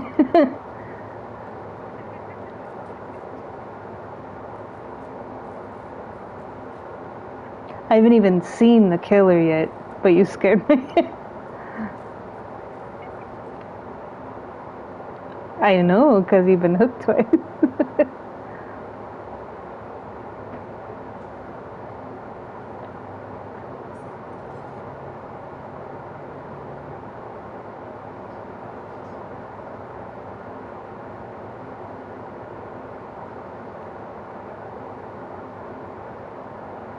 That's because I actually did gens this time. Pretty much all day, like, if I don't do gens, we don't live, but if I do gens, then we gen rush them and...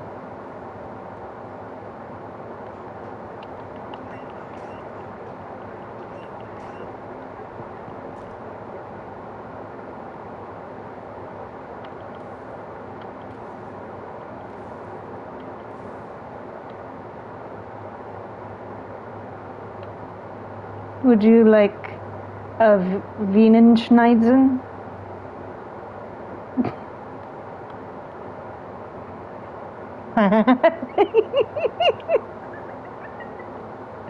Wait, what? A Wienenschneisen? Wienenschneisen.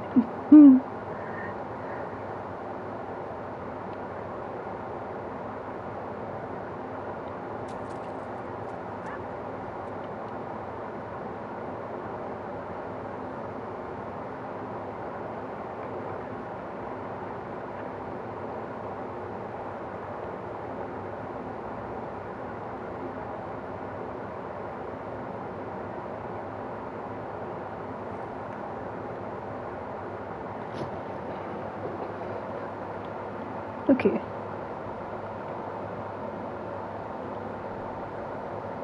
Mm. Hey.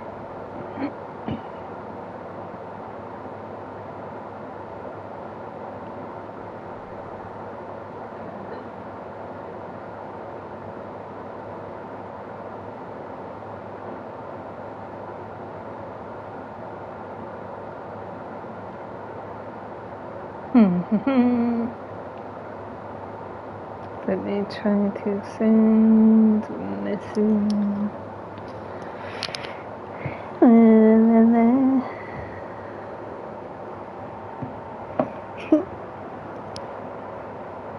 Hey.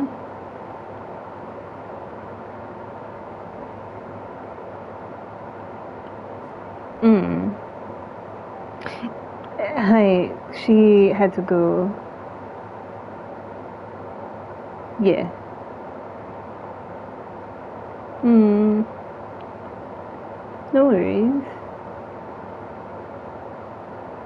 It's pretty much like before. Yeah. But at least you weren't waiting. Yeah, it's okay.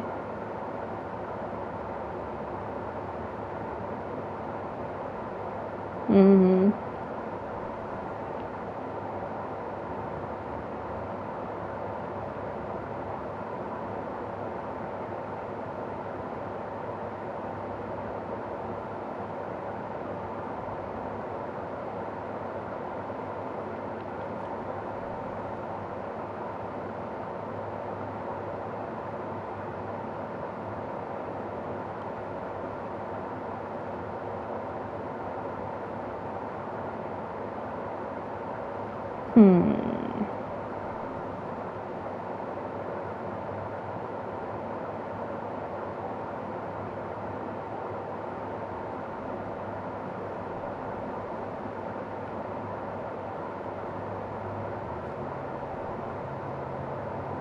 They all want me to blind the killer. I don't want to blind the killer. Or I could just escape with Jonah. But then it goes right back to stun or blind the killer. Hoy.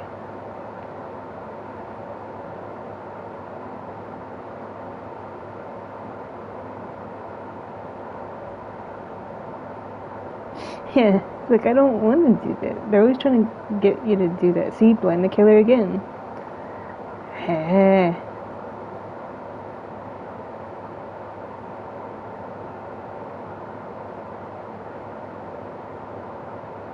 This one would be good to play killer with.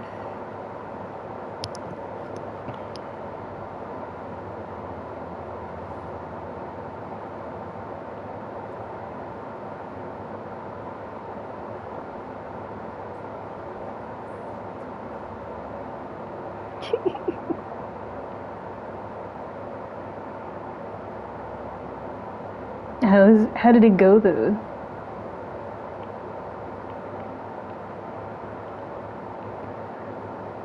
Mm-hmm. Oh, I didn't know that.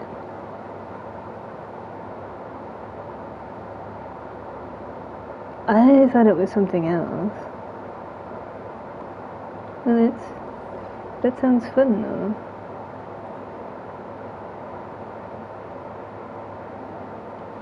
Mm-hmm.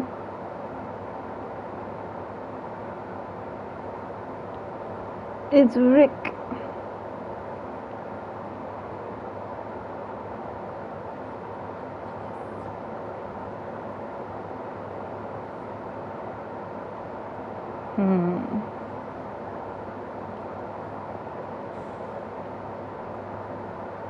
Got a little surprise for you.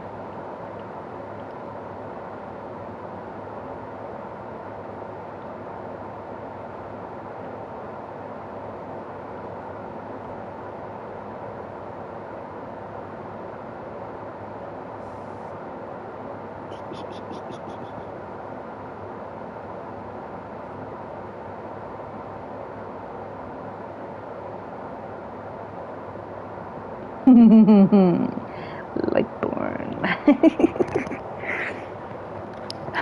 he just gave up his med kit at the very end for a flashlight. This is gonna be fun. Because they're all gonna try to blind me. Mm-hmm. Yeah.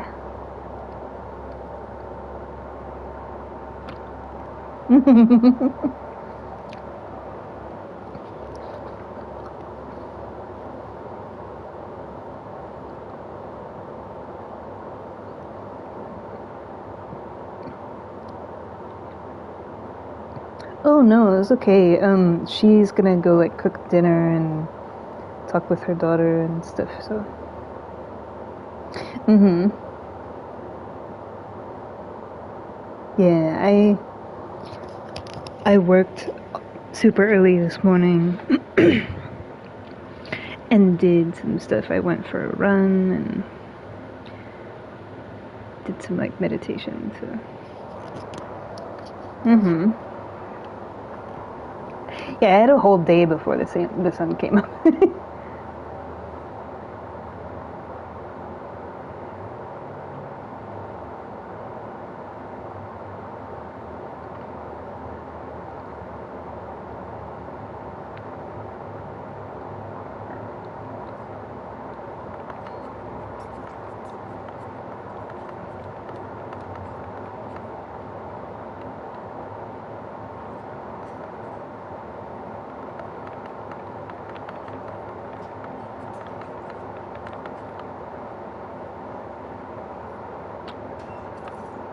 Hmm.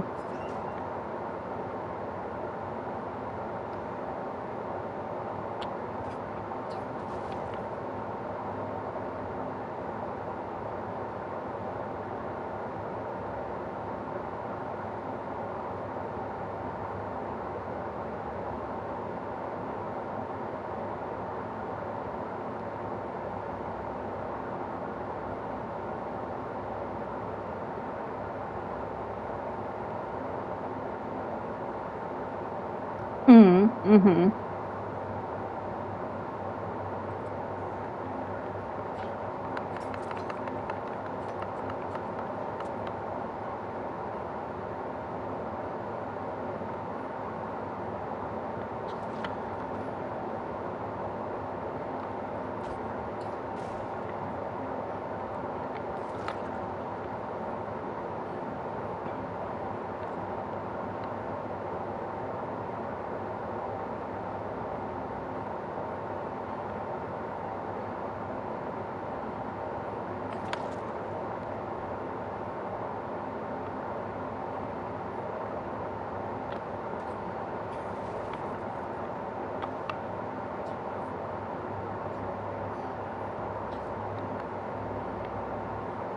Mm-hmm.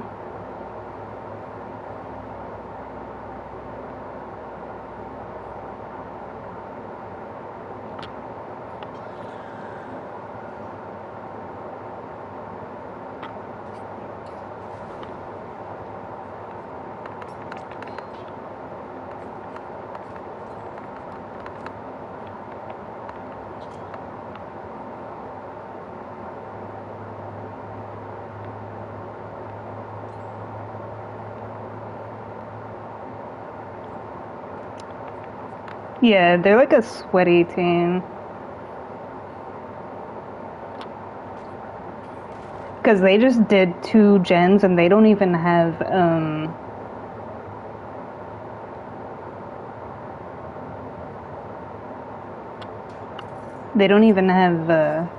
toolboxes. So they're like hardcore cheaters. Because they all have flashlights.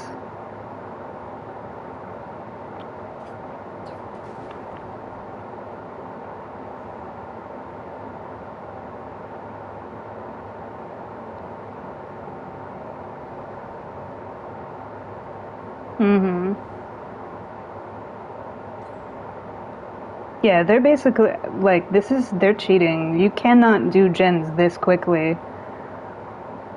We just had a match where like this. No, it doesn't. They don't go that fast.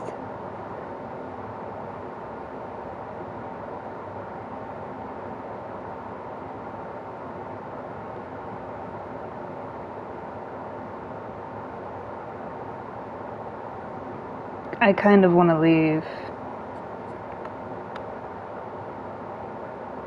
because I don't like playing. I don't like playing with cheaters.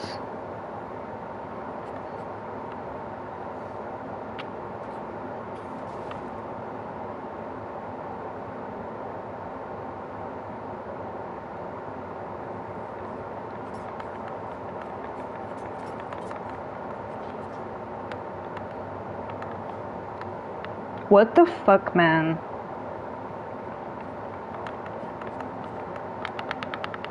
Yeah, you guys are cheating and it's really sad.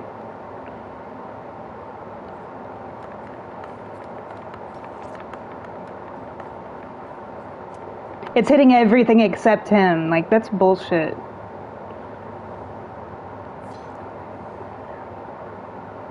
Like, this is actually pissing me off. I don't like playing with cheaters.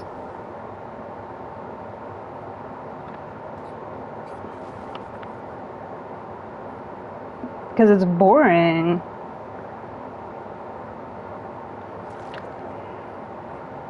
Yeah. And he's wasting, like, so much time. And she's, like, getting stuck on everything. Like, no. Just drop the fucking pallet already, dude.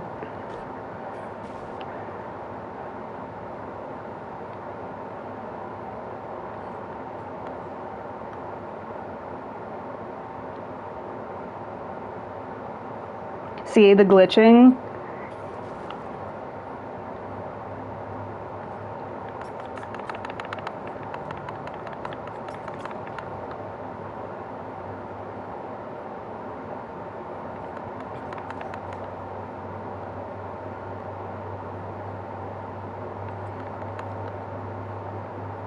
Yeah, they're not even good. They're just being a pain in the ass is all they're being. Because he wants to take forever to drop the pallet.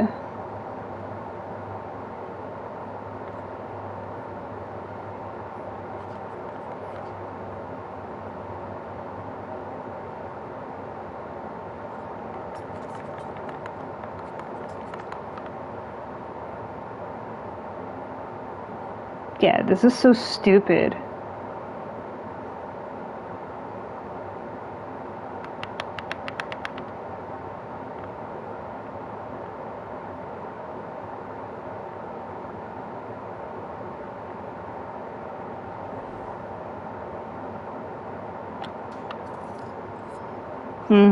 I don't tolerate cheaters. It's disgusting.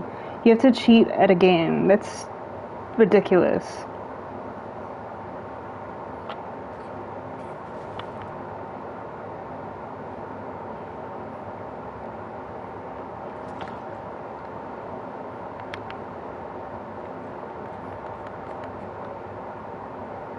You're really shitty, dude.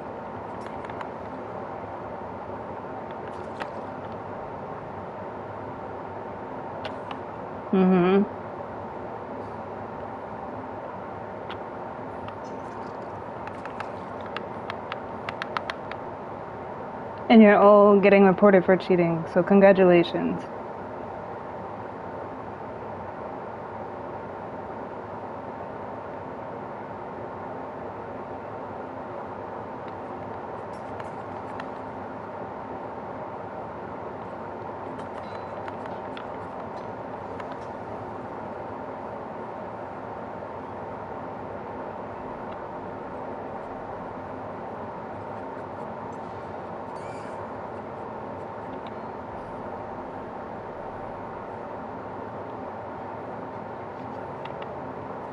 Yeah, see, look at that shit, man. No.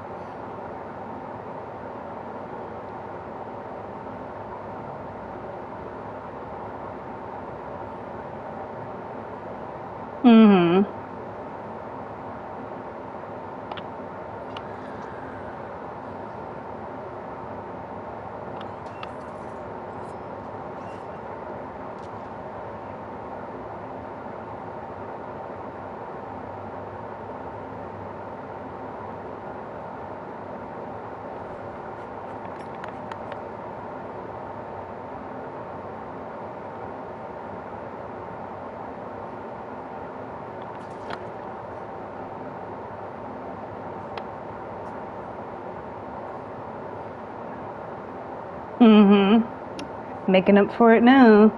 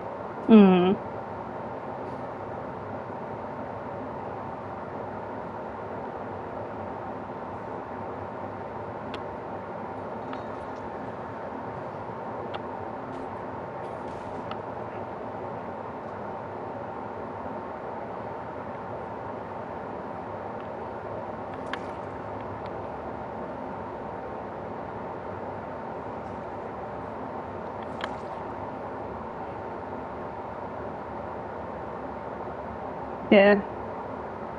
Just really shitty people. And the fact that I was able to do that in that small amount of time.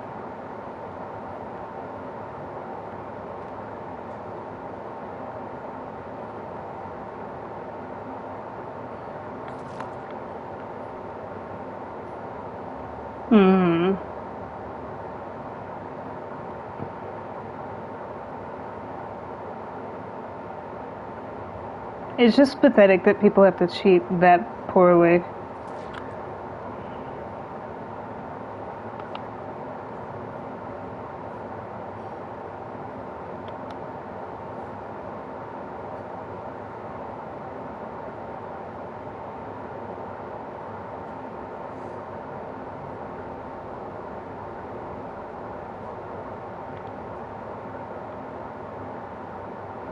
You coming for your boy or not?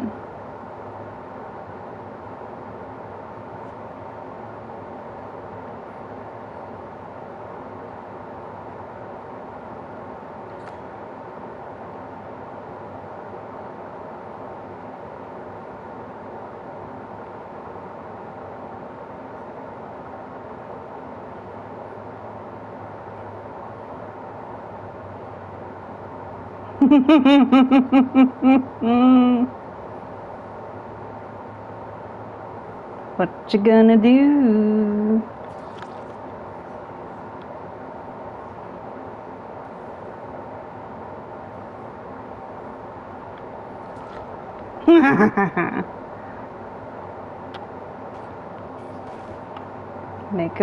Make a decision.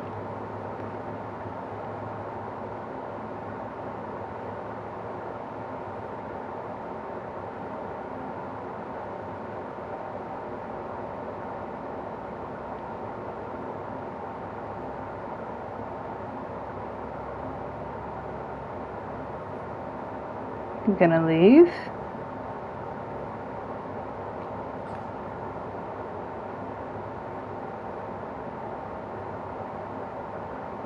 They're healing up.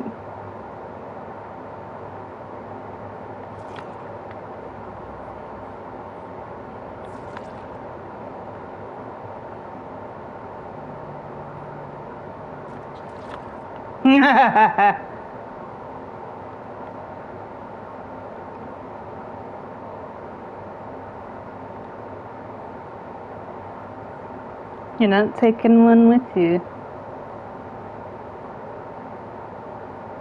They have to go now, otherwise they're all gonna die.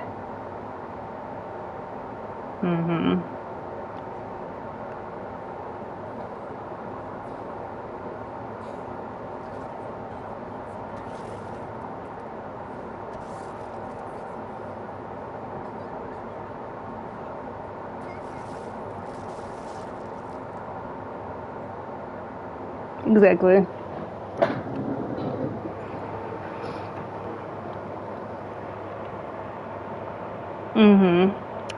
A four-man team with all of that.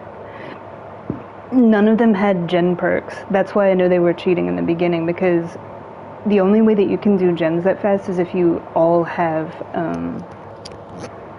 toolboxes and like a gen perk. None of them have gen perks, so they were all cheating. And they gave themselves away, and I noticed that like after I said that they were cheating, then all of a sudden like the gens like slowed down and they weren't rushing them as much anymore.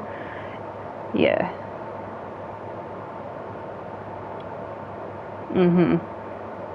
Because the Rick was there initially, and they all joined him.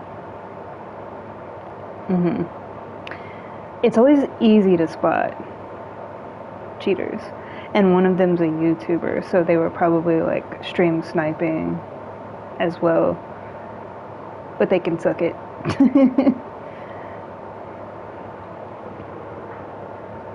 It doesn't take yeah, exactly, like it doesn't take a genius to see when people are cheating.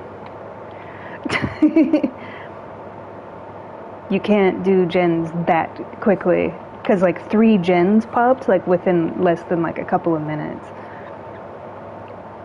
And the only way for all three of them to pop like that is if a different person was on each one, because they were nowhere, the gens that popped were nowhere near each other. The only way for gens to go that fast is if you have at least 3 people on a gen. And in order for 3 people to be on a gen to make that gen go that fast, you would have to have 3 people on that gen. So that gen would pop fast, but the other 2 would not have popped that fast. Especially without a toolbox. So they gave themselves away that they were cheating. No gen rush perks, no toolboxes.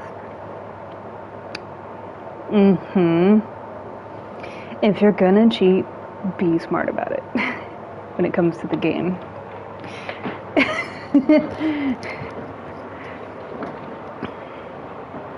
Yeah, I didn't care about killing all of them. It's like, pick one, because I had Rick unhook, I had them unhook, and the fact that I was able to hook them all and slug them all so easily once they were done like doing their cheating with the gens, and I was like downing them left and right, proves the fact that they're not that skilled, which is why they have to cheat. I've said it before. Typically the people that have to cheat at the game are the ones that suck the most.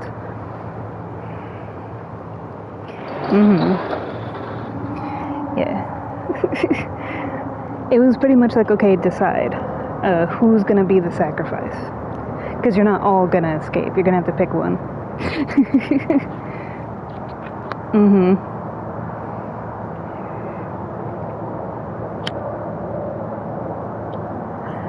Yeah.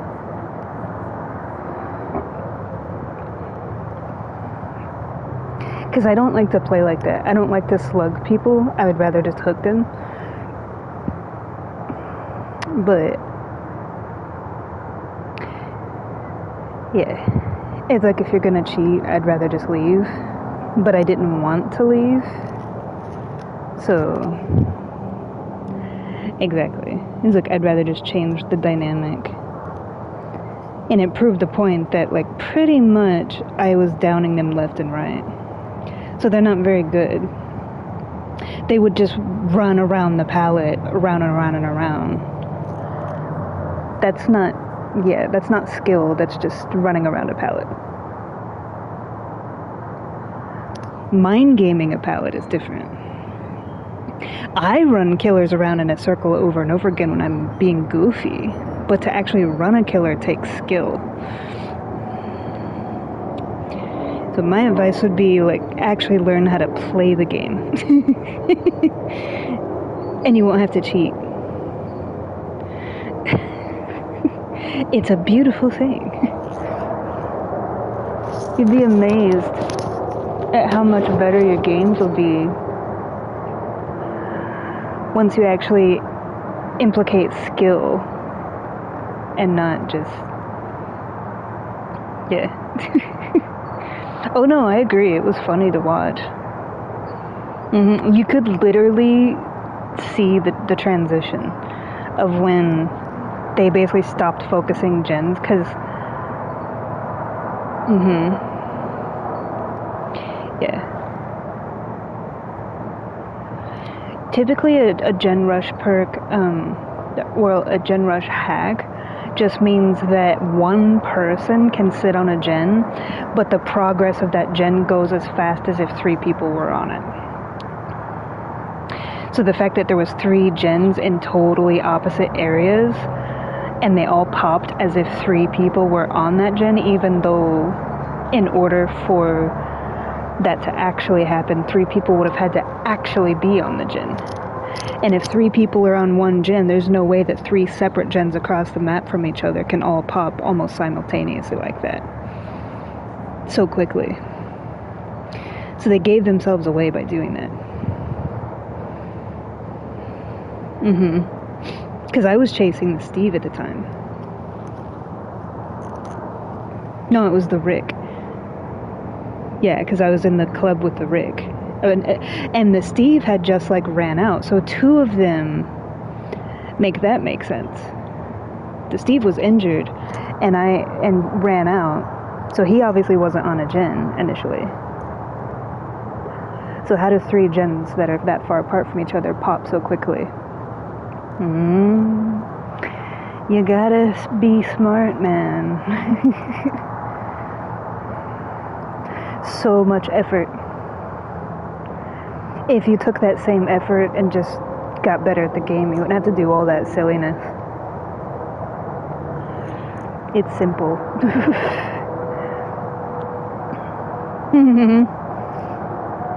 To me, it was like almost comical. Like, it was funny to see like how they were cheating.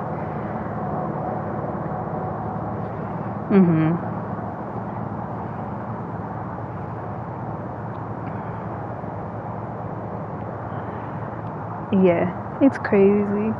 Crazy, man.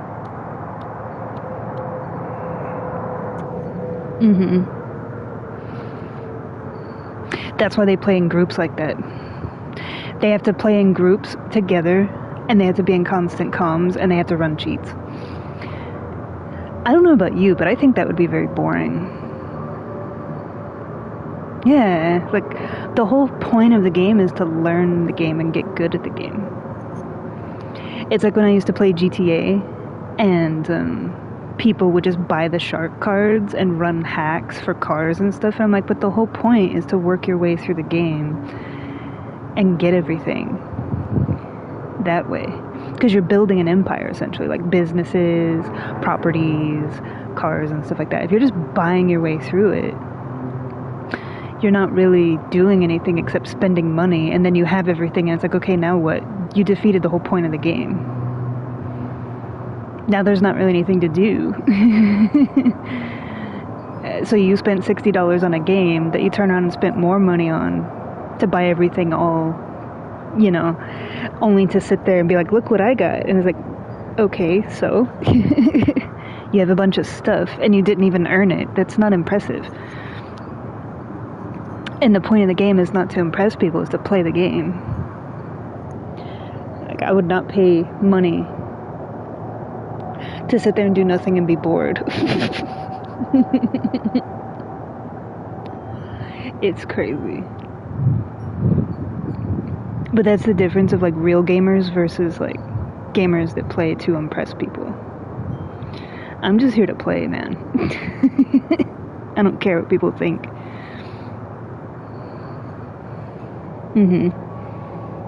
If I'm taking time out of my day to play, I'm playing to have fun. I'm not playing to like showboat and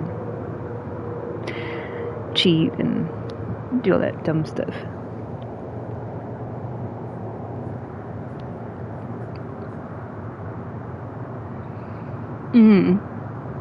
Because I've like gone into streams and stuff of people that do that, and the people that are watching them are either just like them and they think it's funny, or the majority of them are like, but you didn't even really do it fair, so how is that impressive? And they lose followers because you're purely operating on ego, and people see that. When your followers start declining, it's because they see through your bullshit.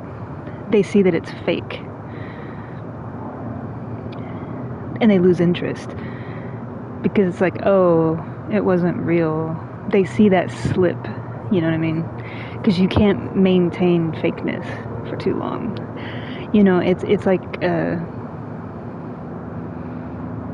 It's like what he was saying of like what happens in the dark eventually comes to the light. It's true. All will be revealed into the light in due time, and people will gain that wisdom, and then it's like, okay, in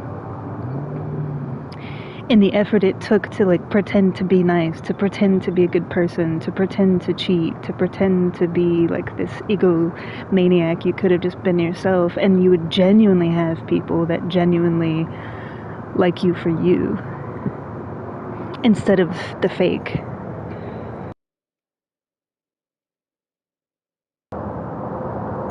Yeah, I would rather, and that's why I only have a couple of close friends. I'd rather have my tiny little circle of friends and we're real with each other than to be the most famous person in the world, but you're not, you're fake. People see through that crap. Yeah, and things that you obtain through falseness comes back around on you.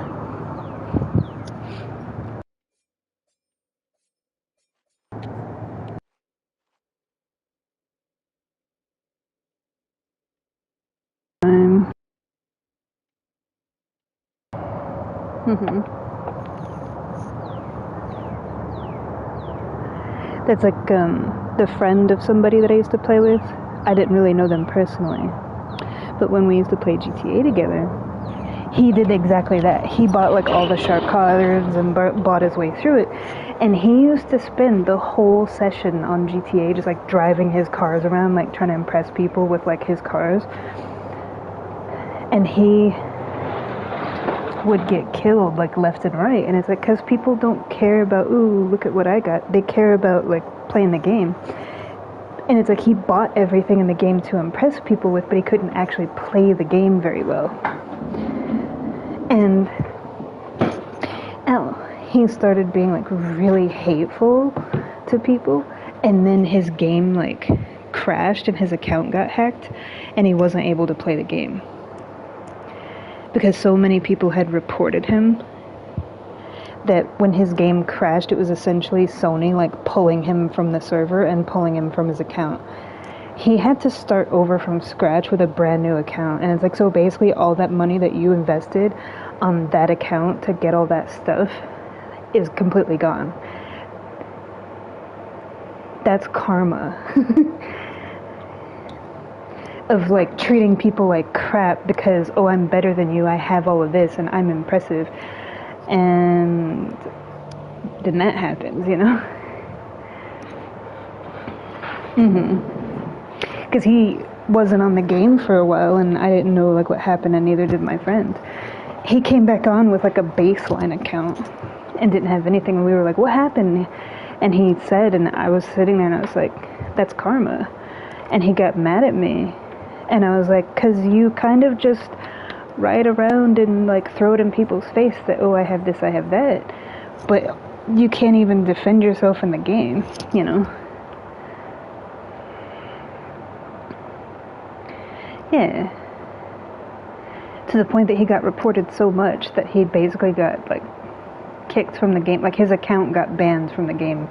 The only way around that is to create a brand new account. With a brand new account, you have to get all the trophies all over again. You have to start the game all over again from scratch.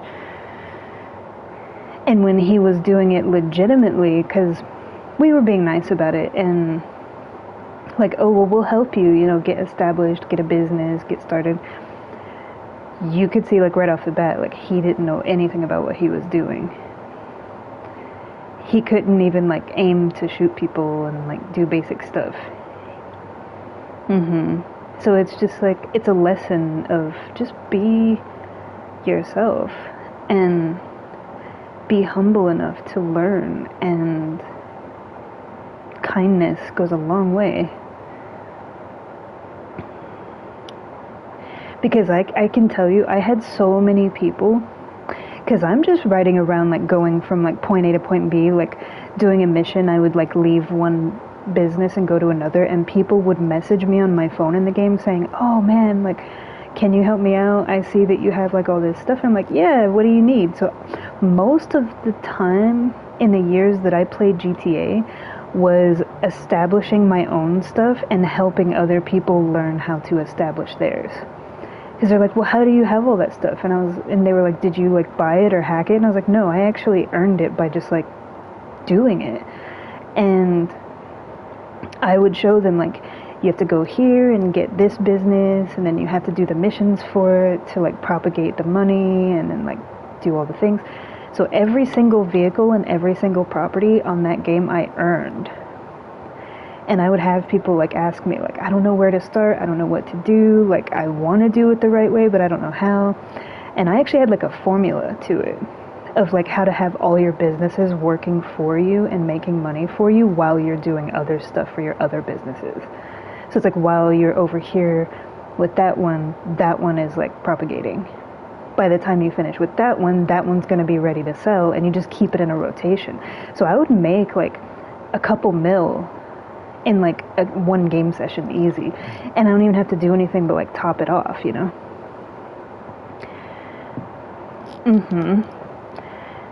And so I had like 500 mil, something like that. And I was able to get like all the vehicles and customize them and all my businesses and stuff. And we would do car shows and stuff, and people would like take pictures of my stuff and like post it. And they were like, "That's sick." And I was like, "Yeah, I didn't have to hack the game to get it." And then they would start asking questions. And it's like, if you don't know something, it's okay to not know things. But taking shortcuts and cheating your way through is not the answer. Because how a person does one thing is how they do everything. That's like with my dance. Like, I'm not just out there like, oh, look at me, I need attention. No, like, I go every day and I dance and I practice and I work at it and I'm putting my heart and soul into it. And the offers come to me. I'm not out there like peddling myself, you know. Yeah, they come to my performances and see what I can do and make me offers and want to talk to me. But I'm doing it the hard way. I started at the bottom. You know, it wasn't handed to me. Yeah. Same thing with my work, same thing with my degree. Like, I don't do things for clout or attention or money or anything. I'm living my life, doing my passions. And outside of my passions, I'm just myself, you know? And yeah, it's hard. It's hard work. But staying true to yourself through that process is what makes you who you are. There are some times where, yes, you might be fortunate enough to like know somebody, you know? That's a beautiful thing because they can help you. Like, oh, I know somebody who knows somebody, and you get contacts that way. That's there's nothing wrong with that. But like buying your way through it or using your clout or doing underhanded things, that will come back to you because you didn't do it the right way. You didn't do it legitimately. You just kind of cheated to do it, you know what I mean? Yeah, that will always come back around.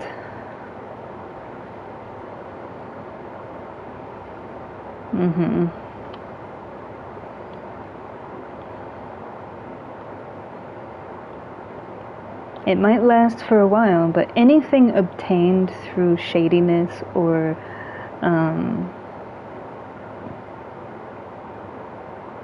misguided or you know, to me, like, my virtue and my honor and my integrity is everything. I would rather struggle and be poor, because I've been there. This is why I say this, because this is how I've done it.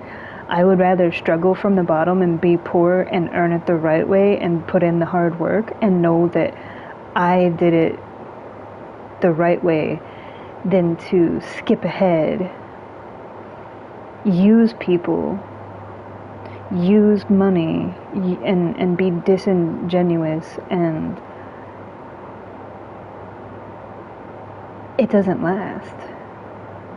Because you're piggybacking off the backs of other people or off of like association. And people see that. And that's why they slowly but surely start to go away. You know? Because the person they thought you were is not the person you actually are. And I've had a lot of people like that in my life. And I'm compassionate and empathetic to, you know, there's a reason why they're like that. You know, things could have happened in their life that we don't know about, you know? But that still doesn't make it okay to,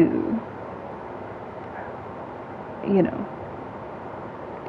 it doesn't justify, the ends don't justify the means, like, of hurting people or lying or manipulating or scheming to get, you know, what you want, essentially.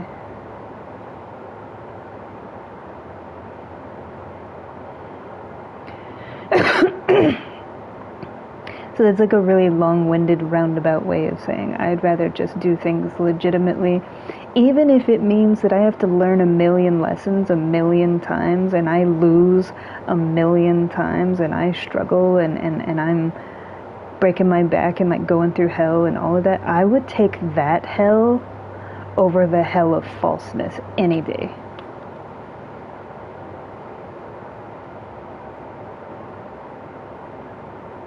Because that's another kind of hell.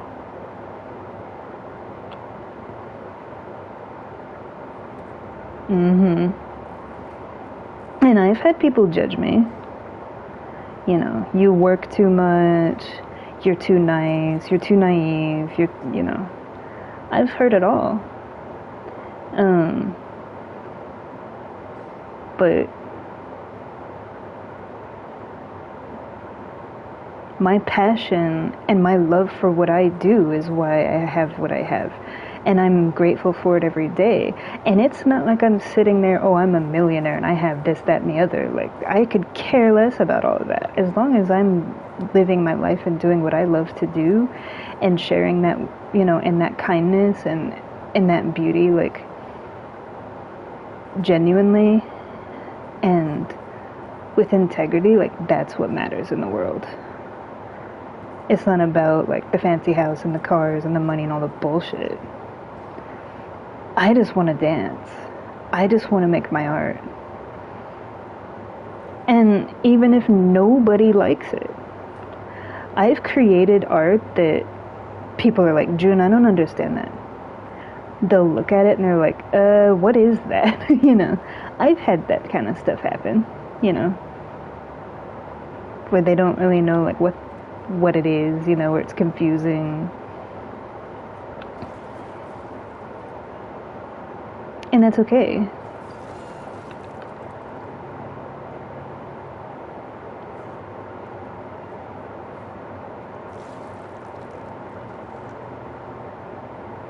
Yeah, there's all kinds of art that I have made that I get a lot of questions about.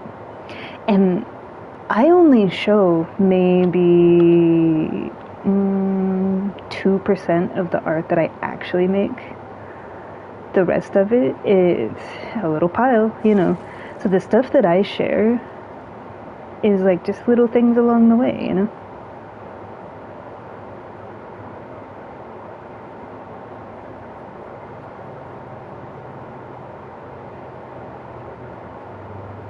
Yeah, it's like I'm sharing a little piece. It's a little snippet,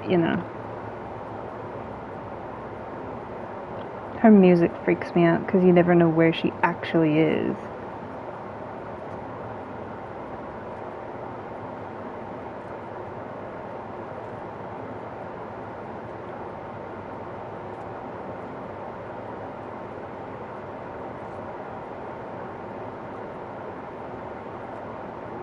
It's like she's standing right on top of me, but I don't see her.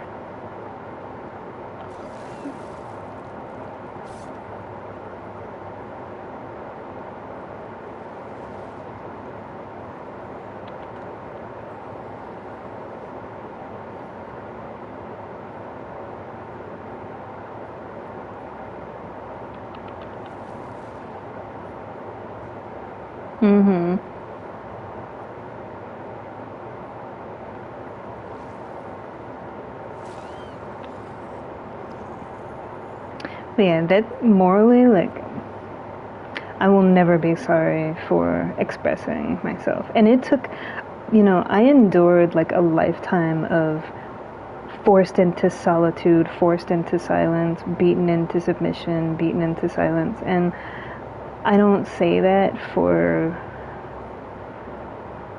a sob story or a pity party. It's just a fact.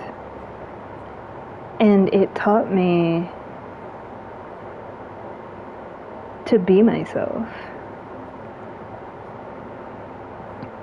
There's nothing wrong with being who I am and finding the beauty in my own expression and having a voice of my own, actually being able to talk, actually being able to express myself. Yeah. And I'm not much of a talker to begin with. Like, you're the only person that I talk a lot with.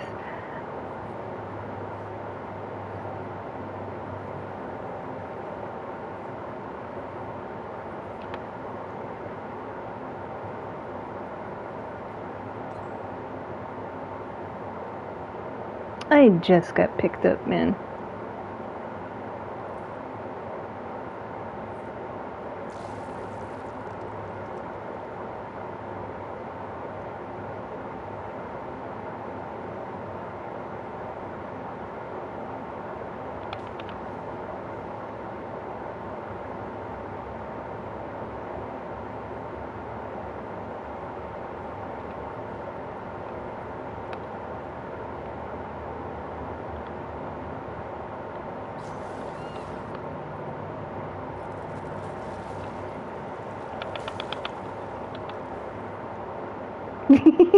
That took a minute.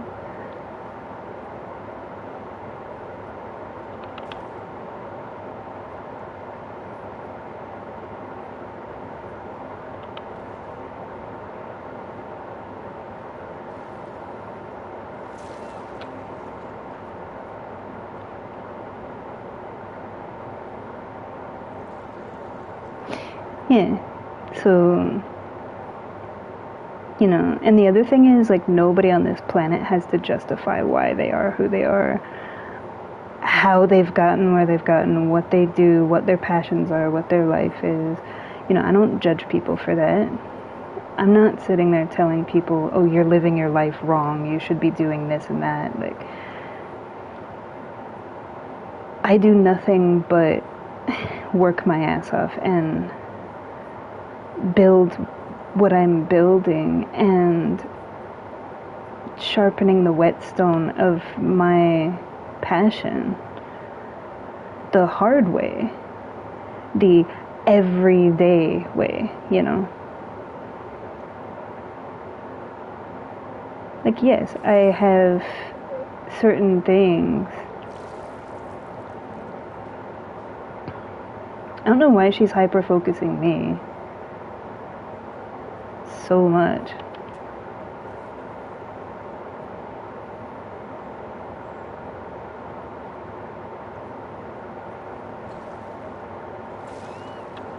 Dude, like, can you leave me alone? It's like she doesn't want me to play the game.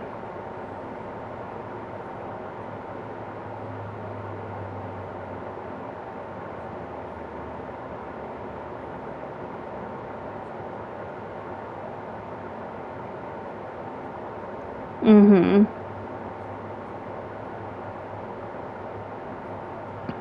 Anyway, you were saying.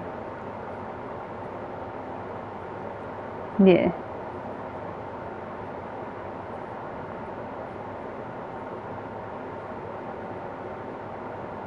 Mm-hmm.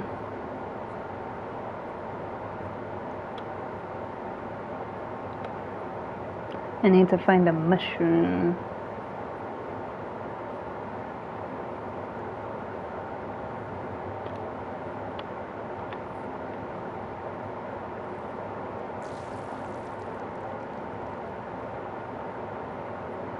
Mm-hmm.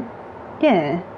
And that's why, for me, it's just, I don't care what people think. I'm living my life. And I don't bother people. I'm not an attention whore. I'm not bothering anybody. I'm not, you know, pushing myself on things.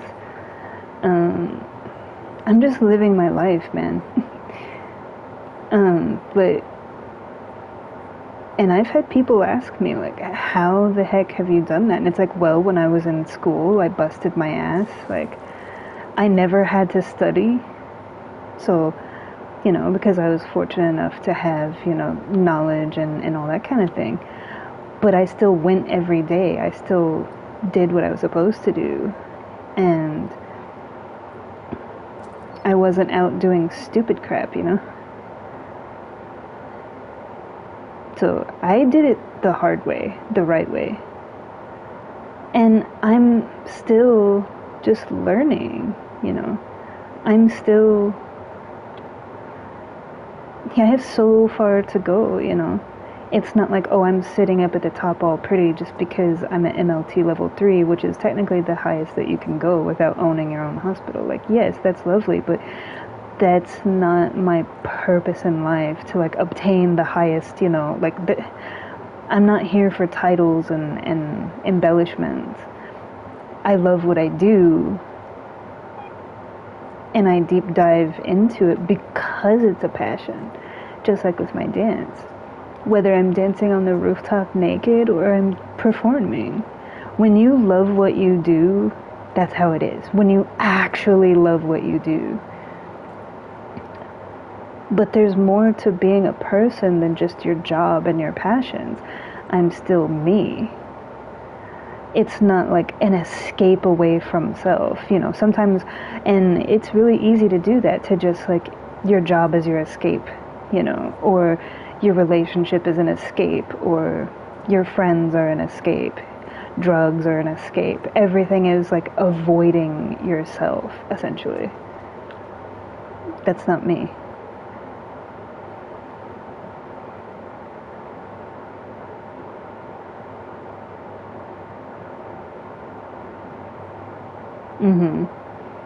Because like I said, I would rather face everything in this life, whether it's myself or the struggles that I go through or the challenges set before me, or, you know, working really hard or enjoying the beautiful things in life, or just working on myself and understanding myself and loving myself. Like, it's all of it is a part of life, and it's all beautiful.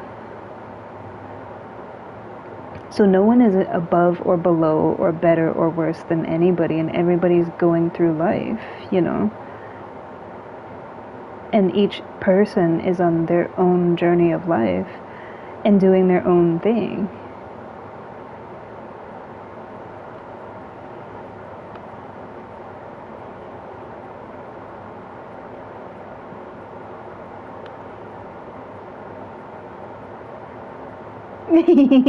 She's being goofy.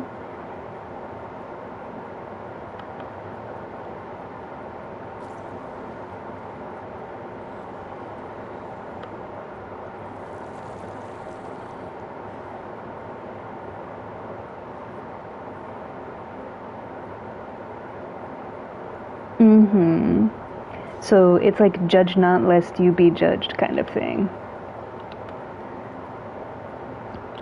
You know, don't cast stones, because everybody's at a different level in their life, and everybody's in a different part of their life and going through different things in their life.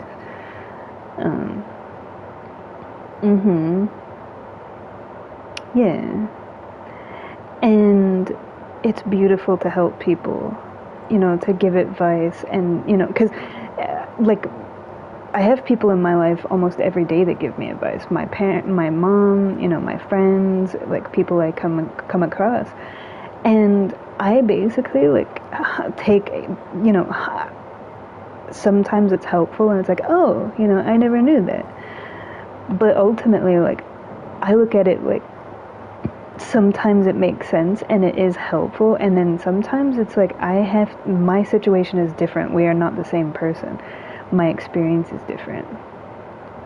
You could take 1,000 people that all have the same exact job in the same industry. They're all going to have a different experience in that line of work, even if they're all just as passionate about it, because they're different people. No one way is any better than the other. It's not for other people to say how you should be or what you should do, because you don't know what makes sense for that person, why they're doing it, what the passion behind it is. Especially with me, like, I operate from learning it from the ground up. I treat every single thing that I do in my life as if I'm learning it for the first time, as if I'm starting from scratch, as if I'm starting from the beginning. Because to assume that you know everything, even people that teach do not know everything. They can know a lot about something, but that doesn't mean they know everything about it. And what they know may not necessarily be poignant to your situation or who you are.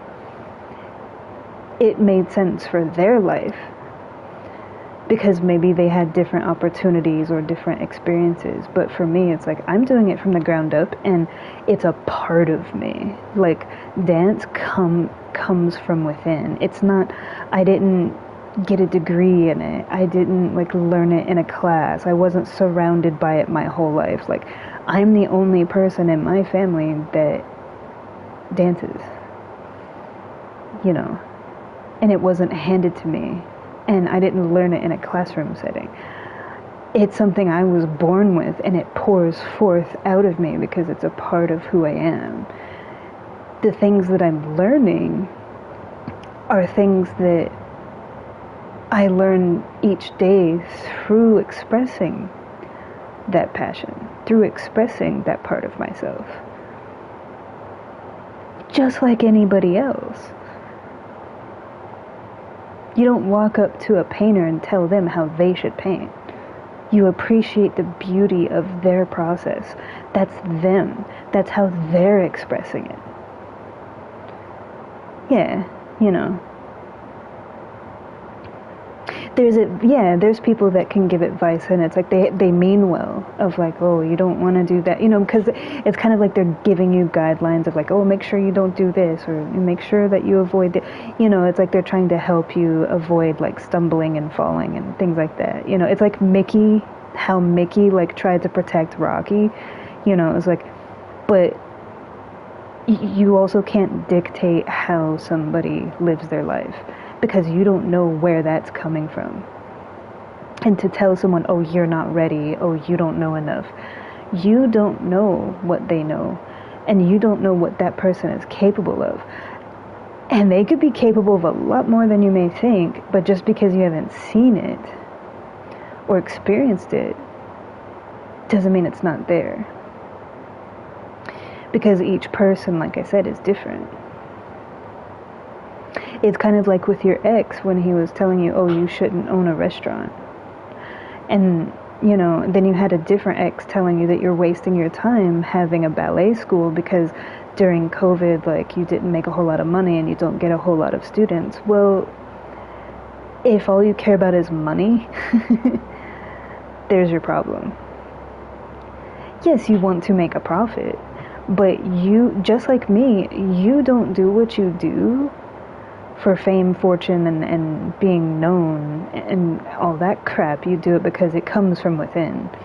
And people that have that kind of motivation will never understand when it's a true passion and actually doing your passion every day without guilt, without shame, without caring what other people think, because it's truly what you're here for.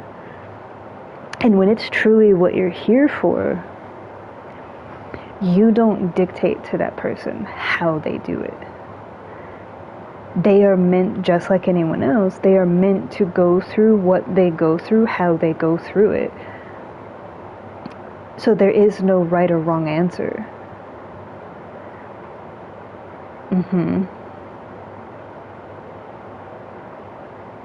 Yeah.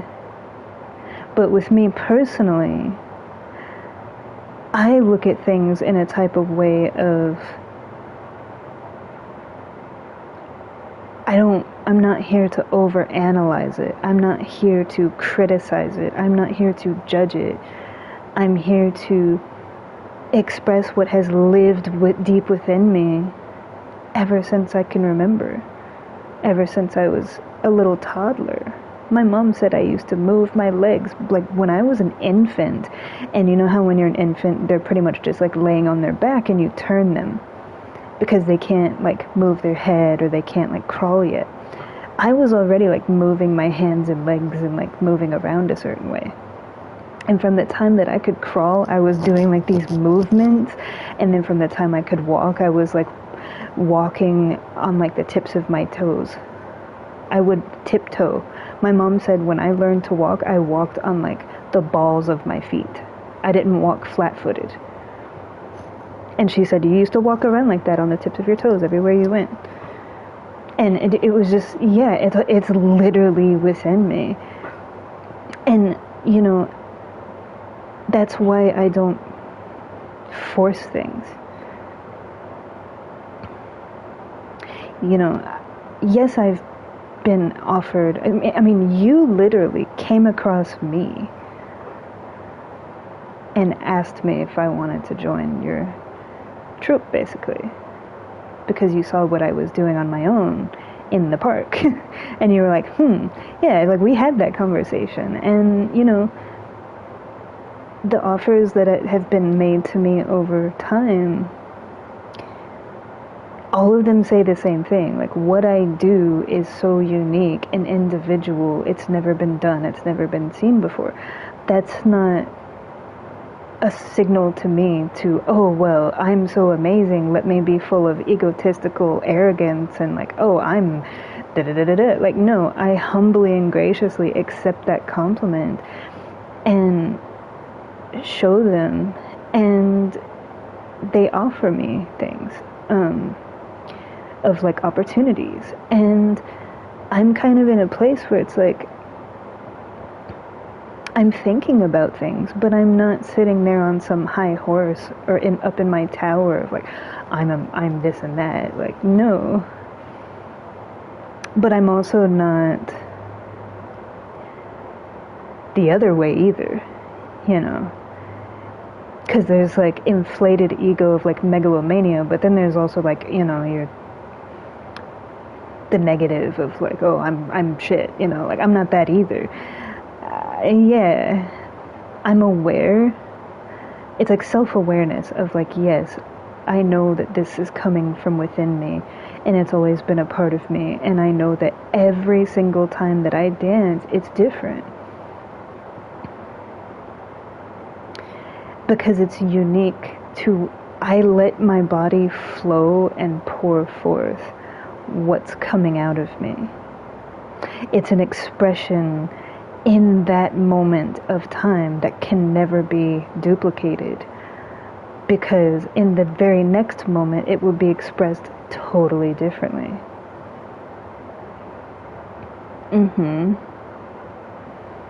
So yes, I have things coming across my path, but just because I have things coming across my path doesn't mean that you treat people like crap, or take advantage of them, or use them, or mistreat them,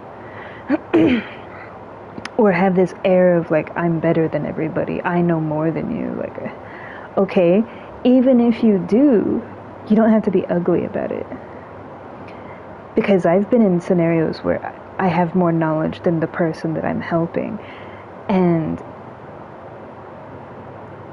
it's being humble enough to help through grace, and humble enough to learn through grace, but also to understand through grace, whether it's yourself or other people. So I know that you struggle with self-doubt of you've had so many past relationships that they're just looking for the money, you know, of like, well, you're not making money doing what you're doing, you should be doing this because you'd make more money. I can tell you, and this is just me, because I do make, you know, decent money. I'm not going to sit here and talk about what's in my bank account, but the money is not why I do what I do. It's because I love what I do. And that job is not just a job to me. I enjoy it, just like with everything else. When I'm laying on the floor working on a piece of art, it's because I love it. When I'm playing my cello, 100% of the time there is not music in front of me. I'm just playing. I don't use sheet music. I compose music sometimes, but there is never a piece of paper in front of me. Same thing with my art. Same thing with my dance. yes, when I go, we practice bar and we practice dance and we do all the things.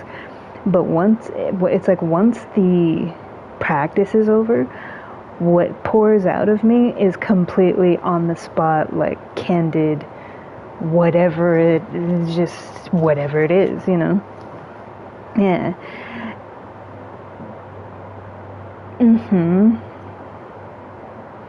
Exactly. And every single person on this planet has their gift, what makes them unique and special. And it is not our job to regulate or try to control how they go about being their true self.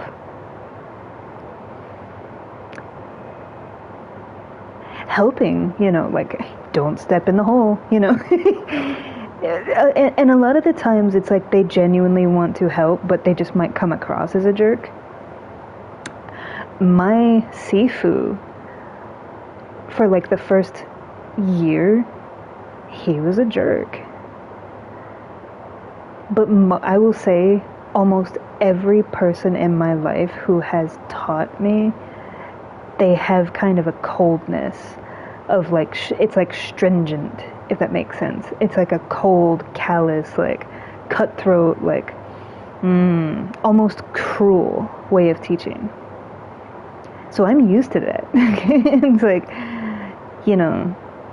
I might be all like soft and squishy and bubbly and sweet and nice, but like the people in my life that have the wisdom that pass it on to people tend to be very like,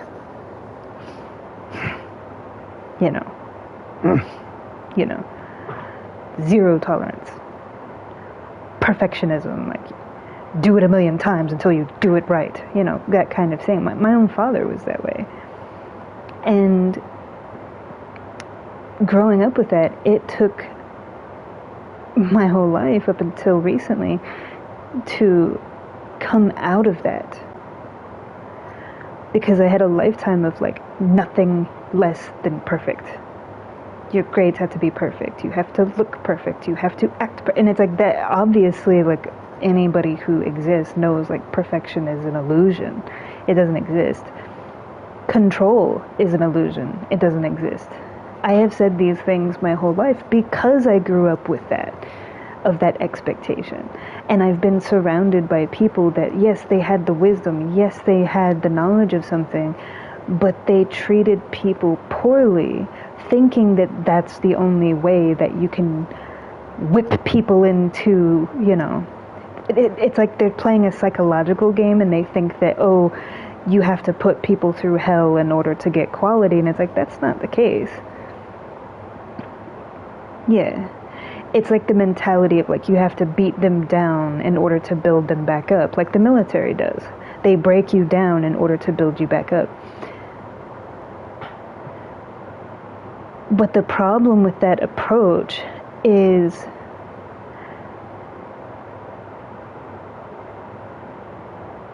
you're focusing on the control instead of appreciating the beauty in each person. You're taking a flower and crumpling it up and telling the flower that you're only beautiful how I determine that beauty. That's not for anybody else to determine. You had something so pure and so precious in your hands, but because of your ego and your control, it's a mindset of like, you are only what I say that you are, and you are only worthy and good enough until you meet my standard. You are not God. Just saying. Like, no one in this world is God. So all you're doing is being cruel pointlessly. Yes, some people take longer to learn. So it's like, yes, they have to keep repeating and repeating and repeating. And I understand how that's frustrating. So they think, well, if I'm like this, then they will only truly understand it at this level unless I am like this with it and really harsh. But you don't have to do that. Because I guarantee you, if you actually bothered to care enough, you would see that most of them already do.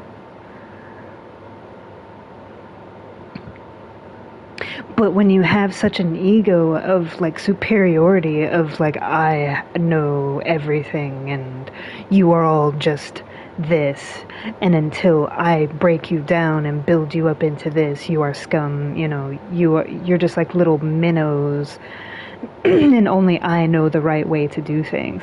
And it's like, you could be the most accomplished person in the world, but you are not.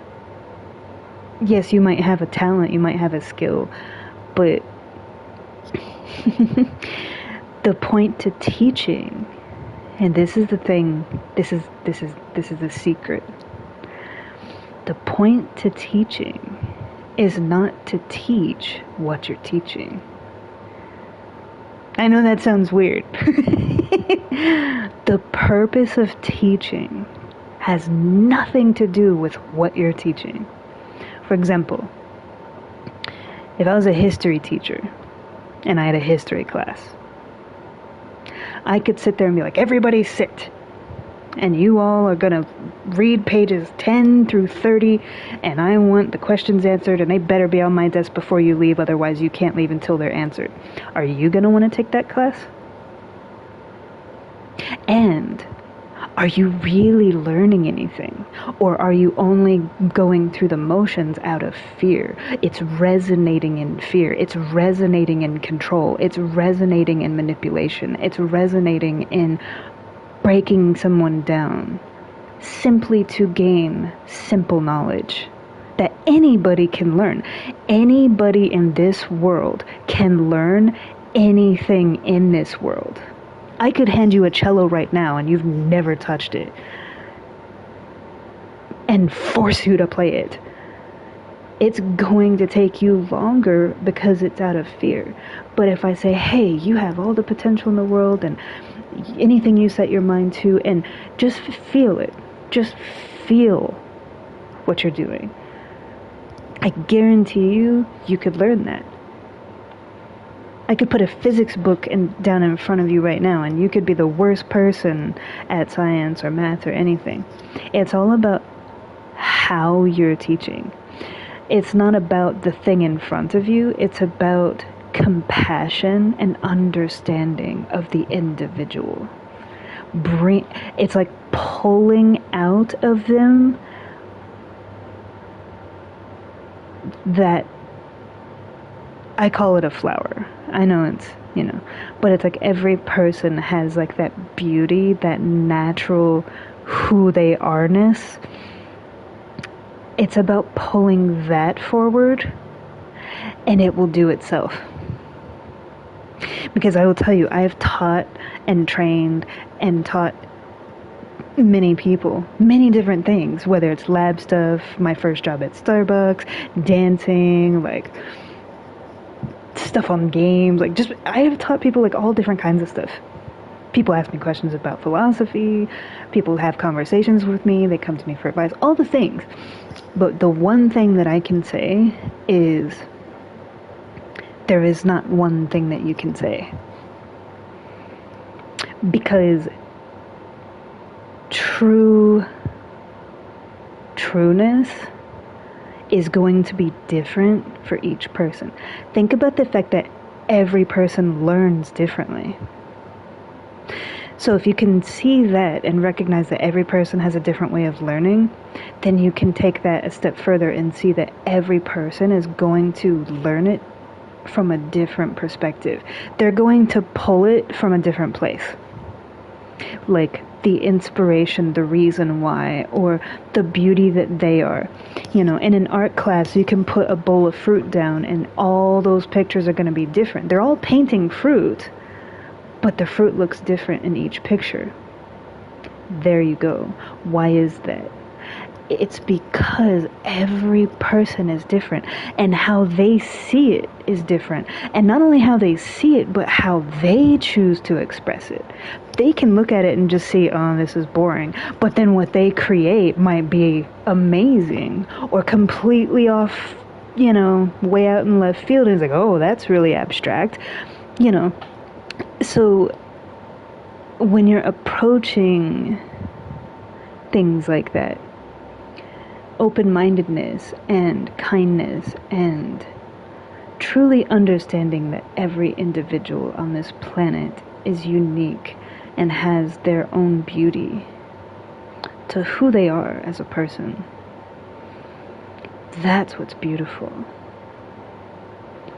And when you're helping people, it's not about the point you're trying to make, because you're applying your point and your intent and your logic to somebody else's life.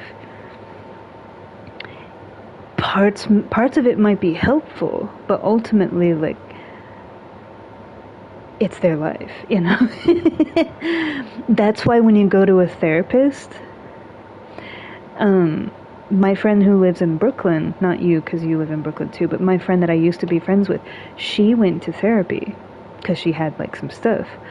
And she was one of those, like, therapy is pointless, it's a waste of time, like, they're just taking your money, and they never really, and she kind of did go through that, where it's like she would have like these 30-minute sessions, and she's like, by the time I actually start talking about something, the time is up, you know what I mean? Like, it takes time to get to that. And she's like, all they do is ask like circulating questions, and I'm like, but do you understand why? You don't go to a therapist to get the answer.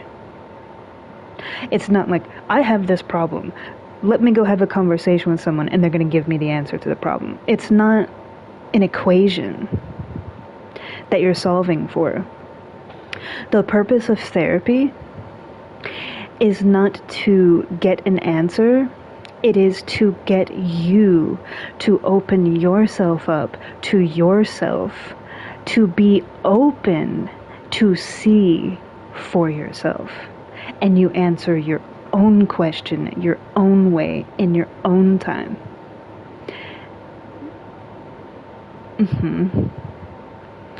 So essentially, therapy is like self-work.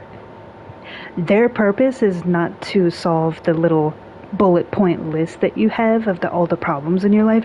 Their purpose has nothing to do with that list. Their purpose is purely to make sure that you're on the right path to self. And when you reach that, you are able yourself to do this over here. That's why it seems like in the beginning people are turned off by it, because it's like, okay, this is pointless, I'm wasting my time, but they're trying to get you to come back to self, who you truly are, and grow from that. And through that, you can open yourself up and learn about yourself, understand who you are as a person, how your mind works, where your heart is, what, all those things. And through that lens of true self, all of those things fall into place. So that's the point. And the irony is, that's life. That's the funny part of it. It's pretty much a therapist like putting in front of you like the whole point of life to begin with. It's like you've basically just derailed from yourself, and they're putting you back on that path of, come back over here.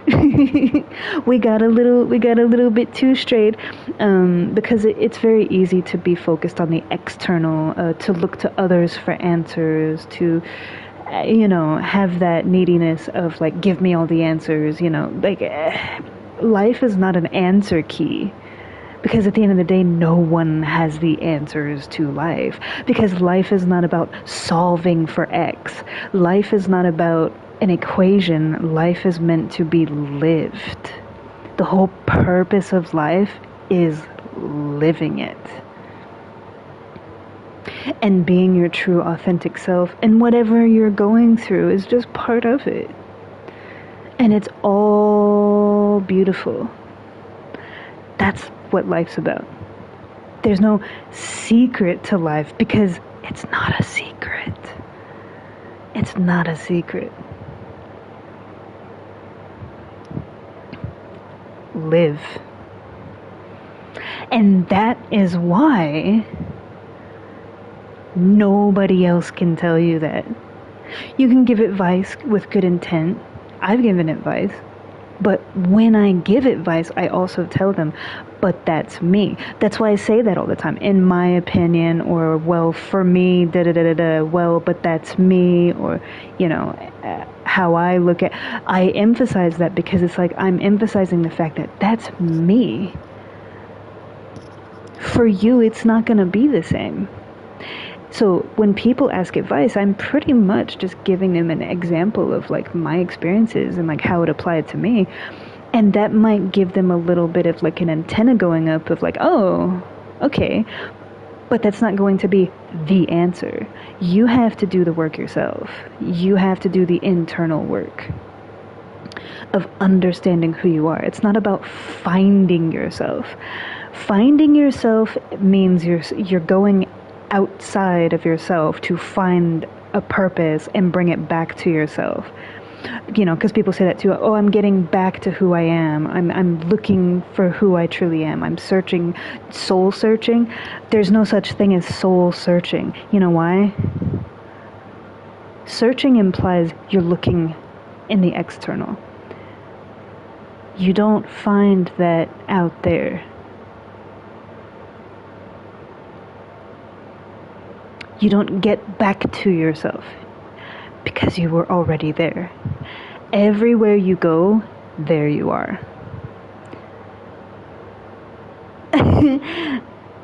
Yeah, and I have said it like many different times to many different people in many different ways, in many different forms, all my life, from the time I was a child. And it's like, everything that you need, that's why I always say, I need nothing.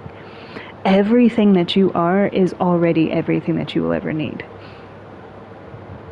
Yes, we have things that we enjoy, things that we're passionate about, things that are beautiful, things that are, things. But when people ask me how can I just sit for hours and hours and hours,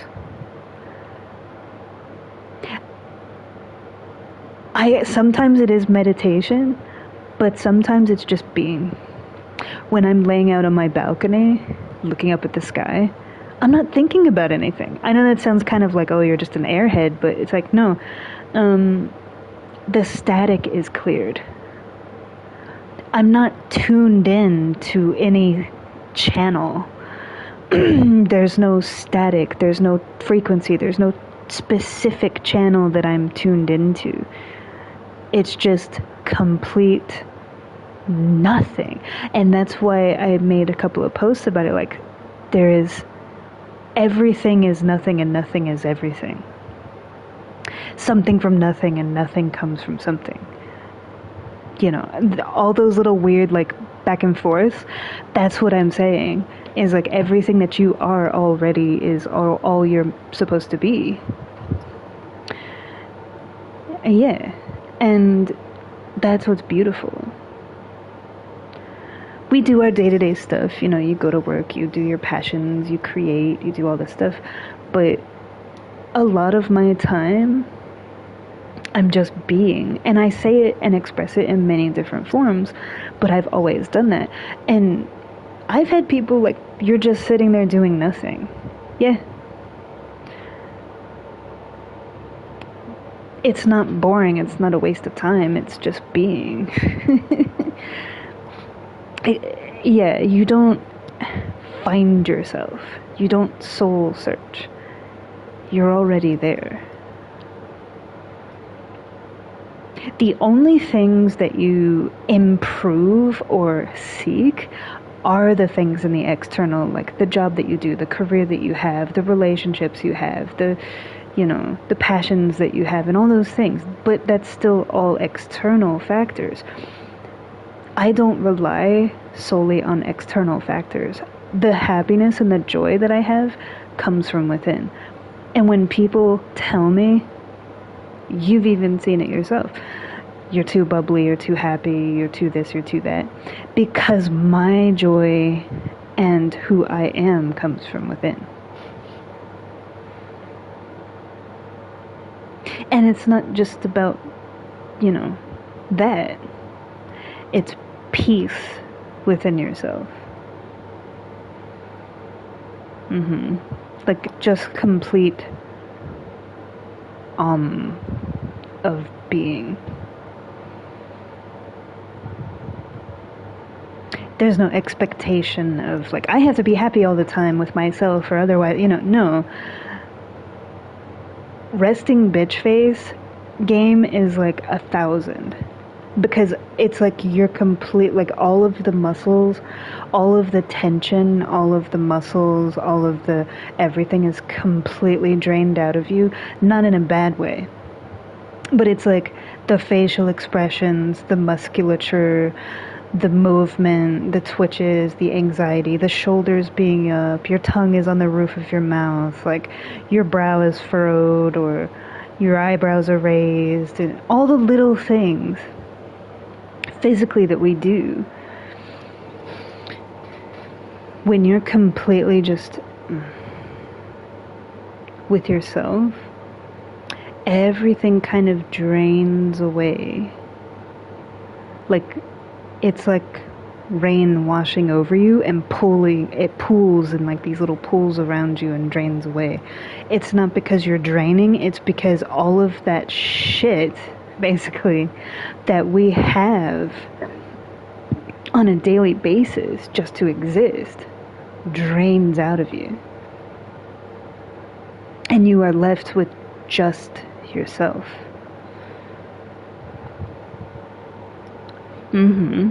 So that's why when you ask me, it's like, no, it doesn't bother me when people think that I'm too this or I'm too that. I've heard it my whole life. When people criticize me, even when he says, oh, you're too needy, you can say that all day long till you're blue in the face, but I know me. So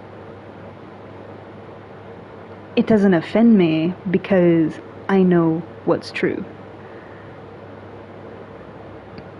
Because when people say something, they're basing it off of something that they've seen. And it's like, that's an observation. But that does not define who I am.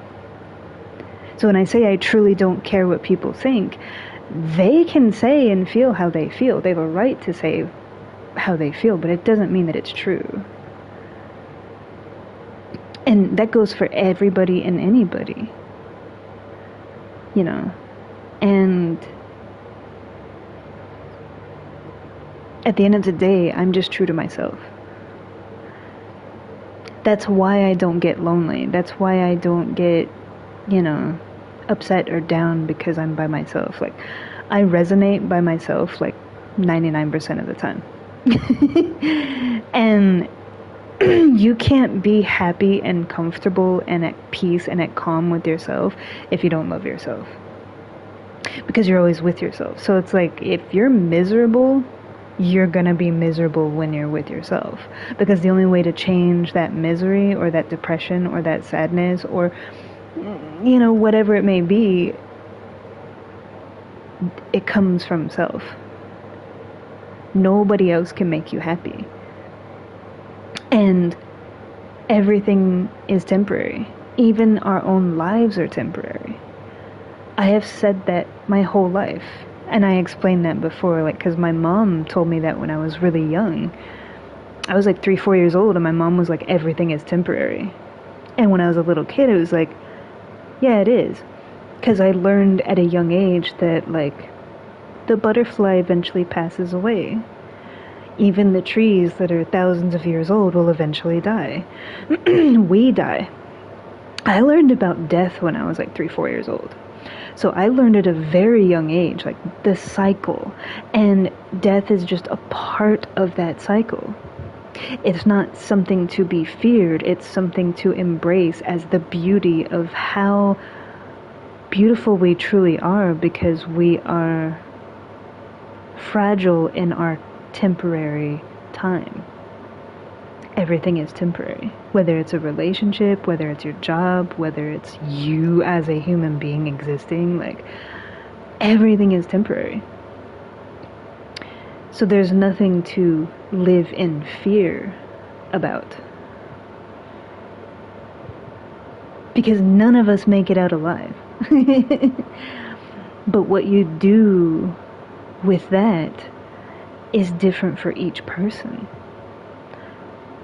Whether somebody struggles with addiction their whole life and they just keep revisiting over and over again the same struggle, and it's like, some people are, it's like over and over and over and over again, they keep making the same mistake over and over and over and over and over again. That doesn't mean that person is stupid or less than because they're struggling with something. Or they're in a bad relationship and they keep falling for the same types of people over and over and over and over and over and over. Like, that is their path. That is their journey. That is them. And they are going through, like, yes, I like to help people. But true help is not giving them advice. True help is telling them, like, only you can do it. Like with Koki, when he went through, because he drank and he had an addiction problem, and I told him, I said, I can sit on top of you till the cows come home, but at the end of the day, the second that I leave, there you go. So you can drive them to AA, you can drive them to like the addiction centers and get, try to get clean, newfound faith, and all they're doing is redirecting one obsession for another, but it's still an obsessive behavior. They just traded one vice for another. But when you actually make the decision from inside to change, it has to come from within. All the people going through it with you and all the advice in the world and all the rehab in the world won't mean shit if you haven't decided within yourself that you actually want to change. Because if you haven't and you really don't want to and you're not at that place, what happens? You go right back. It's only a matter of time. So the whole beauty of that is the realization that it has to come from within, and nobody else can do that. And when you learn that, you learn that other people and external factors do not determine your life. They might be in your life, they might be a part of your life, but they are not you.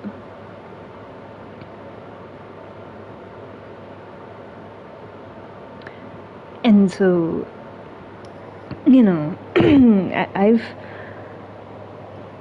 preached that, and I don't preach, like, I can't think of another word, but I've been saying that for a long time, and that's why. And I've had people tell me, like, well, that just seems really lonely, or that seems depressing, or, like, if you see self as lonely or depressive, that's your answer. That means that you don't have that self-love. You haven't obtained that. Yeah, it means you actually need to be with yourself more and spend more time with yourself. And, yeah. And there's a lot of people in my life, like Koki, to this day, like, he doesn't like to be by himself. My stepfather, same thing. My mom is very much like me. Like, I have to disconnect. It's not an option. I have to disconnect. Because it's too much. It's like, I need to be with my, so it's like, I need that. And it's not coming from a place of neediness, that's coming from a place of being with yourself. Disconnecting all of the stuff so I can...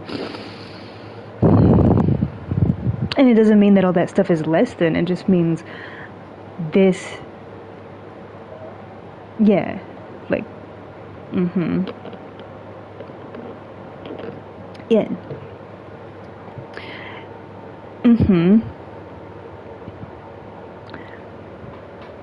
No, and it's beautiful. And everybody has their own way.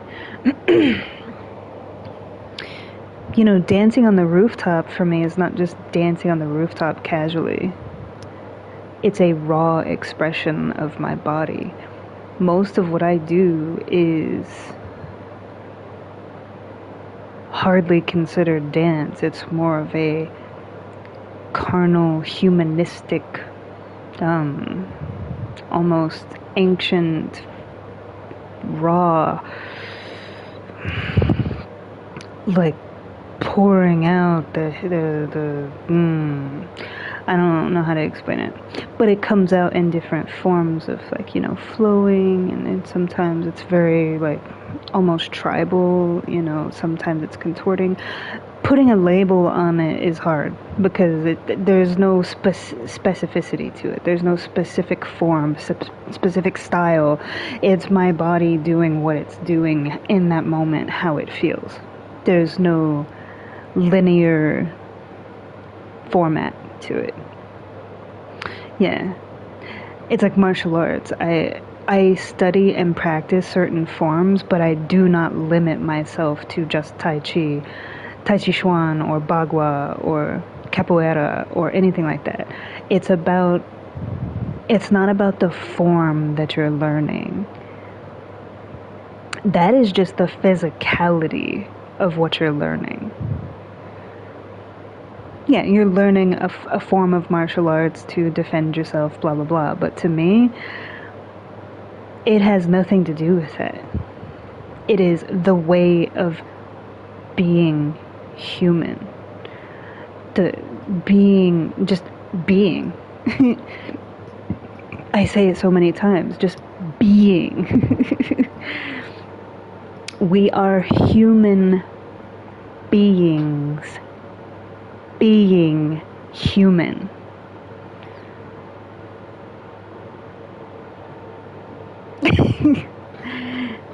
Yeah. So, So thereby, because we're human beings, being human, just be. Whatever that is, you know? That's why and me not caring what other people think is not about just being mean, like, oh, I don't give a fuck about you, I don't care what you think. It's not about that. It's about, I know my true self. I have always known my true self, because it's always been there. And I have always been true to that self. Things, yes, I am not perfect. Things have happened in my life to me, just like anybody else. You know, that's why I say, like, when I talk about the stuff that I've been through, it's not a pity party. It's not, oh, I need attention, feel sorry for me, cry for me. No, it's a testament to myself of, no matter what I've been through, I've stayed true to myself. It has not changed me, like who I am, myself, of who I am, and it has not changed my heart. So what I go through is not about the thing that you're going through. It's about staying true to who you are as you go through it. That's what it's about. Because in my opinion, what you go through is simply challenging your loyalty to your true self. Can you stay your true self through this? How strong is this self that you are, that you be? Yes, it's a test, it's a challenge of self, that no matter what you go through, you maintain that oneness throughout. And nobody's perfect. You get pissed off, you get irritated, you get annoyed, like, you get frustrated, you know. But with me, it's like, yes, I do those things because we are human, we are of the flesh. I'm flesh and blood, you know. But you have the awareness of, okay, I'm getting, you know. And so I always, like, step outside of myself, recognize, yes, this is hell that I'm going through. You recognize it for what it is. Like, yes, this is hell, so to speak. But then you also recognize that you're it's deterring you, it's pulling you away from, it's like a string, like pulling you away from self. So I pull that string back to self. You circle, return, ground, and center. Because some things can get the better of you. I mean, everybody lashes out, everybody gets upset, everybody cries, everybody goes through emotions, everybody goes through stuff. Return to self.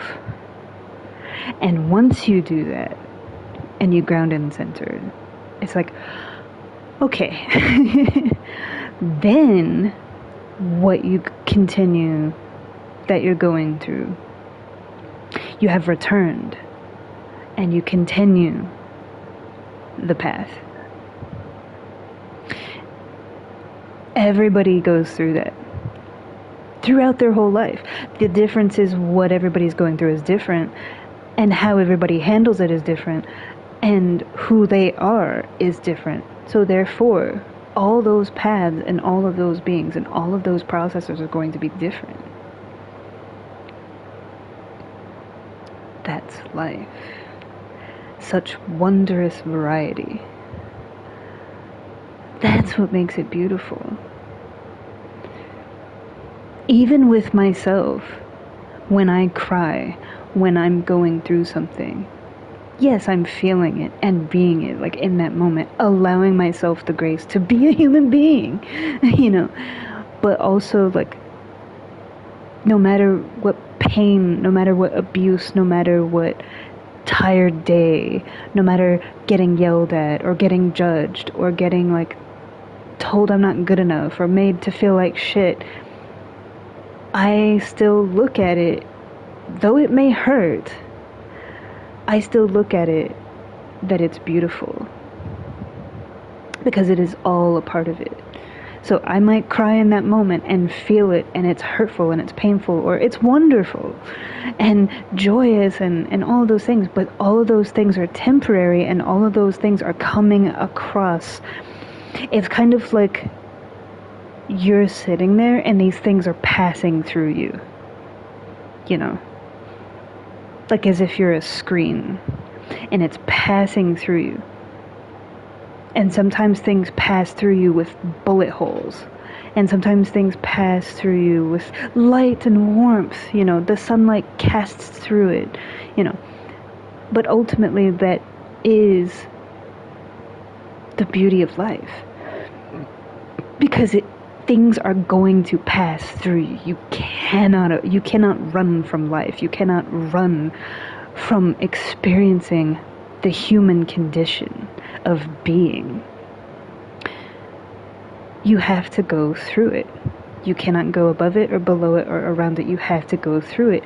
But the whole point is going through it is the beauty of it. It seems like, because the avoidance, the crutches, the avoidance, the shortcuts, the deterrence, everything to go, you're dancing all around it. But if you would only dance in it, that dance would be the dance of a lifetime. Because you can spin all around it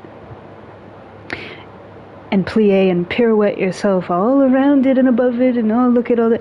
But if you dance in the storm, that I love to do. I actually dance in the storms and in the rain, so I'm using this imagery because I love to dance in the storm, in the thick of it, with the wind and the rain and the thunder and the lightning. I resonate in that. I love that energy, that kinetic just connection. It's raw and it's ragged and it's powerful and it's beautiful. And so I dance in the snow, I dance in the storms.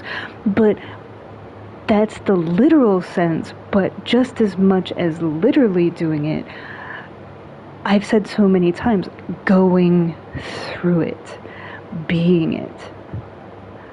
Let the bullets fly. Let the sword gut you. Let the kunai slice through you.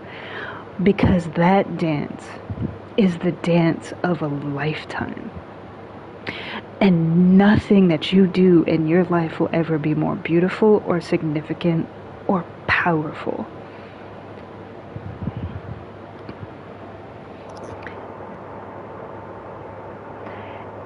And not only that,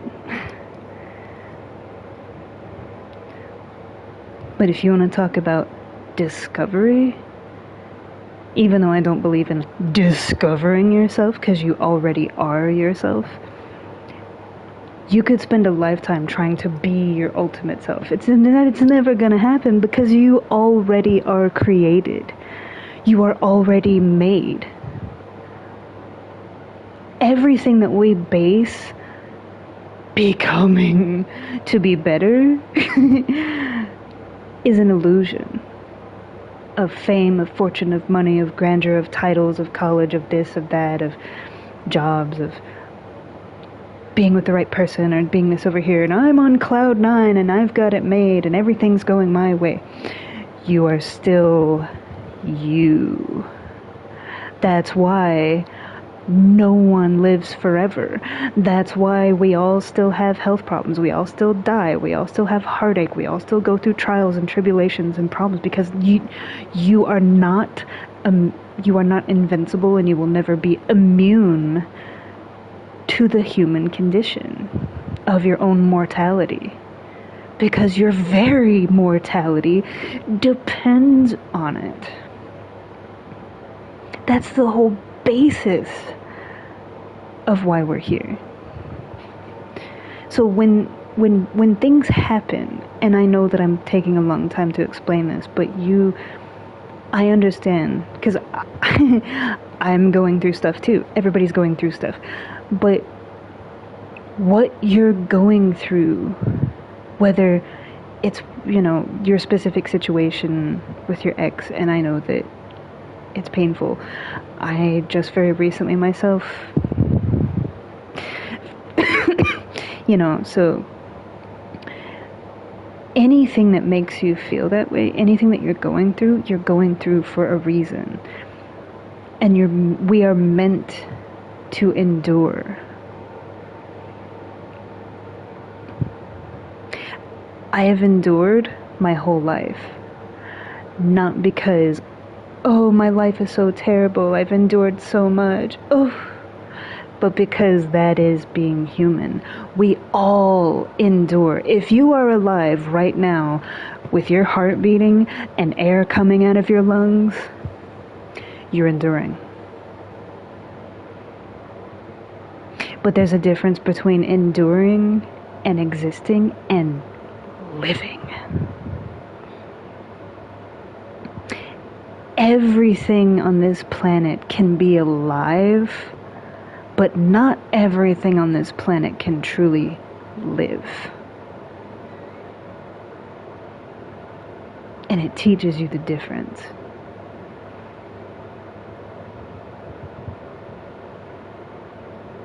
To live. It's not a secret. There's no secret to life. The secret to life is not a secret. It's just living.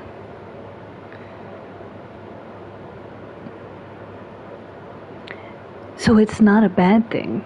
Nothing that we go through is bad. I know that sounds kind of out there, because yes, this hurts, that's terrible, this made me cry, this is physical. You get hit by a bus. I mean, that's painful. Hello. And it could take your life. The ultimate, like you got hit by a bus and now you're dead. But that's not a bad thing. That is life for that person coming full circle and coming to a close. In that cycle for that person. I've lost 3 people in my life last year. My grandmother, one of my closest friends, who was the 4th in our circle of friends, Chi-Chi. Call him Chi-Chi, call him Chico, it doesn't matter. And another dear friend. And people always ask me the same thing. You know, it seems like you don't care. Yes, I mourn because I will miss them. You know, it's normal to miss that person is no longer going to be sharing in life with you. And yes, I do cry, but not in a sense of like wallowing and like it's terrible. You know, like I look at it like it is a part of the natural cycle coming to a close for that person. Even if it was like, because one of them basically deteriorated slowly over time. And it was hell for them to basically slowly die. 2 of them were sudden. And they didn't do anything wrong. They didn't do anything to deserve it. It was sudden. But that is their cycle of being. Even if a drunk driver hits you, you know, and kills you, it's unfortunate that another life took your life and impressed itself upon you to snatch the life from you. But ultimately, it is still a circle of closing. It's all a part of that cycle of being. It's not about how we leave this life.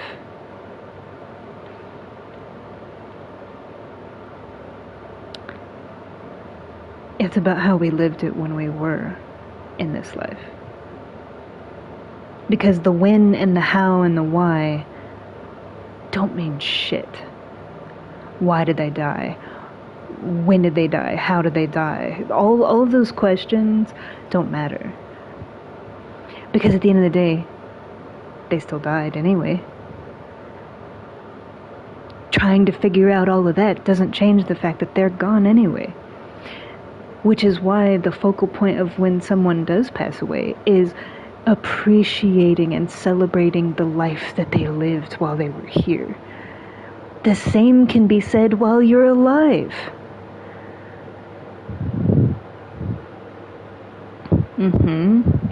Live.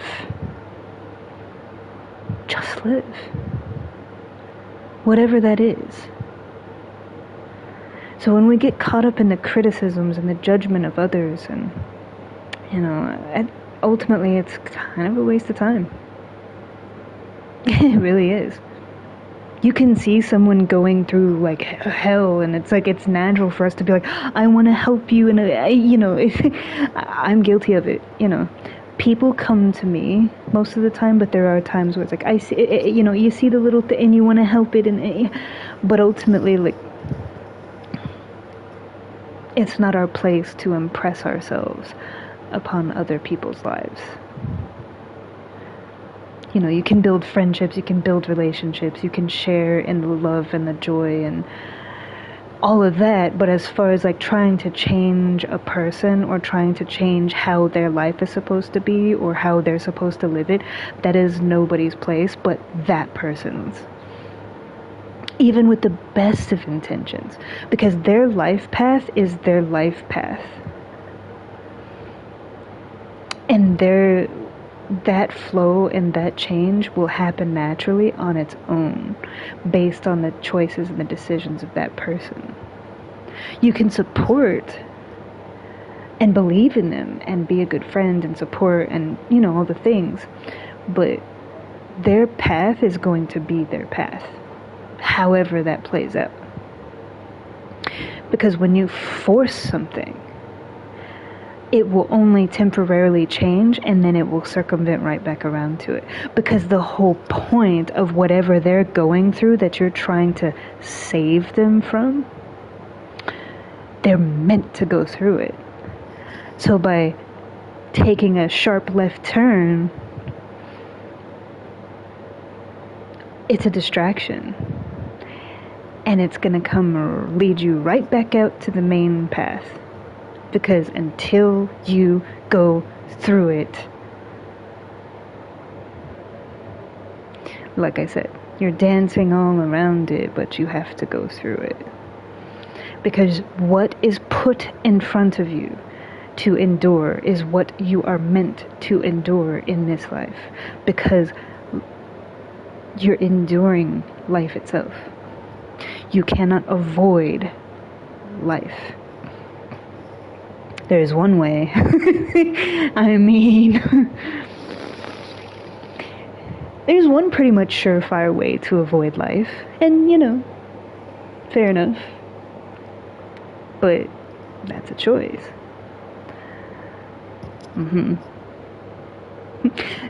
That's basically the cease and desist letter that you get. You know, there's cease and desist. Null and void. Ah. Yes, but... So... It does make sense, you know, what you're talking about of... It's painful, you know, and it does hurt, and, you know, especially when you, from what you told me, you guys were talking about possibly getting engaged and like moving in together and all of that kind of stuff.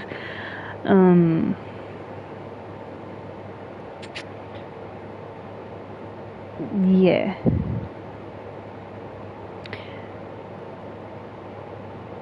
I know all too well.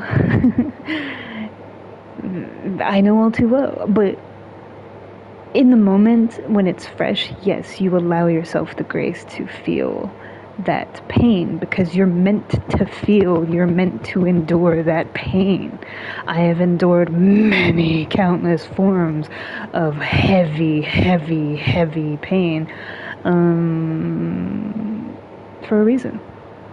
Some endure more than others. But there's a reason that some endure more than others. There's a reason some endure different things. Like I said, everybody's different. You know, and it's easy to have that mentality like you're saying of like, well, some people just have it easy and they walk through the raindrops and they never have problems. That's an assumption. It may appear as though that is the case. But you are not within that person. Their external might be diamonds, but you don't really truly know. So never assume.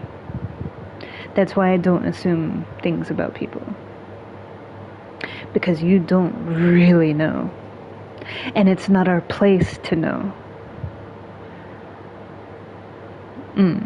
So for me, it's not about knowing like all that stuff in there and everything. If they choose to share those things and share themselves and you build a relationship and, you know, you're in a relationship or whatever, that's beautiful. But it is not our duty to dig into somebody else. You can be close with them and you can share things, but only they manage themselves. We don't micromanage. We're not here to micromanage people. Yeah. So,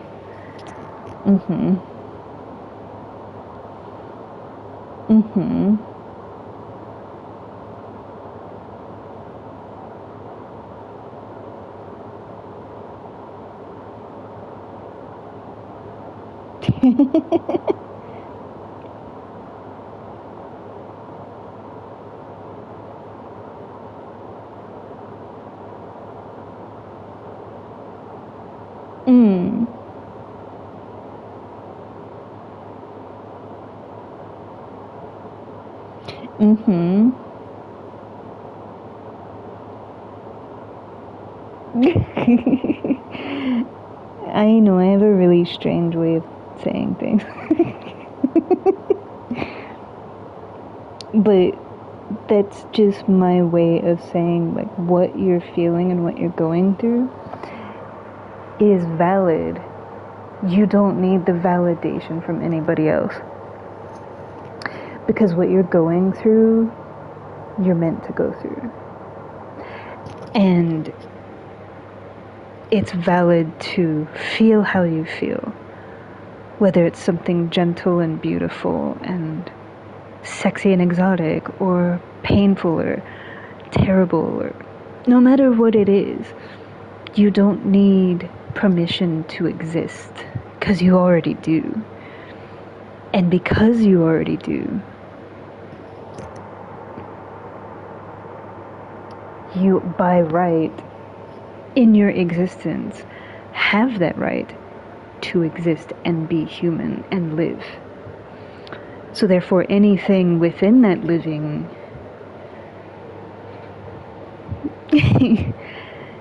it's okay.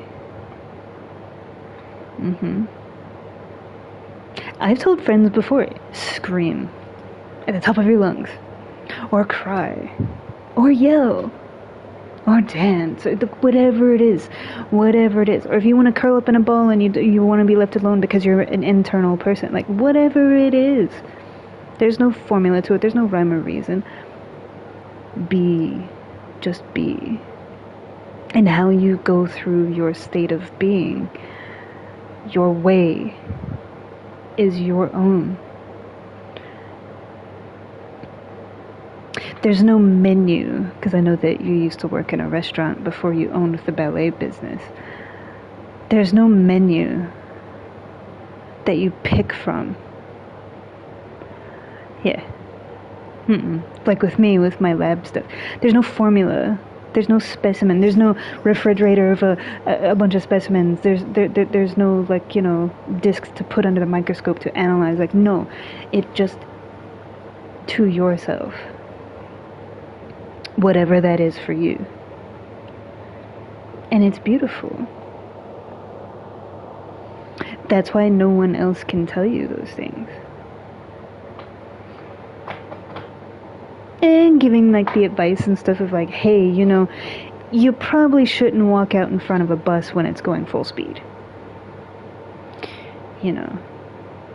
Probably not a good idea to, like, jump off a building. You know. I've been hit by a car. Don't walk out into traffic. you know, they're just trying to help you along, you know, like, but the meat, nobody else can give you that. They give you their experience of, like, hey man, you know, this guy, you know, don't fall for this scheme, you know, because I've been there, and, you know, like, they're trying to help. That's why when you asked me how I took what he said, I said what I said. Like, on Threads, when you were asking me, like, well, how did you take what he said? Because you said it offended you. I didn't get offended, because I know myself. But also, I look at it like, that's his way of trying to help. Even if it's worded a certain way, and to him, he's helping.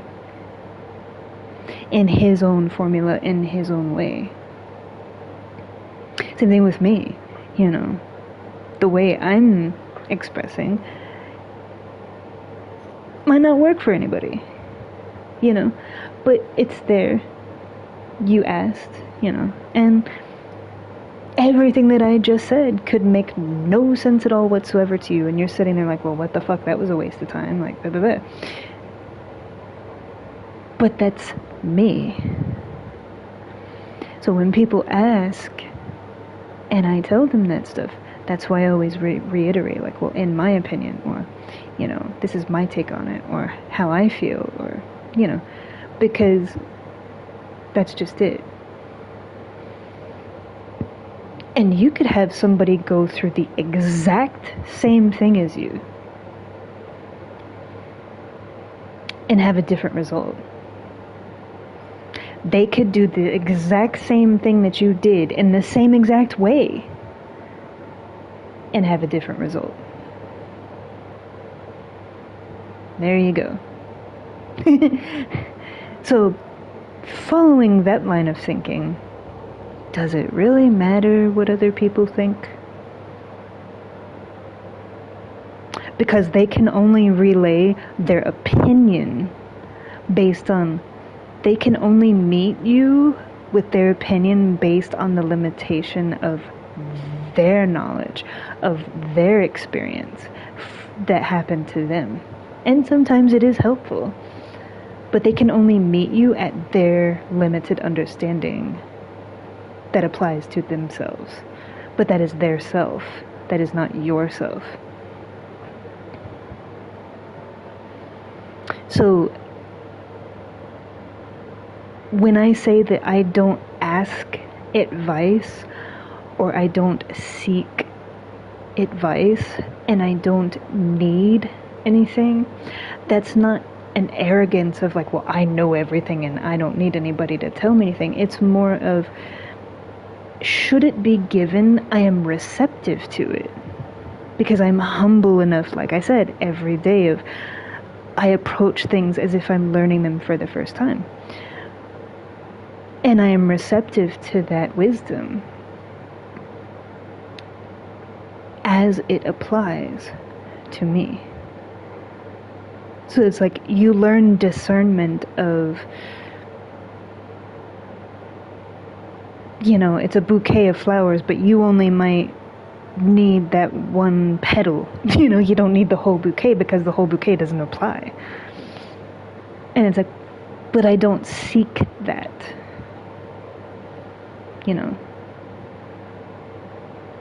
That's not why I'm here.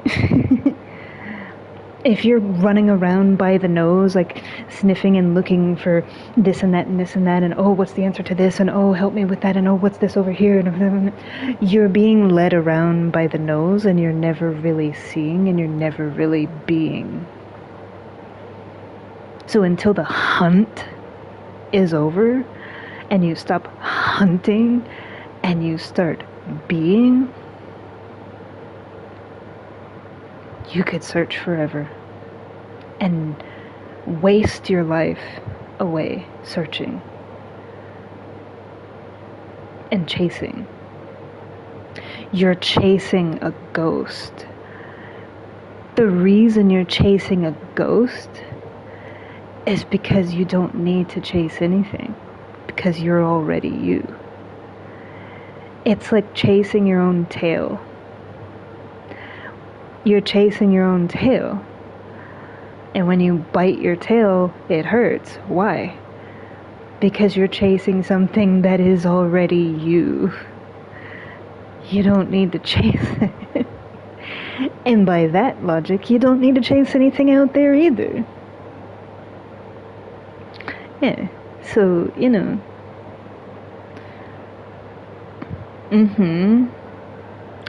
Yeah. And the common factor that ties all of that together is that no one is perfect. Nobody. So I choose not to micromanage or judge or seek or validate or seek approval or need anything, but more of just celebrating and enjoying and being, just being, Little shit happens in life, like,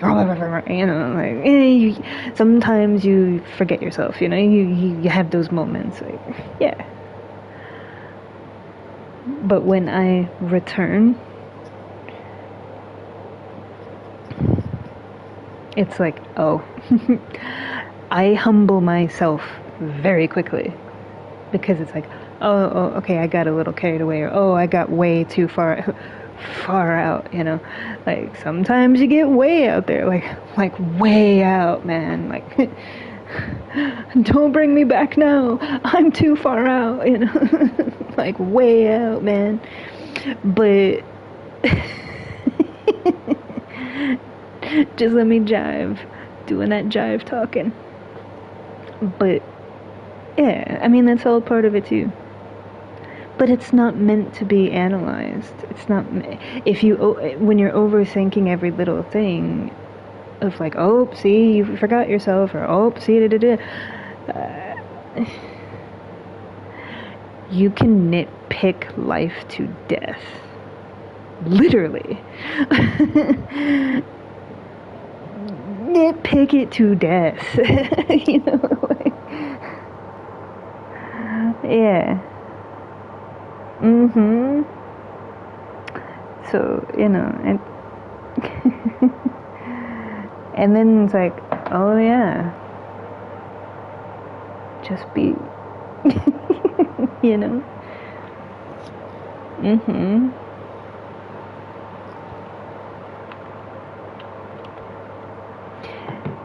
So I hope that helped in some way. And even if it didn't, you know, that's just, all of that is just my opinion. That's my viewpoint, that's my opinion.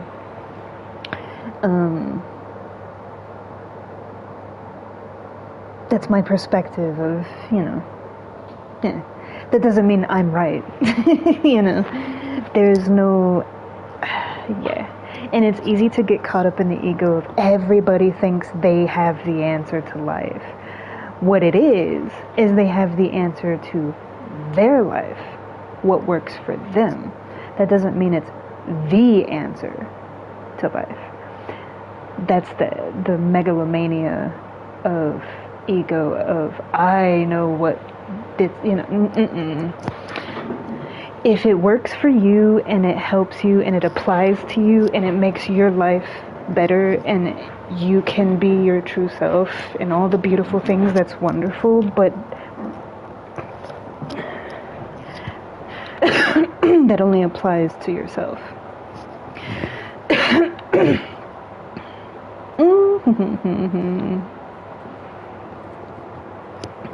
Yeah, exactly. Oh, I got a totem. Fuck, I'm gonna fuck off and do the totem, cause mirror.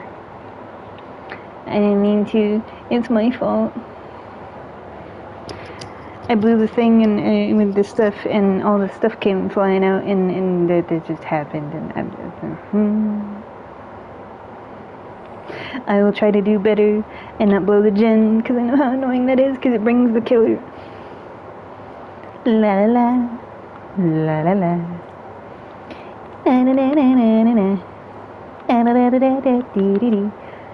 You're welcome.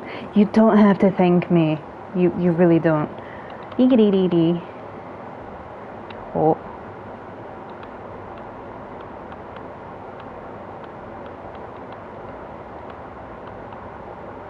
Ah.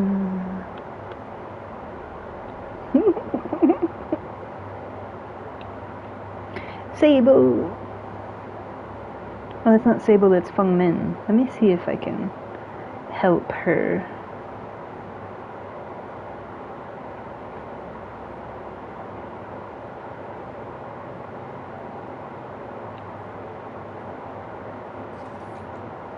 I mean, this stuff.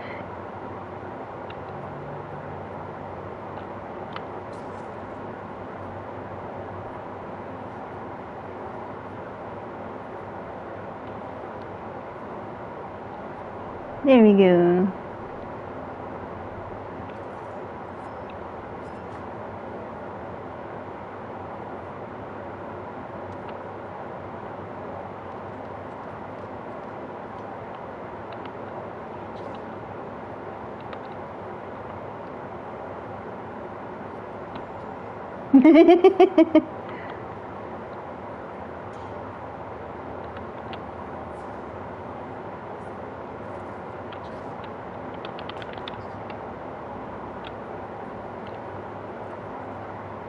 I like how she did the little kissy thing.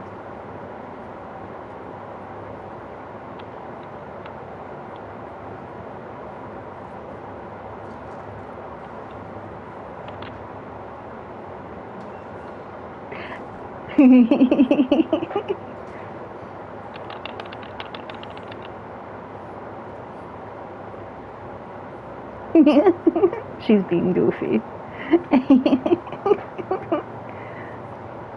Arigatou gozaimasu. Tomo arigato. Oh, sorry. Excuse me, pardon me, excuse me. pardon me, excuse me, pardon me, yeah. Mm.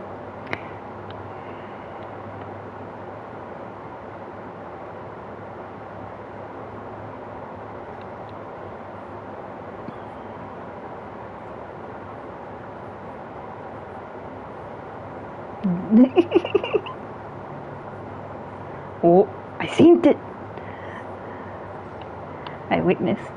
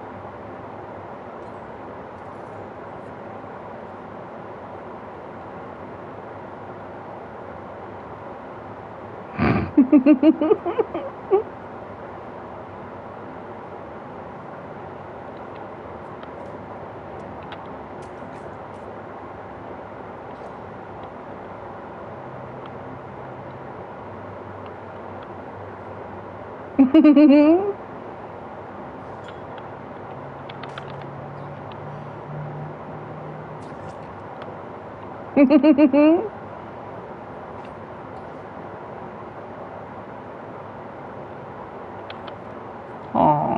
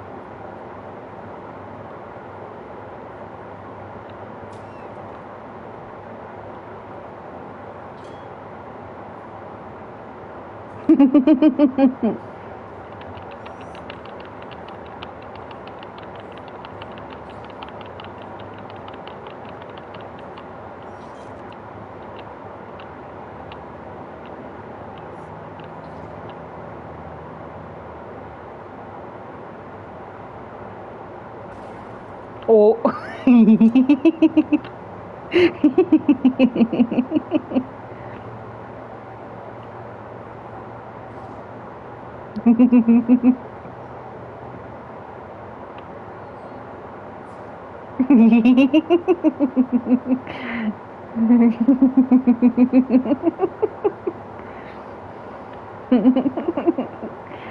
My name is Brat. So,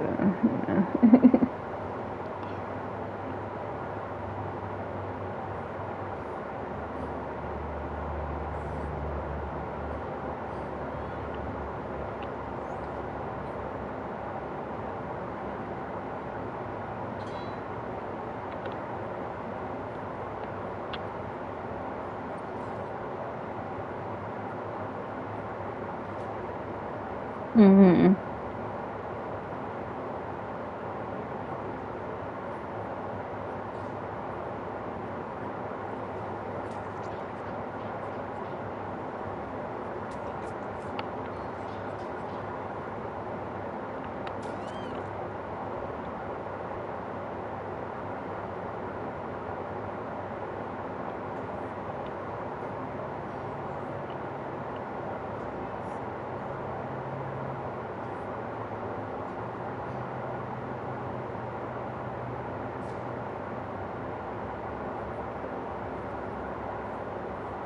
That's what she was trying to do, but everybody was hiding from her.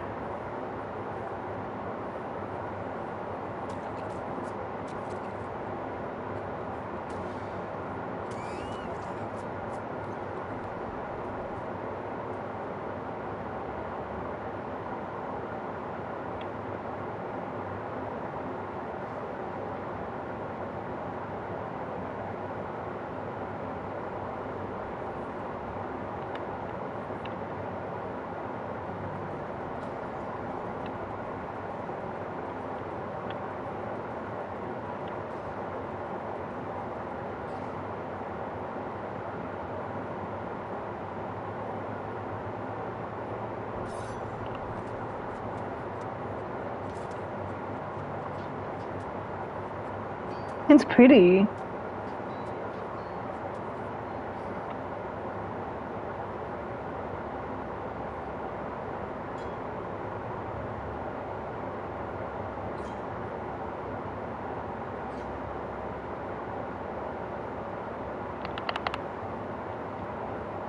Yes.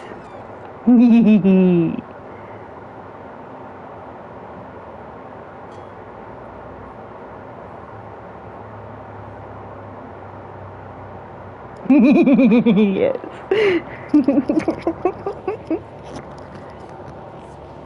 Kia. So nice.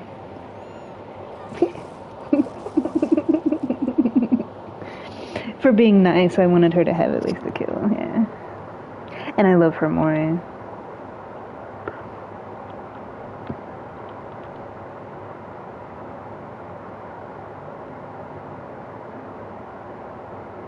Mm-hmm.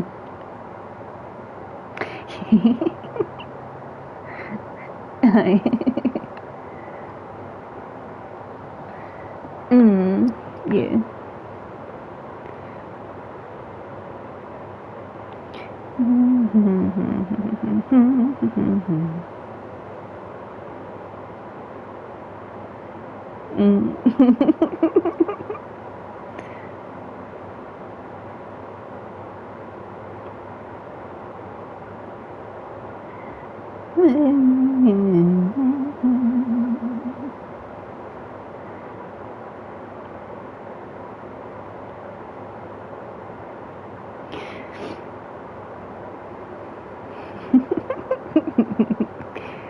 You're silly.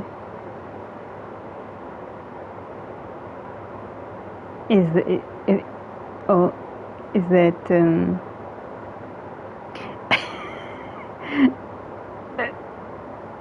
oh, well, I mean, you know, cause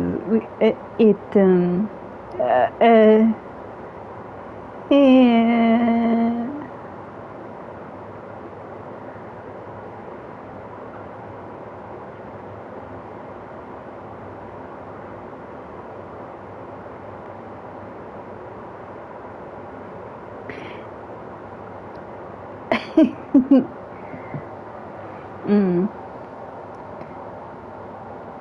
That's a lot of stuff. That's a lot of stuff. Oh, okay. あの、はい。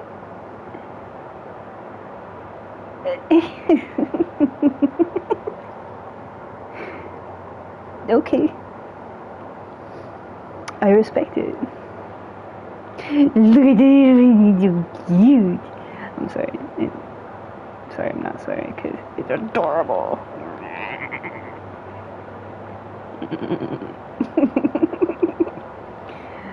Yeah. Springtime,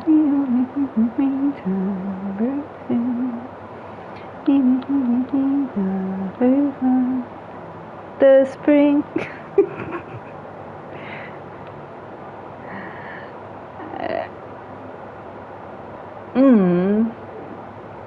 Well, but you, I mean, okay.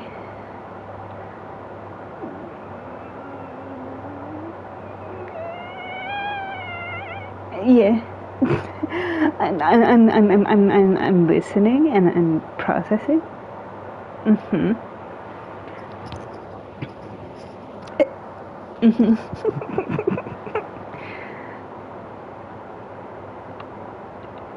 あの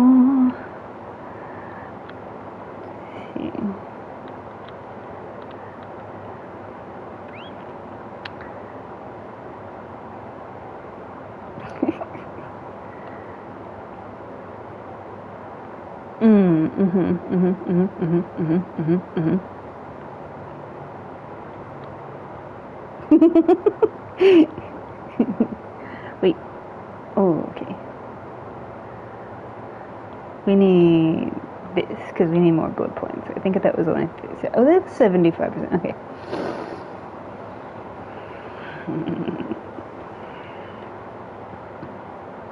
It's Maria, Maria. Wow, they all have their names. Wait, what's Kick? What's Kick.com? What is it? I don't... It's I probably don't want to know. I belay my last because I don't want to know. Nope.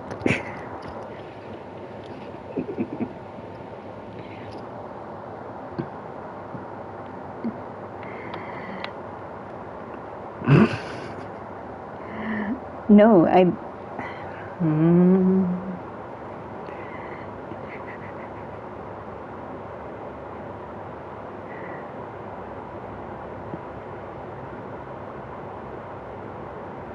Oh. So it's essentially like Twitch, really. Huh. Interesting. Oh. Look. Of course I would spawn right next to the Rekka stove. Look at all those vinyl. Is that a... That's some... Oh, wait.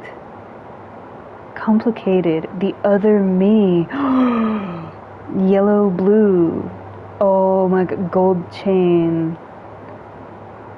They had talked about... Because, if you look up Dead by Daylight and you look up Trickster... when he initially came out, back in the day,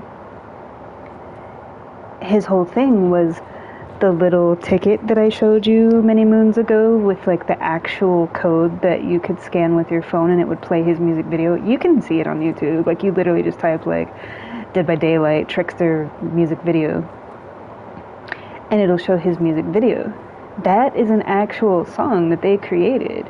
And then with his rework with this chapter, the video that plays at the very beginning, it only plays like the first time that you open the game. After that, it doesn't play. That's a music video. And supposedly, because the character is based off of like K-pop, they're actually gonna have like different songs that come out. Yeah. It's gonna be like a thing.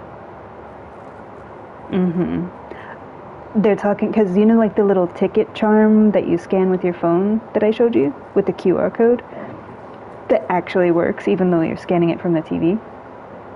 Supposedly they're going to start having like other charms that have other QR codes and it's other songs and like little music videos that they create. So it's like that one's like the purple one and then they'll have like a neon green one and a blue one and stuff like as time goes on.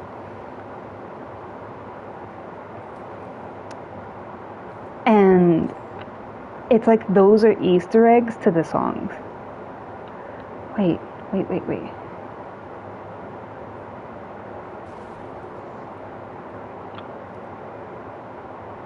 If only could I'd make a deal with God.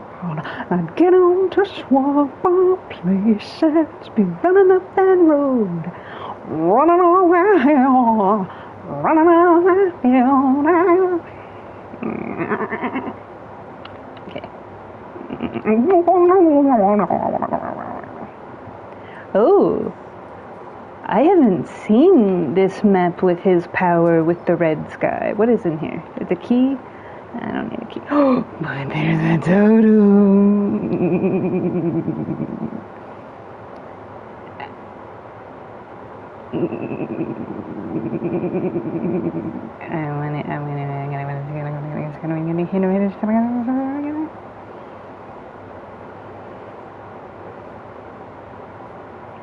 Yes? Damn.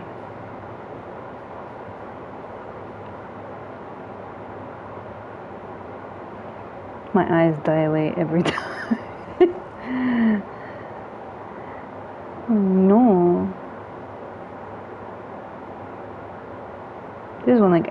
open, but it's not lit.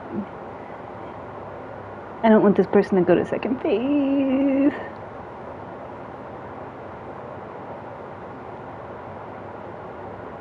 Oh.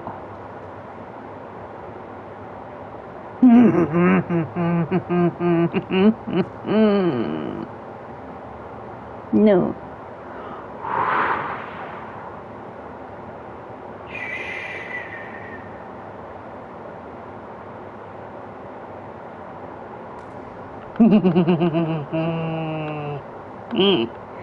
Okay. I like that I'm glowing.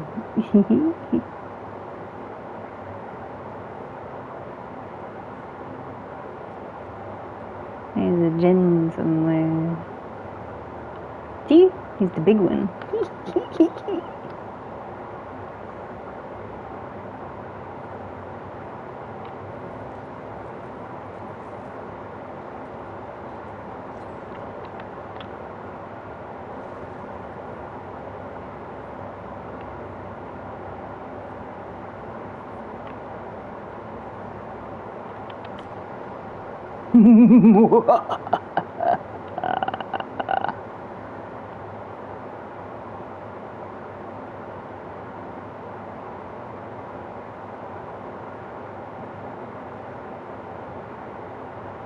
He's over there.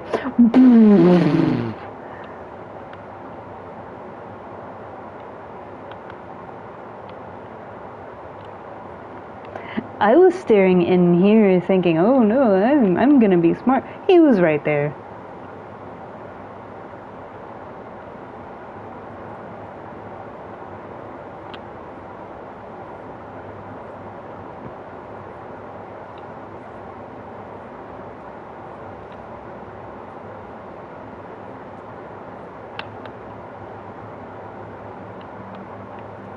There's no stuff.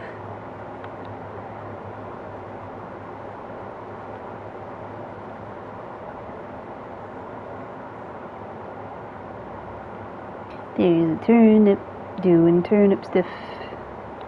Hee hee.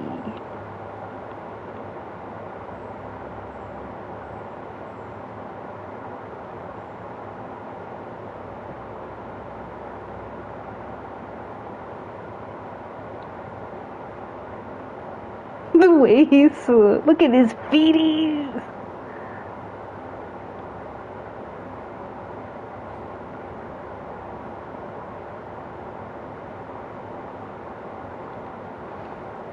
He has towers. Look at, oh. Hee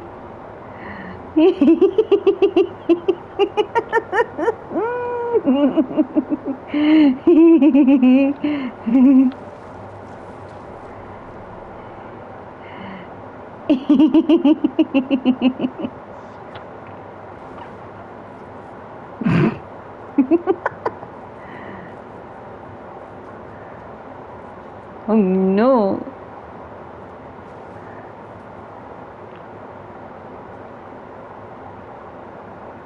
What did he hit the van for?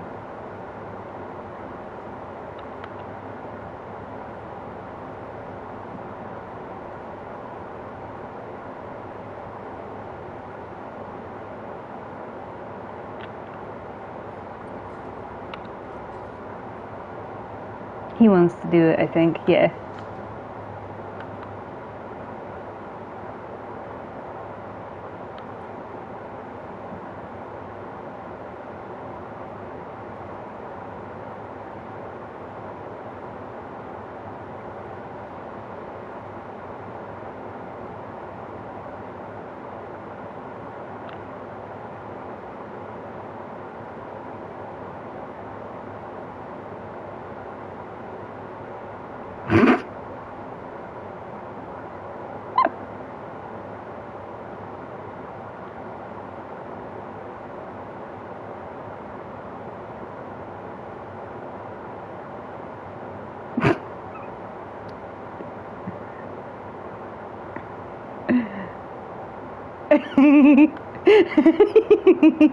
It's like when your parent gives you like the look.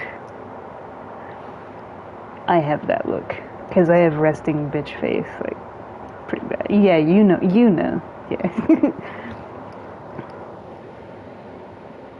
My mom says that I get it from her father because my grandfather, she said that when she was growing up, he would be sitting there like reading his newspaper or doing whatever, and he could just look over his glasses at you, and she's like, "You've got that look." She's like, "You're my son, and you make me feel like a little child when my father used to look at me like that."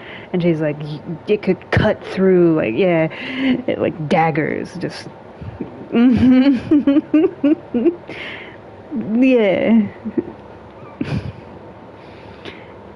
But then I'm like, "Hi." Oh, yeah.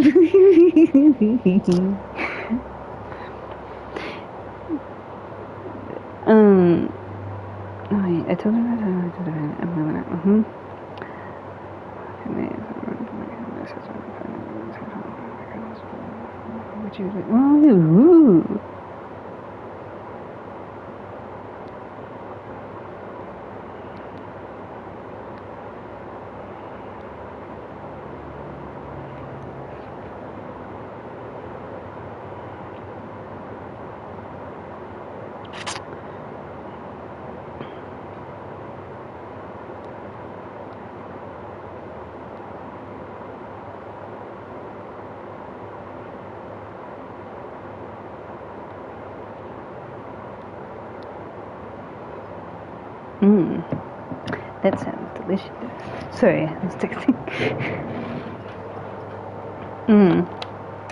I always have my phone on silent.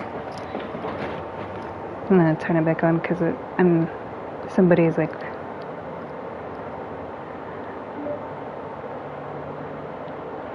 just in case.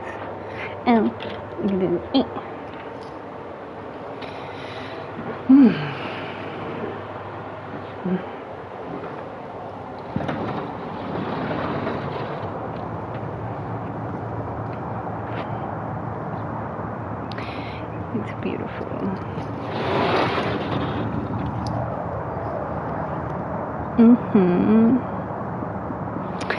Yeah.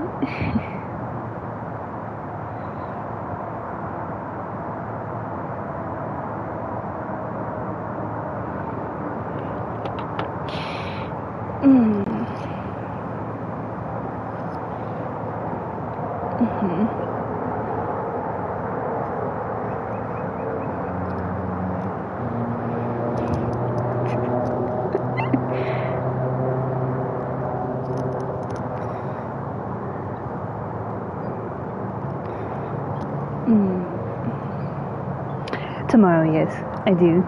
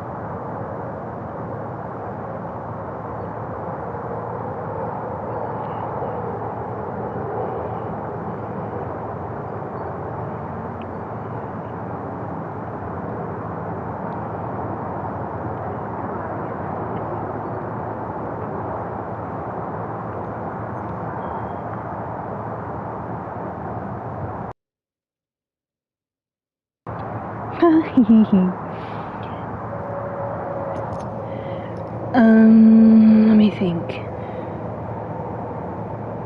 Yeah, I can do that.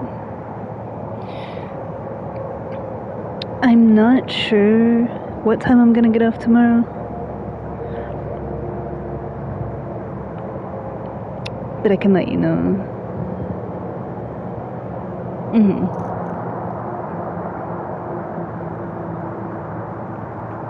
Yeah, definitely. It's just a matter of like what time it'll be. It'll be like in the afternoon though. Yeah. It should be 2 o'clock, but I have a habit of lingering. Because for me, it's like, I've always had this mindset of like, I don't go home when it's time, I go home when it's done. And I'm working on that. Because the problem with my job is at a hospital, there's always more. So if you have that mindset, you'll be there forever. So it's, you know, like being like, yeah, knowing like when, okay, June, like just stop it. After this one, but yeah, because when I first started working there, they had to tell me to leave.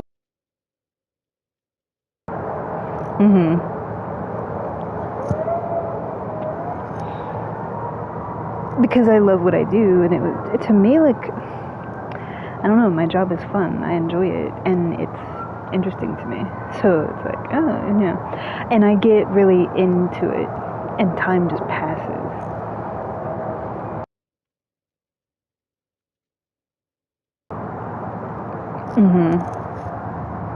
So it's easy for me to be like, oh, okay. Wow.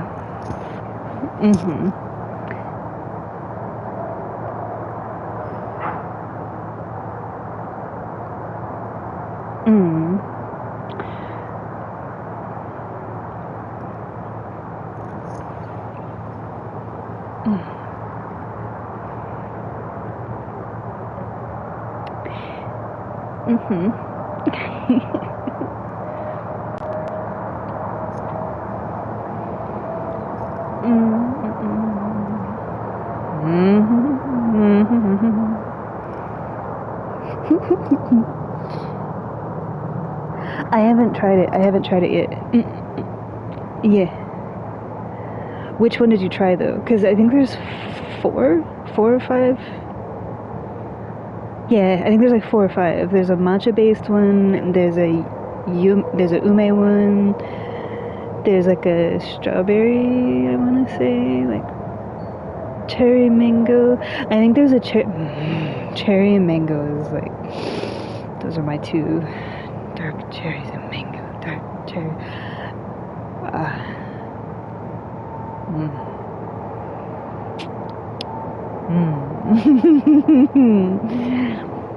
Yeah.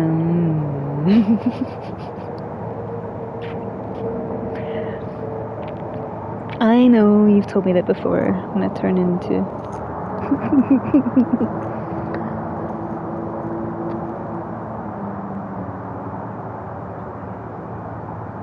Cherry, mango, and cinnamon. Those are my 3 favorite flavors, yeah. My toothpaste is cinnamon.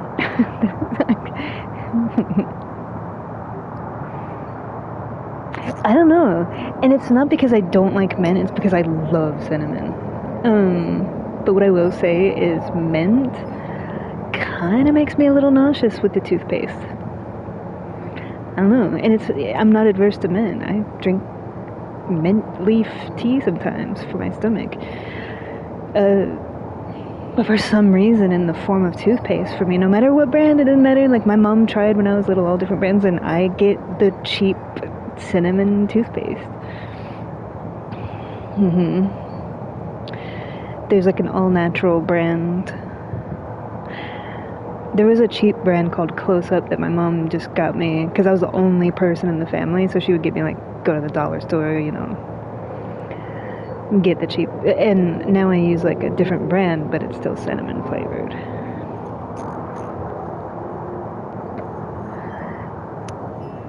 Same thing with gum. Like, my gum is always black cherry or cinnamon. Yep.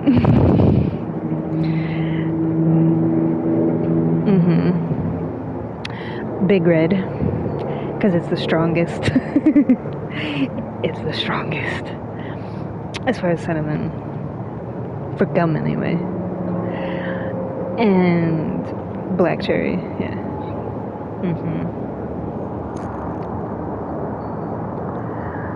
It's the black cherry. They do, like, Icebreakers makes a black cherry one. That's okay, but it fades in like 2 seconds. I'll take a picture of it and send it to you. There's a brand that I get from Japan that's actually like black cherry gum. Yeah, like they have like fruit, like real fruit flavored gums. It's not just like juicy fruit where it tastes like, you know, fruit chemicals. Yeah. If they made a cinnamon flavored mouthwash,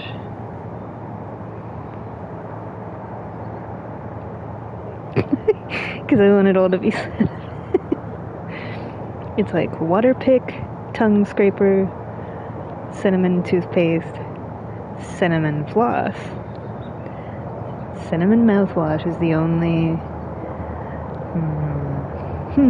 I'm sure it probably exists, I just have never come across it. I've come across that gross yellow shit, where it looks like you're drinking pee, and it tastes like medicinal. Yeah, it's not very...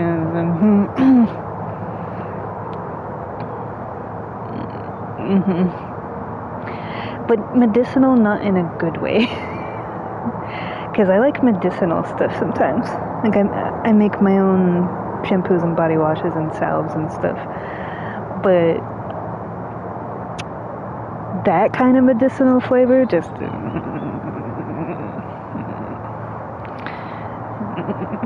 no.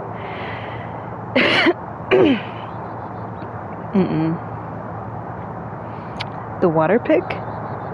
Ow. I popped my hip bone. I'm double jointed in like all my joints.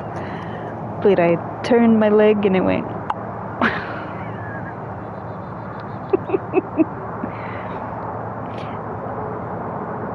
Yeah, every time. When I do push-ups, my elbows and my shoulders pop every time. Every time when I'm going down and coming back up. Because I can dislocate and relocate all of my joints and pop them and everything. Like, that's how I'm able to do my contortion. But when I was in like gym, I kind of had to be off to the side because it bothered people. Because they're like, oh, like it sounds good. But I'm over there like popping and locking and unpopping them. And they're just like, that is so disgusting. And they're like, doesn't it hurt? And I was like, no. Yeah. There's this thing that I do with my shoulder. It's like you put your hand on the shoulder and like push down to where you can feel the joint, and I can dislocate it and relocate it. And every time I do that, people are like, that's disgusting, because you can feel the bone like separate from everything. Yeah, you can feel the separation, and if you're looking at it, you can see the divot. Oh, you can see like the in it. I spared you because you gross out easily. Yeah.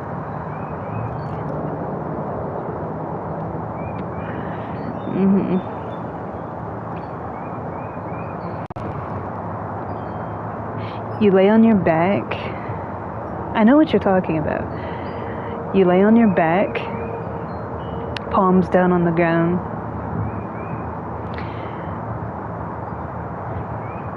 Raise your legs straight.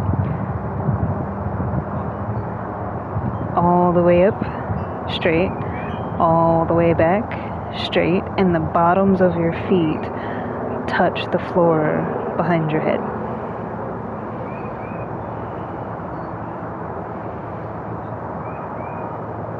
And then there's an alternate version of once you get to like waist level, you bring them forward. And then your legs go around your arms. Yeah. It's all different. It sounds more complicated than it is, but I just do it like shoop. That's how I do like the... Because when most people crab walk, they just like walk on their hands and feet. But to tuck your legs through your chest and walk on your hands like that, it's essentially that. Yeah. In the reverse. Yeah, all kinds of stuff.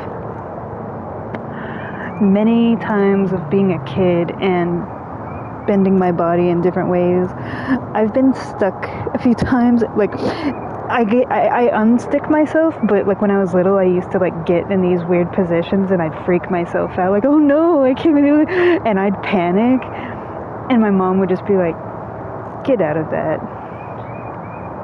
Like, but I can't, you know, yeah. So there was like a few times where I'm like, oh shit, you have that moment, you know.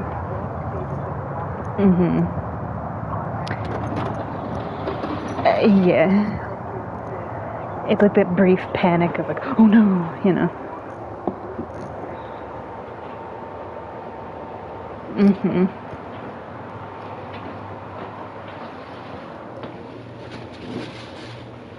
Yeah.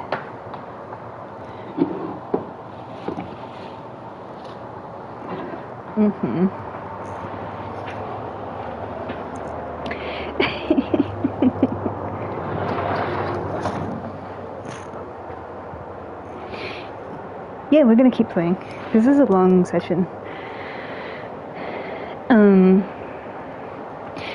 I thought that I was gonna work longer. Ow. And since you canceled and moved it to tomorrow, I'm kind of enjoying like having the time, because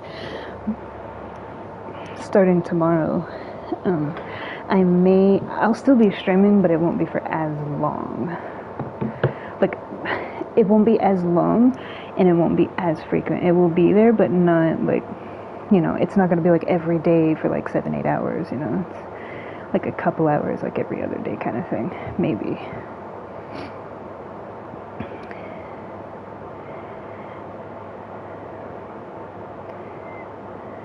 Chotto matte ne.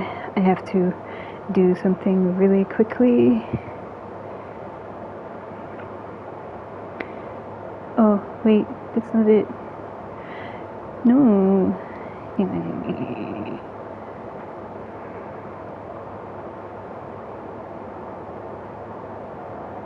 Here we go.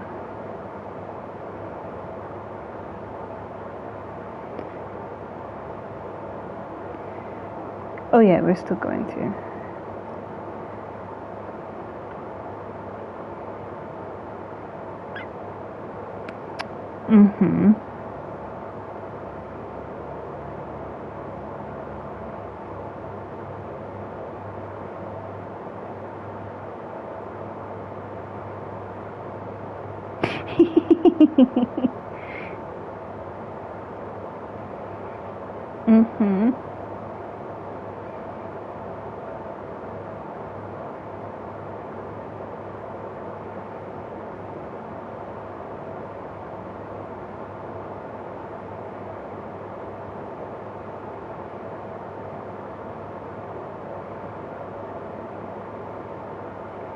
Let me see. Okay.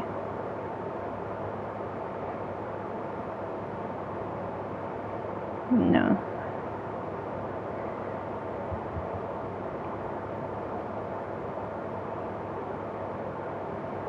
Where is it?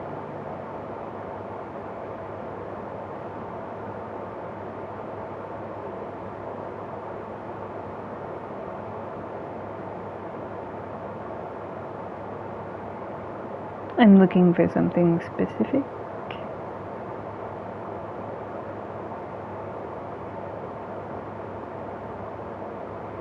My housemate tasked me with the task of getting food for them, and what they have is not it.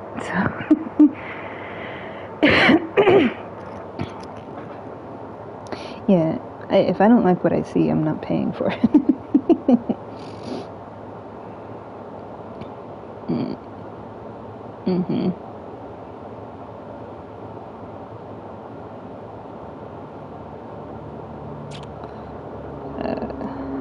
I'm sorry.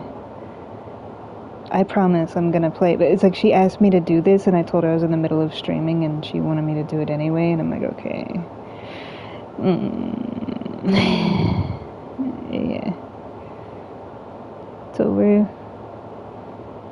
doing this for a second.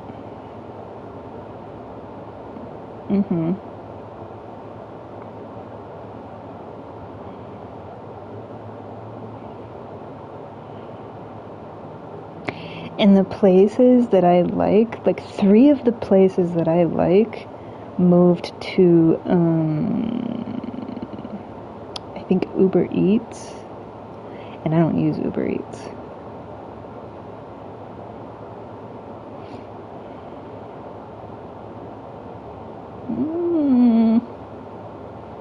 So I'm having to scroll through things I don't really order from because she wants Chinese food. And I'm like, all the best places are no longer on here. So it's like, what do I,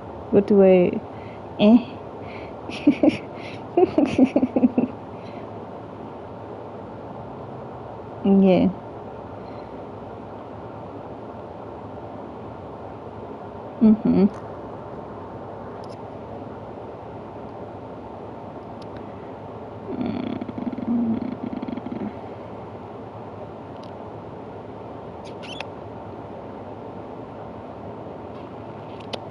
I know. I'll do this. There we go. And there's always a solution.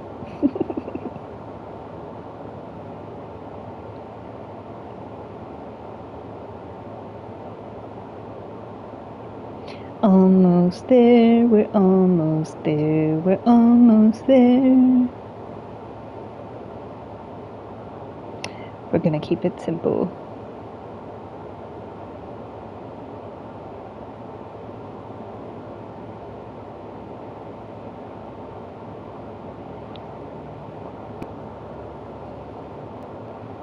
It just... There we go. Okay. And then we just... There we go. Okay. Now we're doing it. Okay, we're good. I apologize. I don't really order food that often because I make food. Wait, what?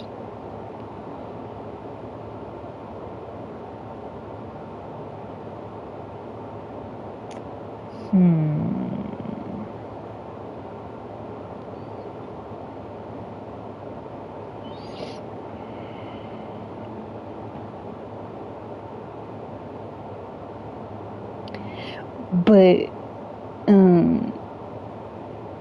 you know, helping out a friend. Yeah.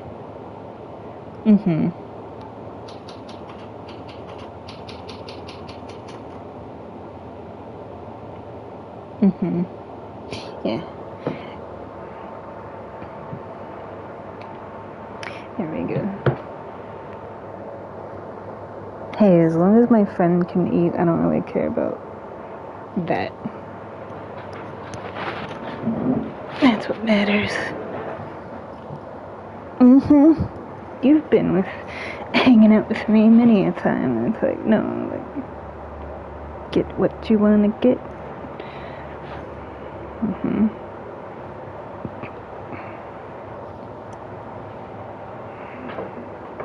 Yucky. La.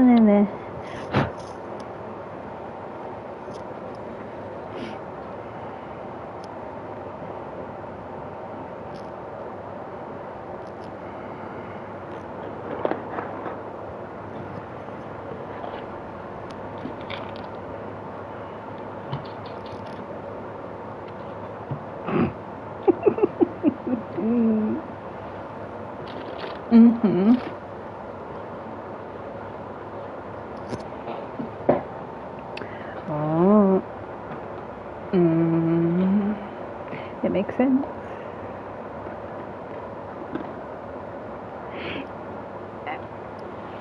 Well, because I'm helping her out a little bit. You know?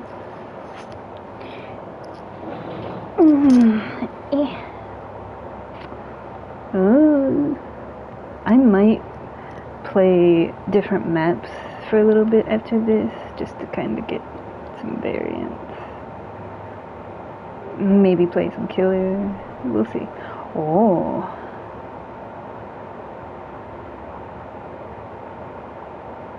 Ooh, I like the indigo one with the star on it. It's pretty.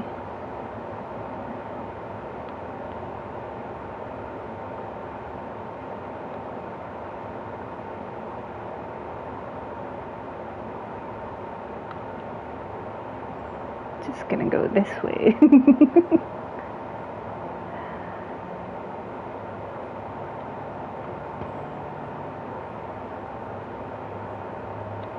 Hee hee! You're so adorable.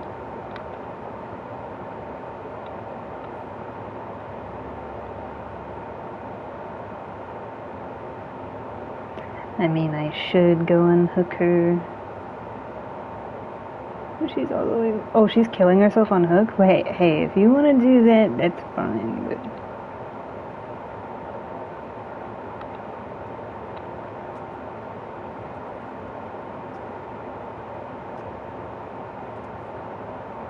Someone disturbed a crow.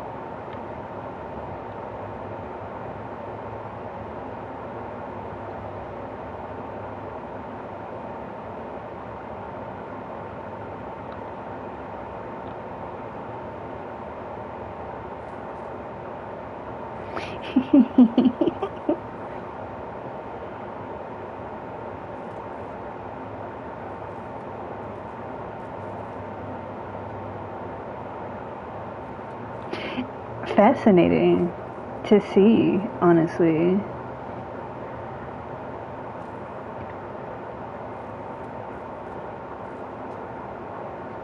That backflip.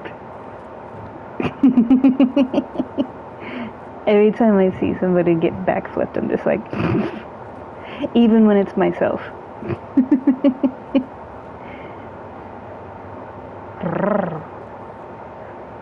Oh. Just gonna put a crow on this gen because it's closer.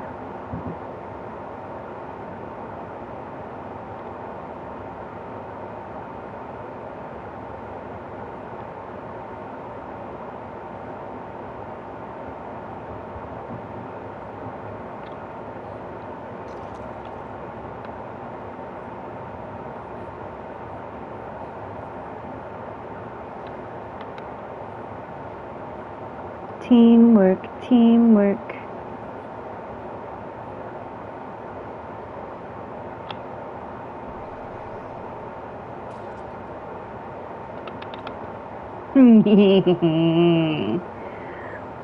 Let's go.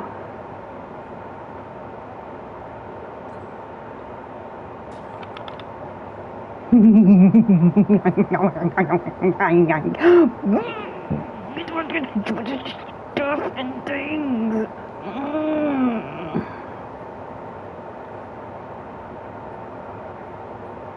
Fake out.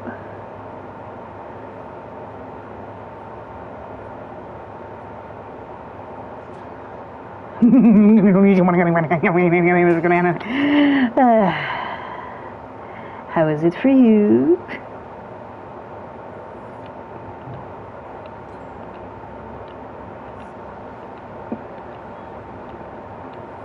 She's looking up at the fireworks. That's funny. Like, ah.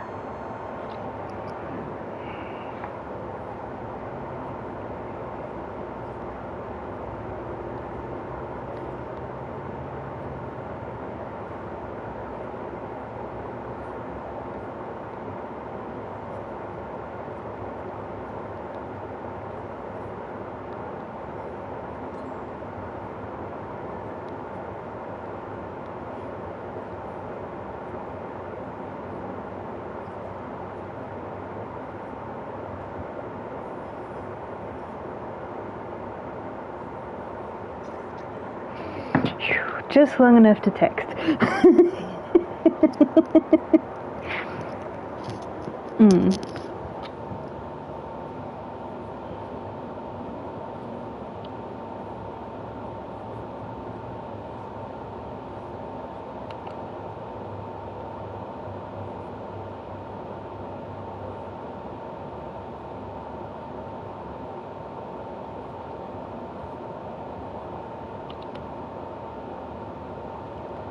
They got on her, but not me. That's funny.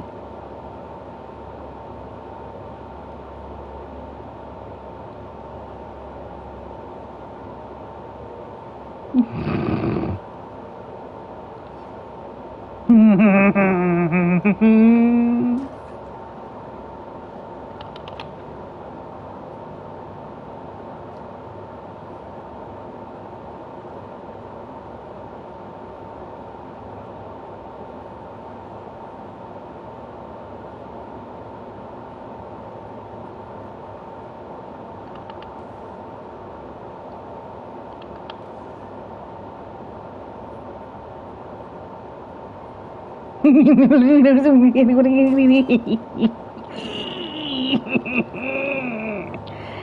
gratifying.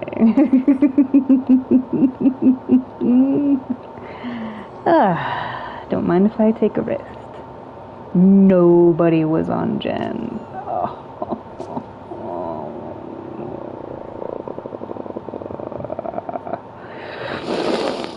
It's okay. Look at this. Look at this sign. The underneath the vertical pink one. Isn't it cute? That little light pink sign with the blue and the yellow. It's so kawaii. 本当に可愛いね。ありがとうございます。どうぞ。お。Wait. Wait. Wait. Wait. Oh, wait. Wait.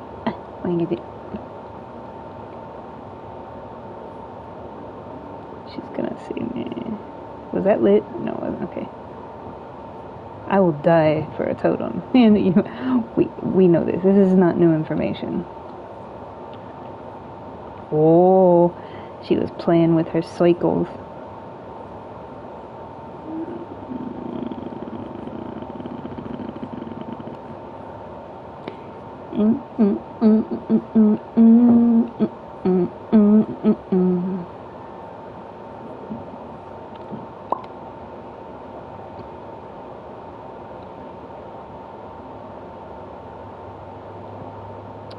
You know what sucks? And I don't know if you, because you don't really go to newsstands like I do. I go to newsstands because that's how I get my cherry gum and my cancer sticks and, you know, things like that. 75% of the newsstands in the city are gone already. Because people don't read magazines and newspapers anymore. So they're becoming just basically like, here's some gum, here's some candy. Yeah, kind of thing. Yeah. And it's like a whole culture of like the newsstands. That'd be like getting rid of the companies in Japan, in Tokyo. Or the little stands where you can just go and like get some noodles and you just sit. Like, yeah.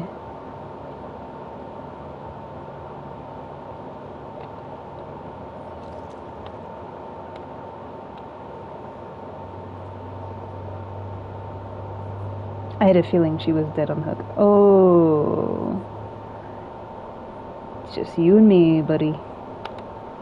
And I gave him a fair shot, too, because I'm the one that's dead on hook.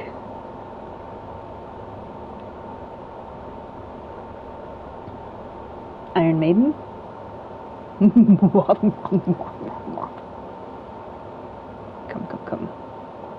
Come. Perambulate forth. No?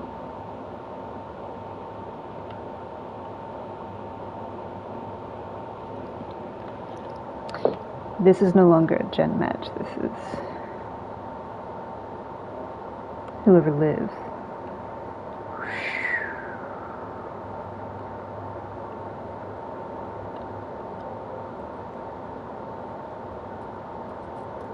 Whoever lives. It's not gonna be me.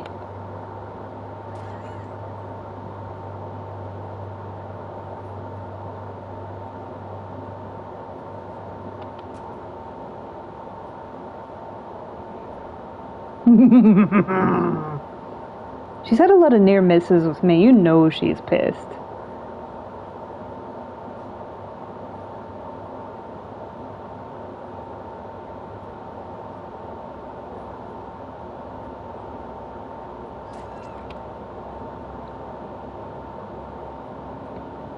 You think I'm just gonna lay here? Pfft. I got mangoes to tend to. 45% off.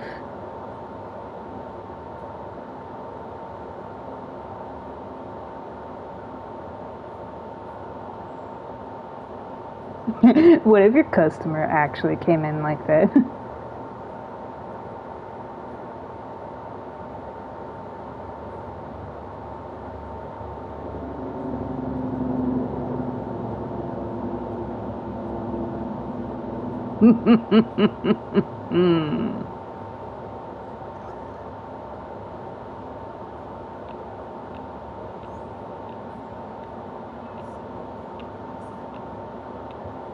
Have fun trying to find him.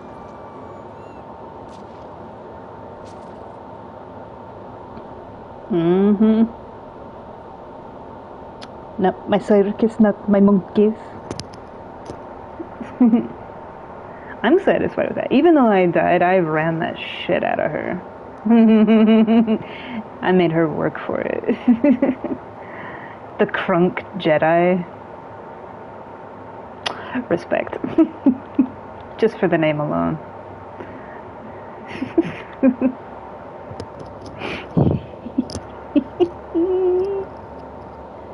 Hello?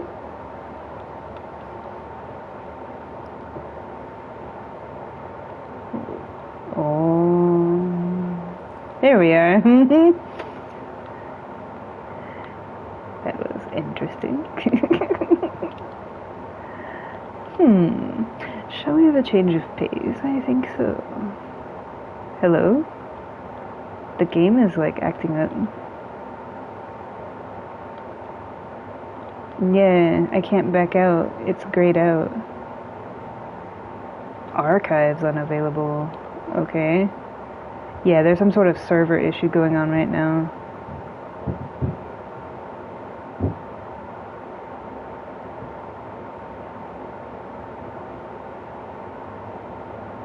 It's one of those things where I'd probably have to restart the game, but if I restart the game, it ends the stream.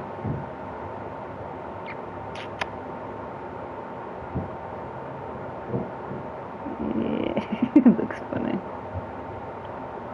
Hello? I'm not trying to join a game. What? Yeah, this is a server issue, like the game itself. What is happening?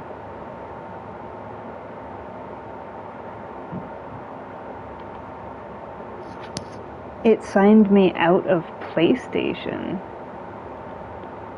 What? Choto. It's gonna blue screen you for a second, but I need to check my network. Connected, signed in. Okay, we're good. Sorry for the blue screen.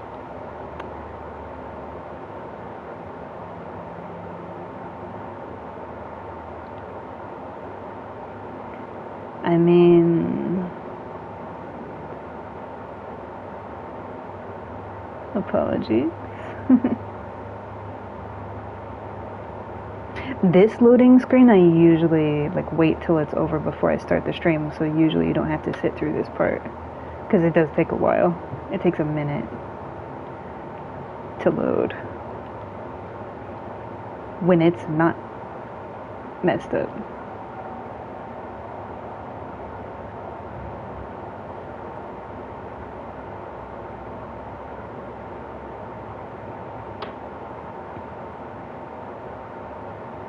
See how it's stuck on servers? It's a server issue.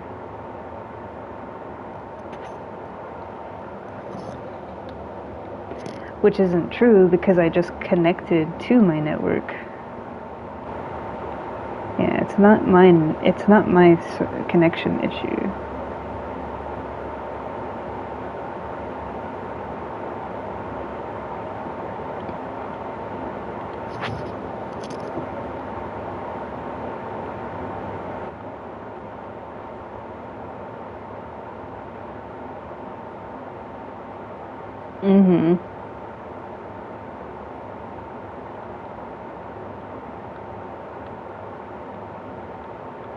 if it doesn't work this time, I will just put a part 2, and we'll just have a part 2 video. Because this is what we're doing. I've already done all of my stuff earlier today, like this morning, so... yeah, it's gonna be a bitch. So, let me just, like, restart the game and do all of that, and we'll just have a part 2. Yeah, it's fine. I will be right back. Literally all I have to do is, like, close the game and restart it. Or just, like, reset my PlayStation. Like, literally reset it. Yeah. But because I have to do that, it will end the stream. So, technical error, it's always a technical error. Whether it's YouTube or the game servers or the PlayStation servers, it's always one of those 3 things. So, we will be back with part 2 momentarily.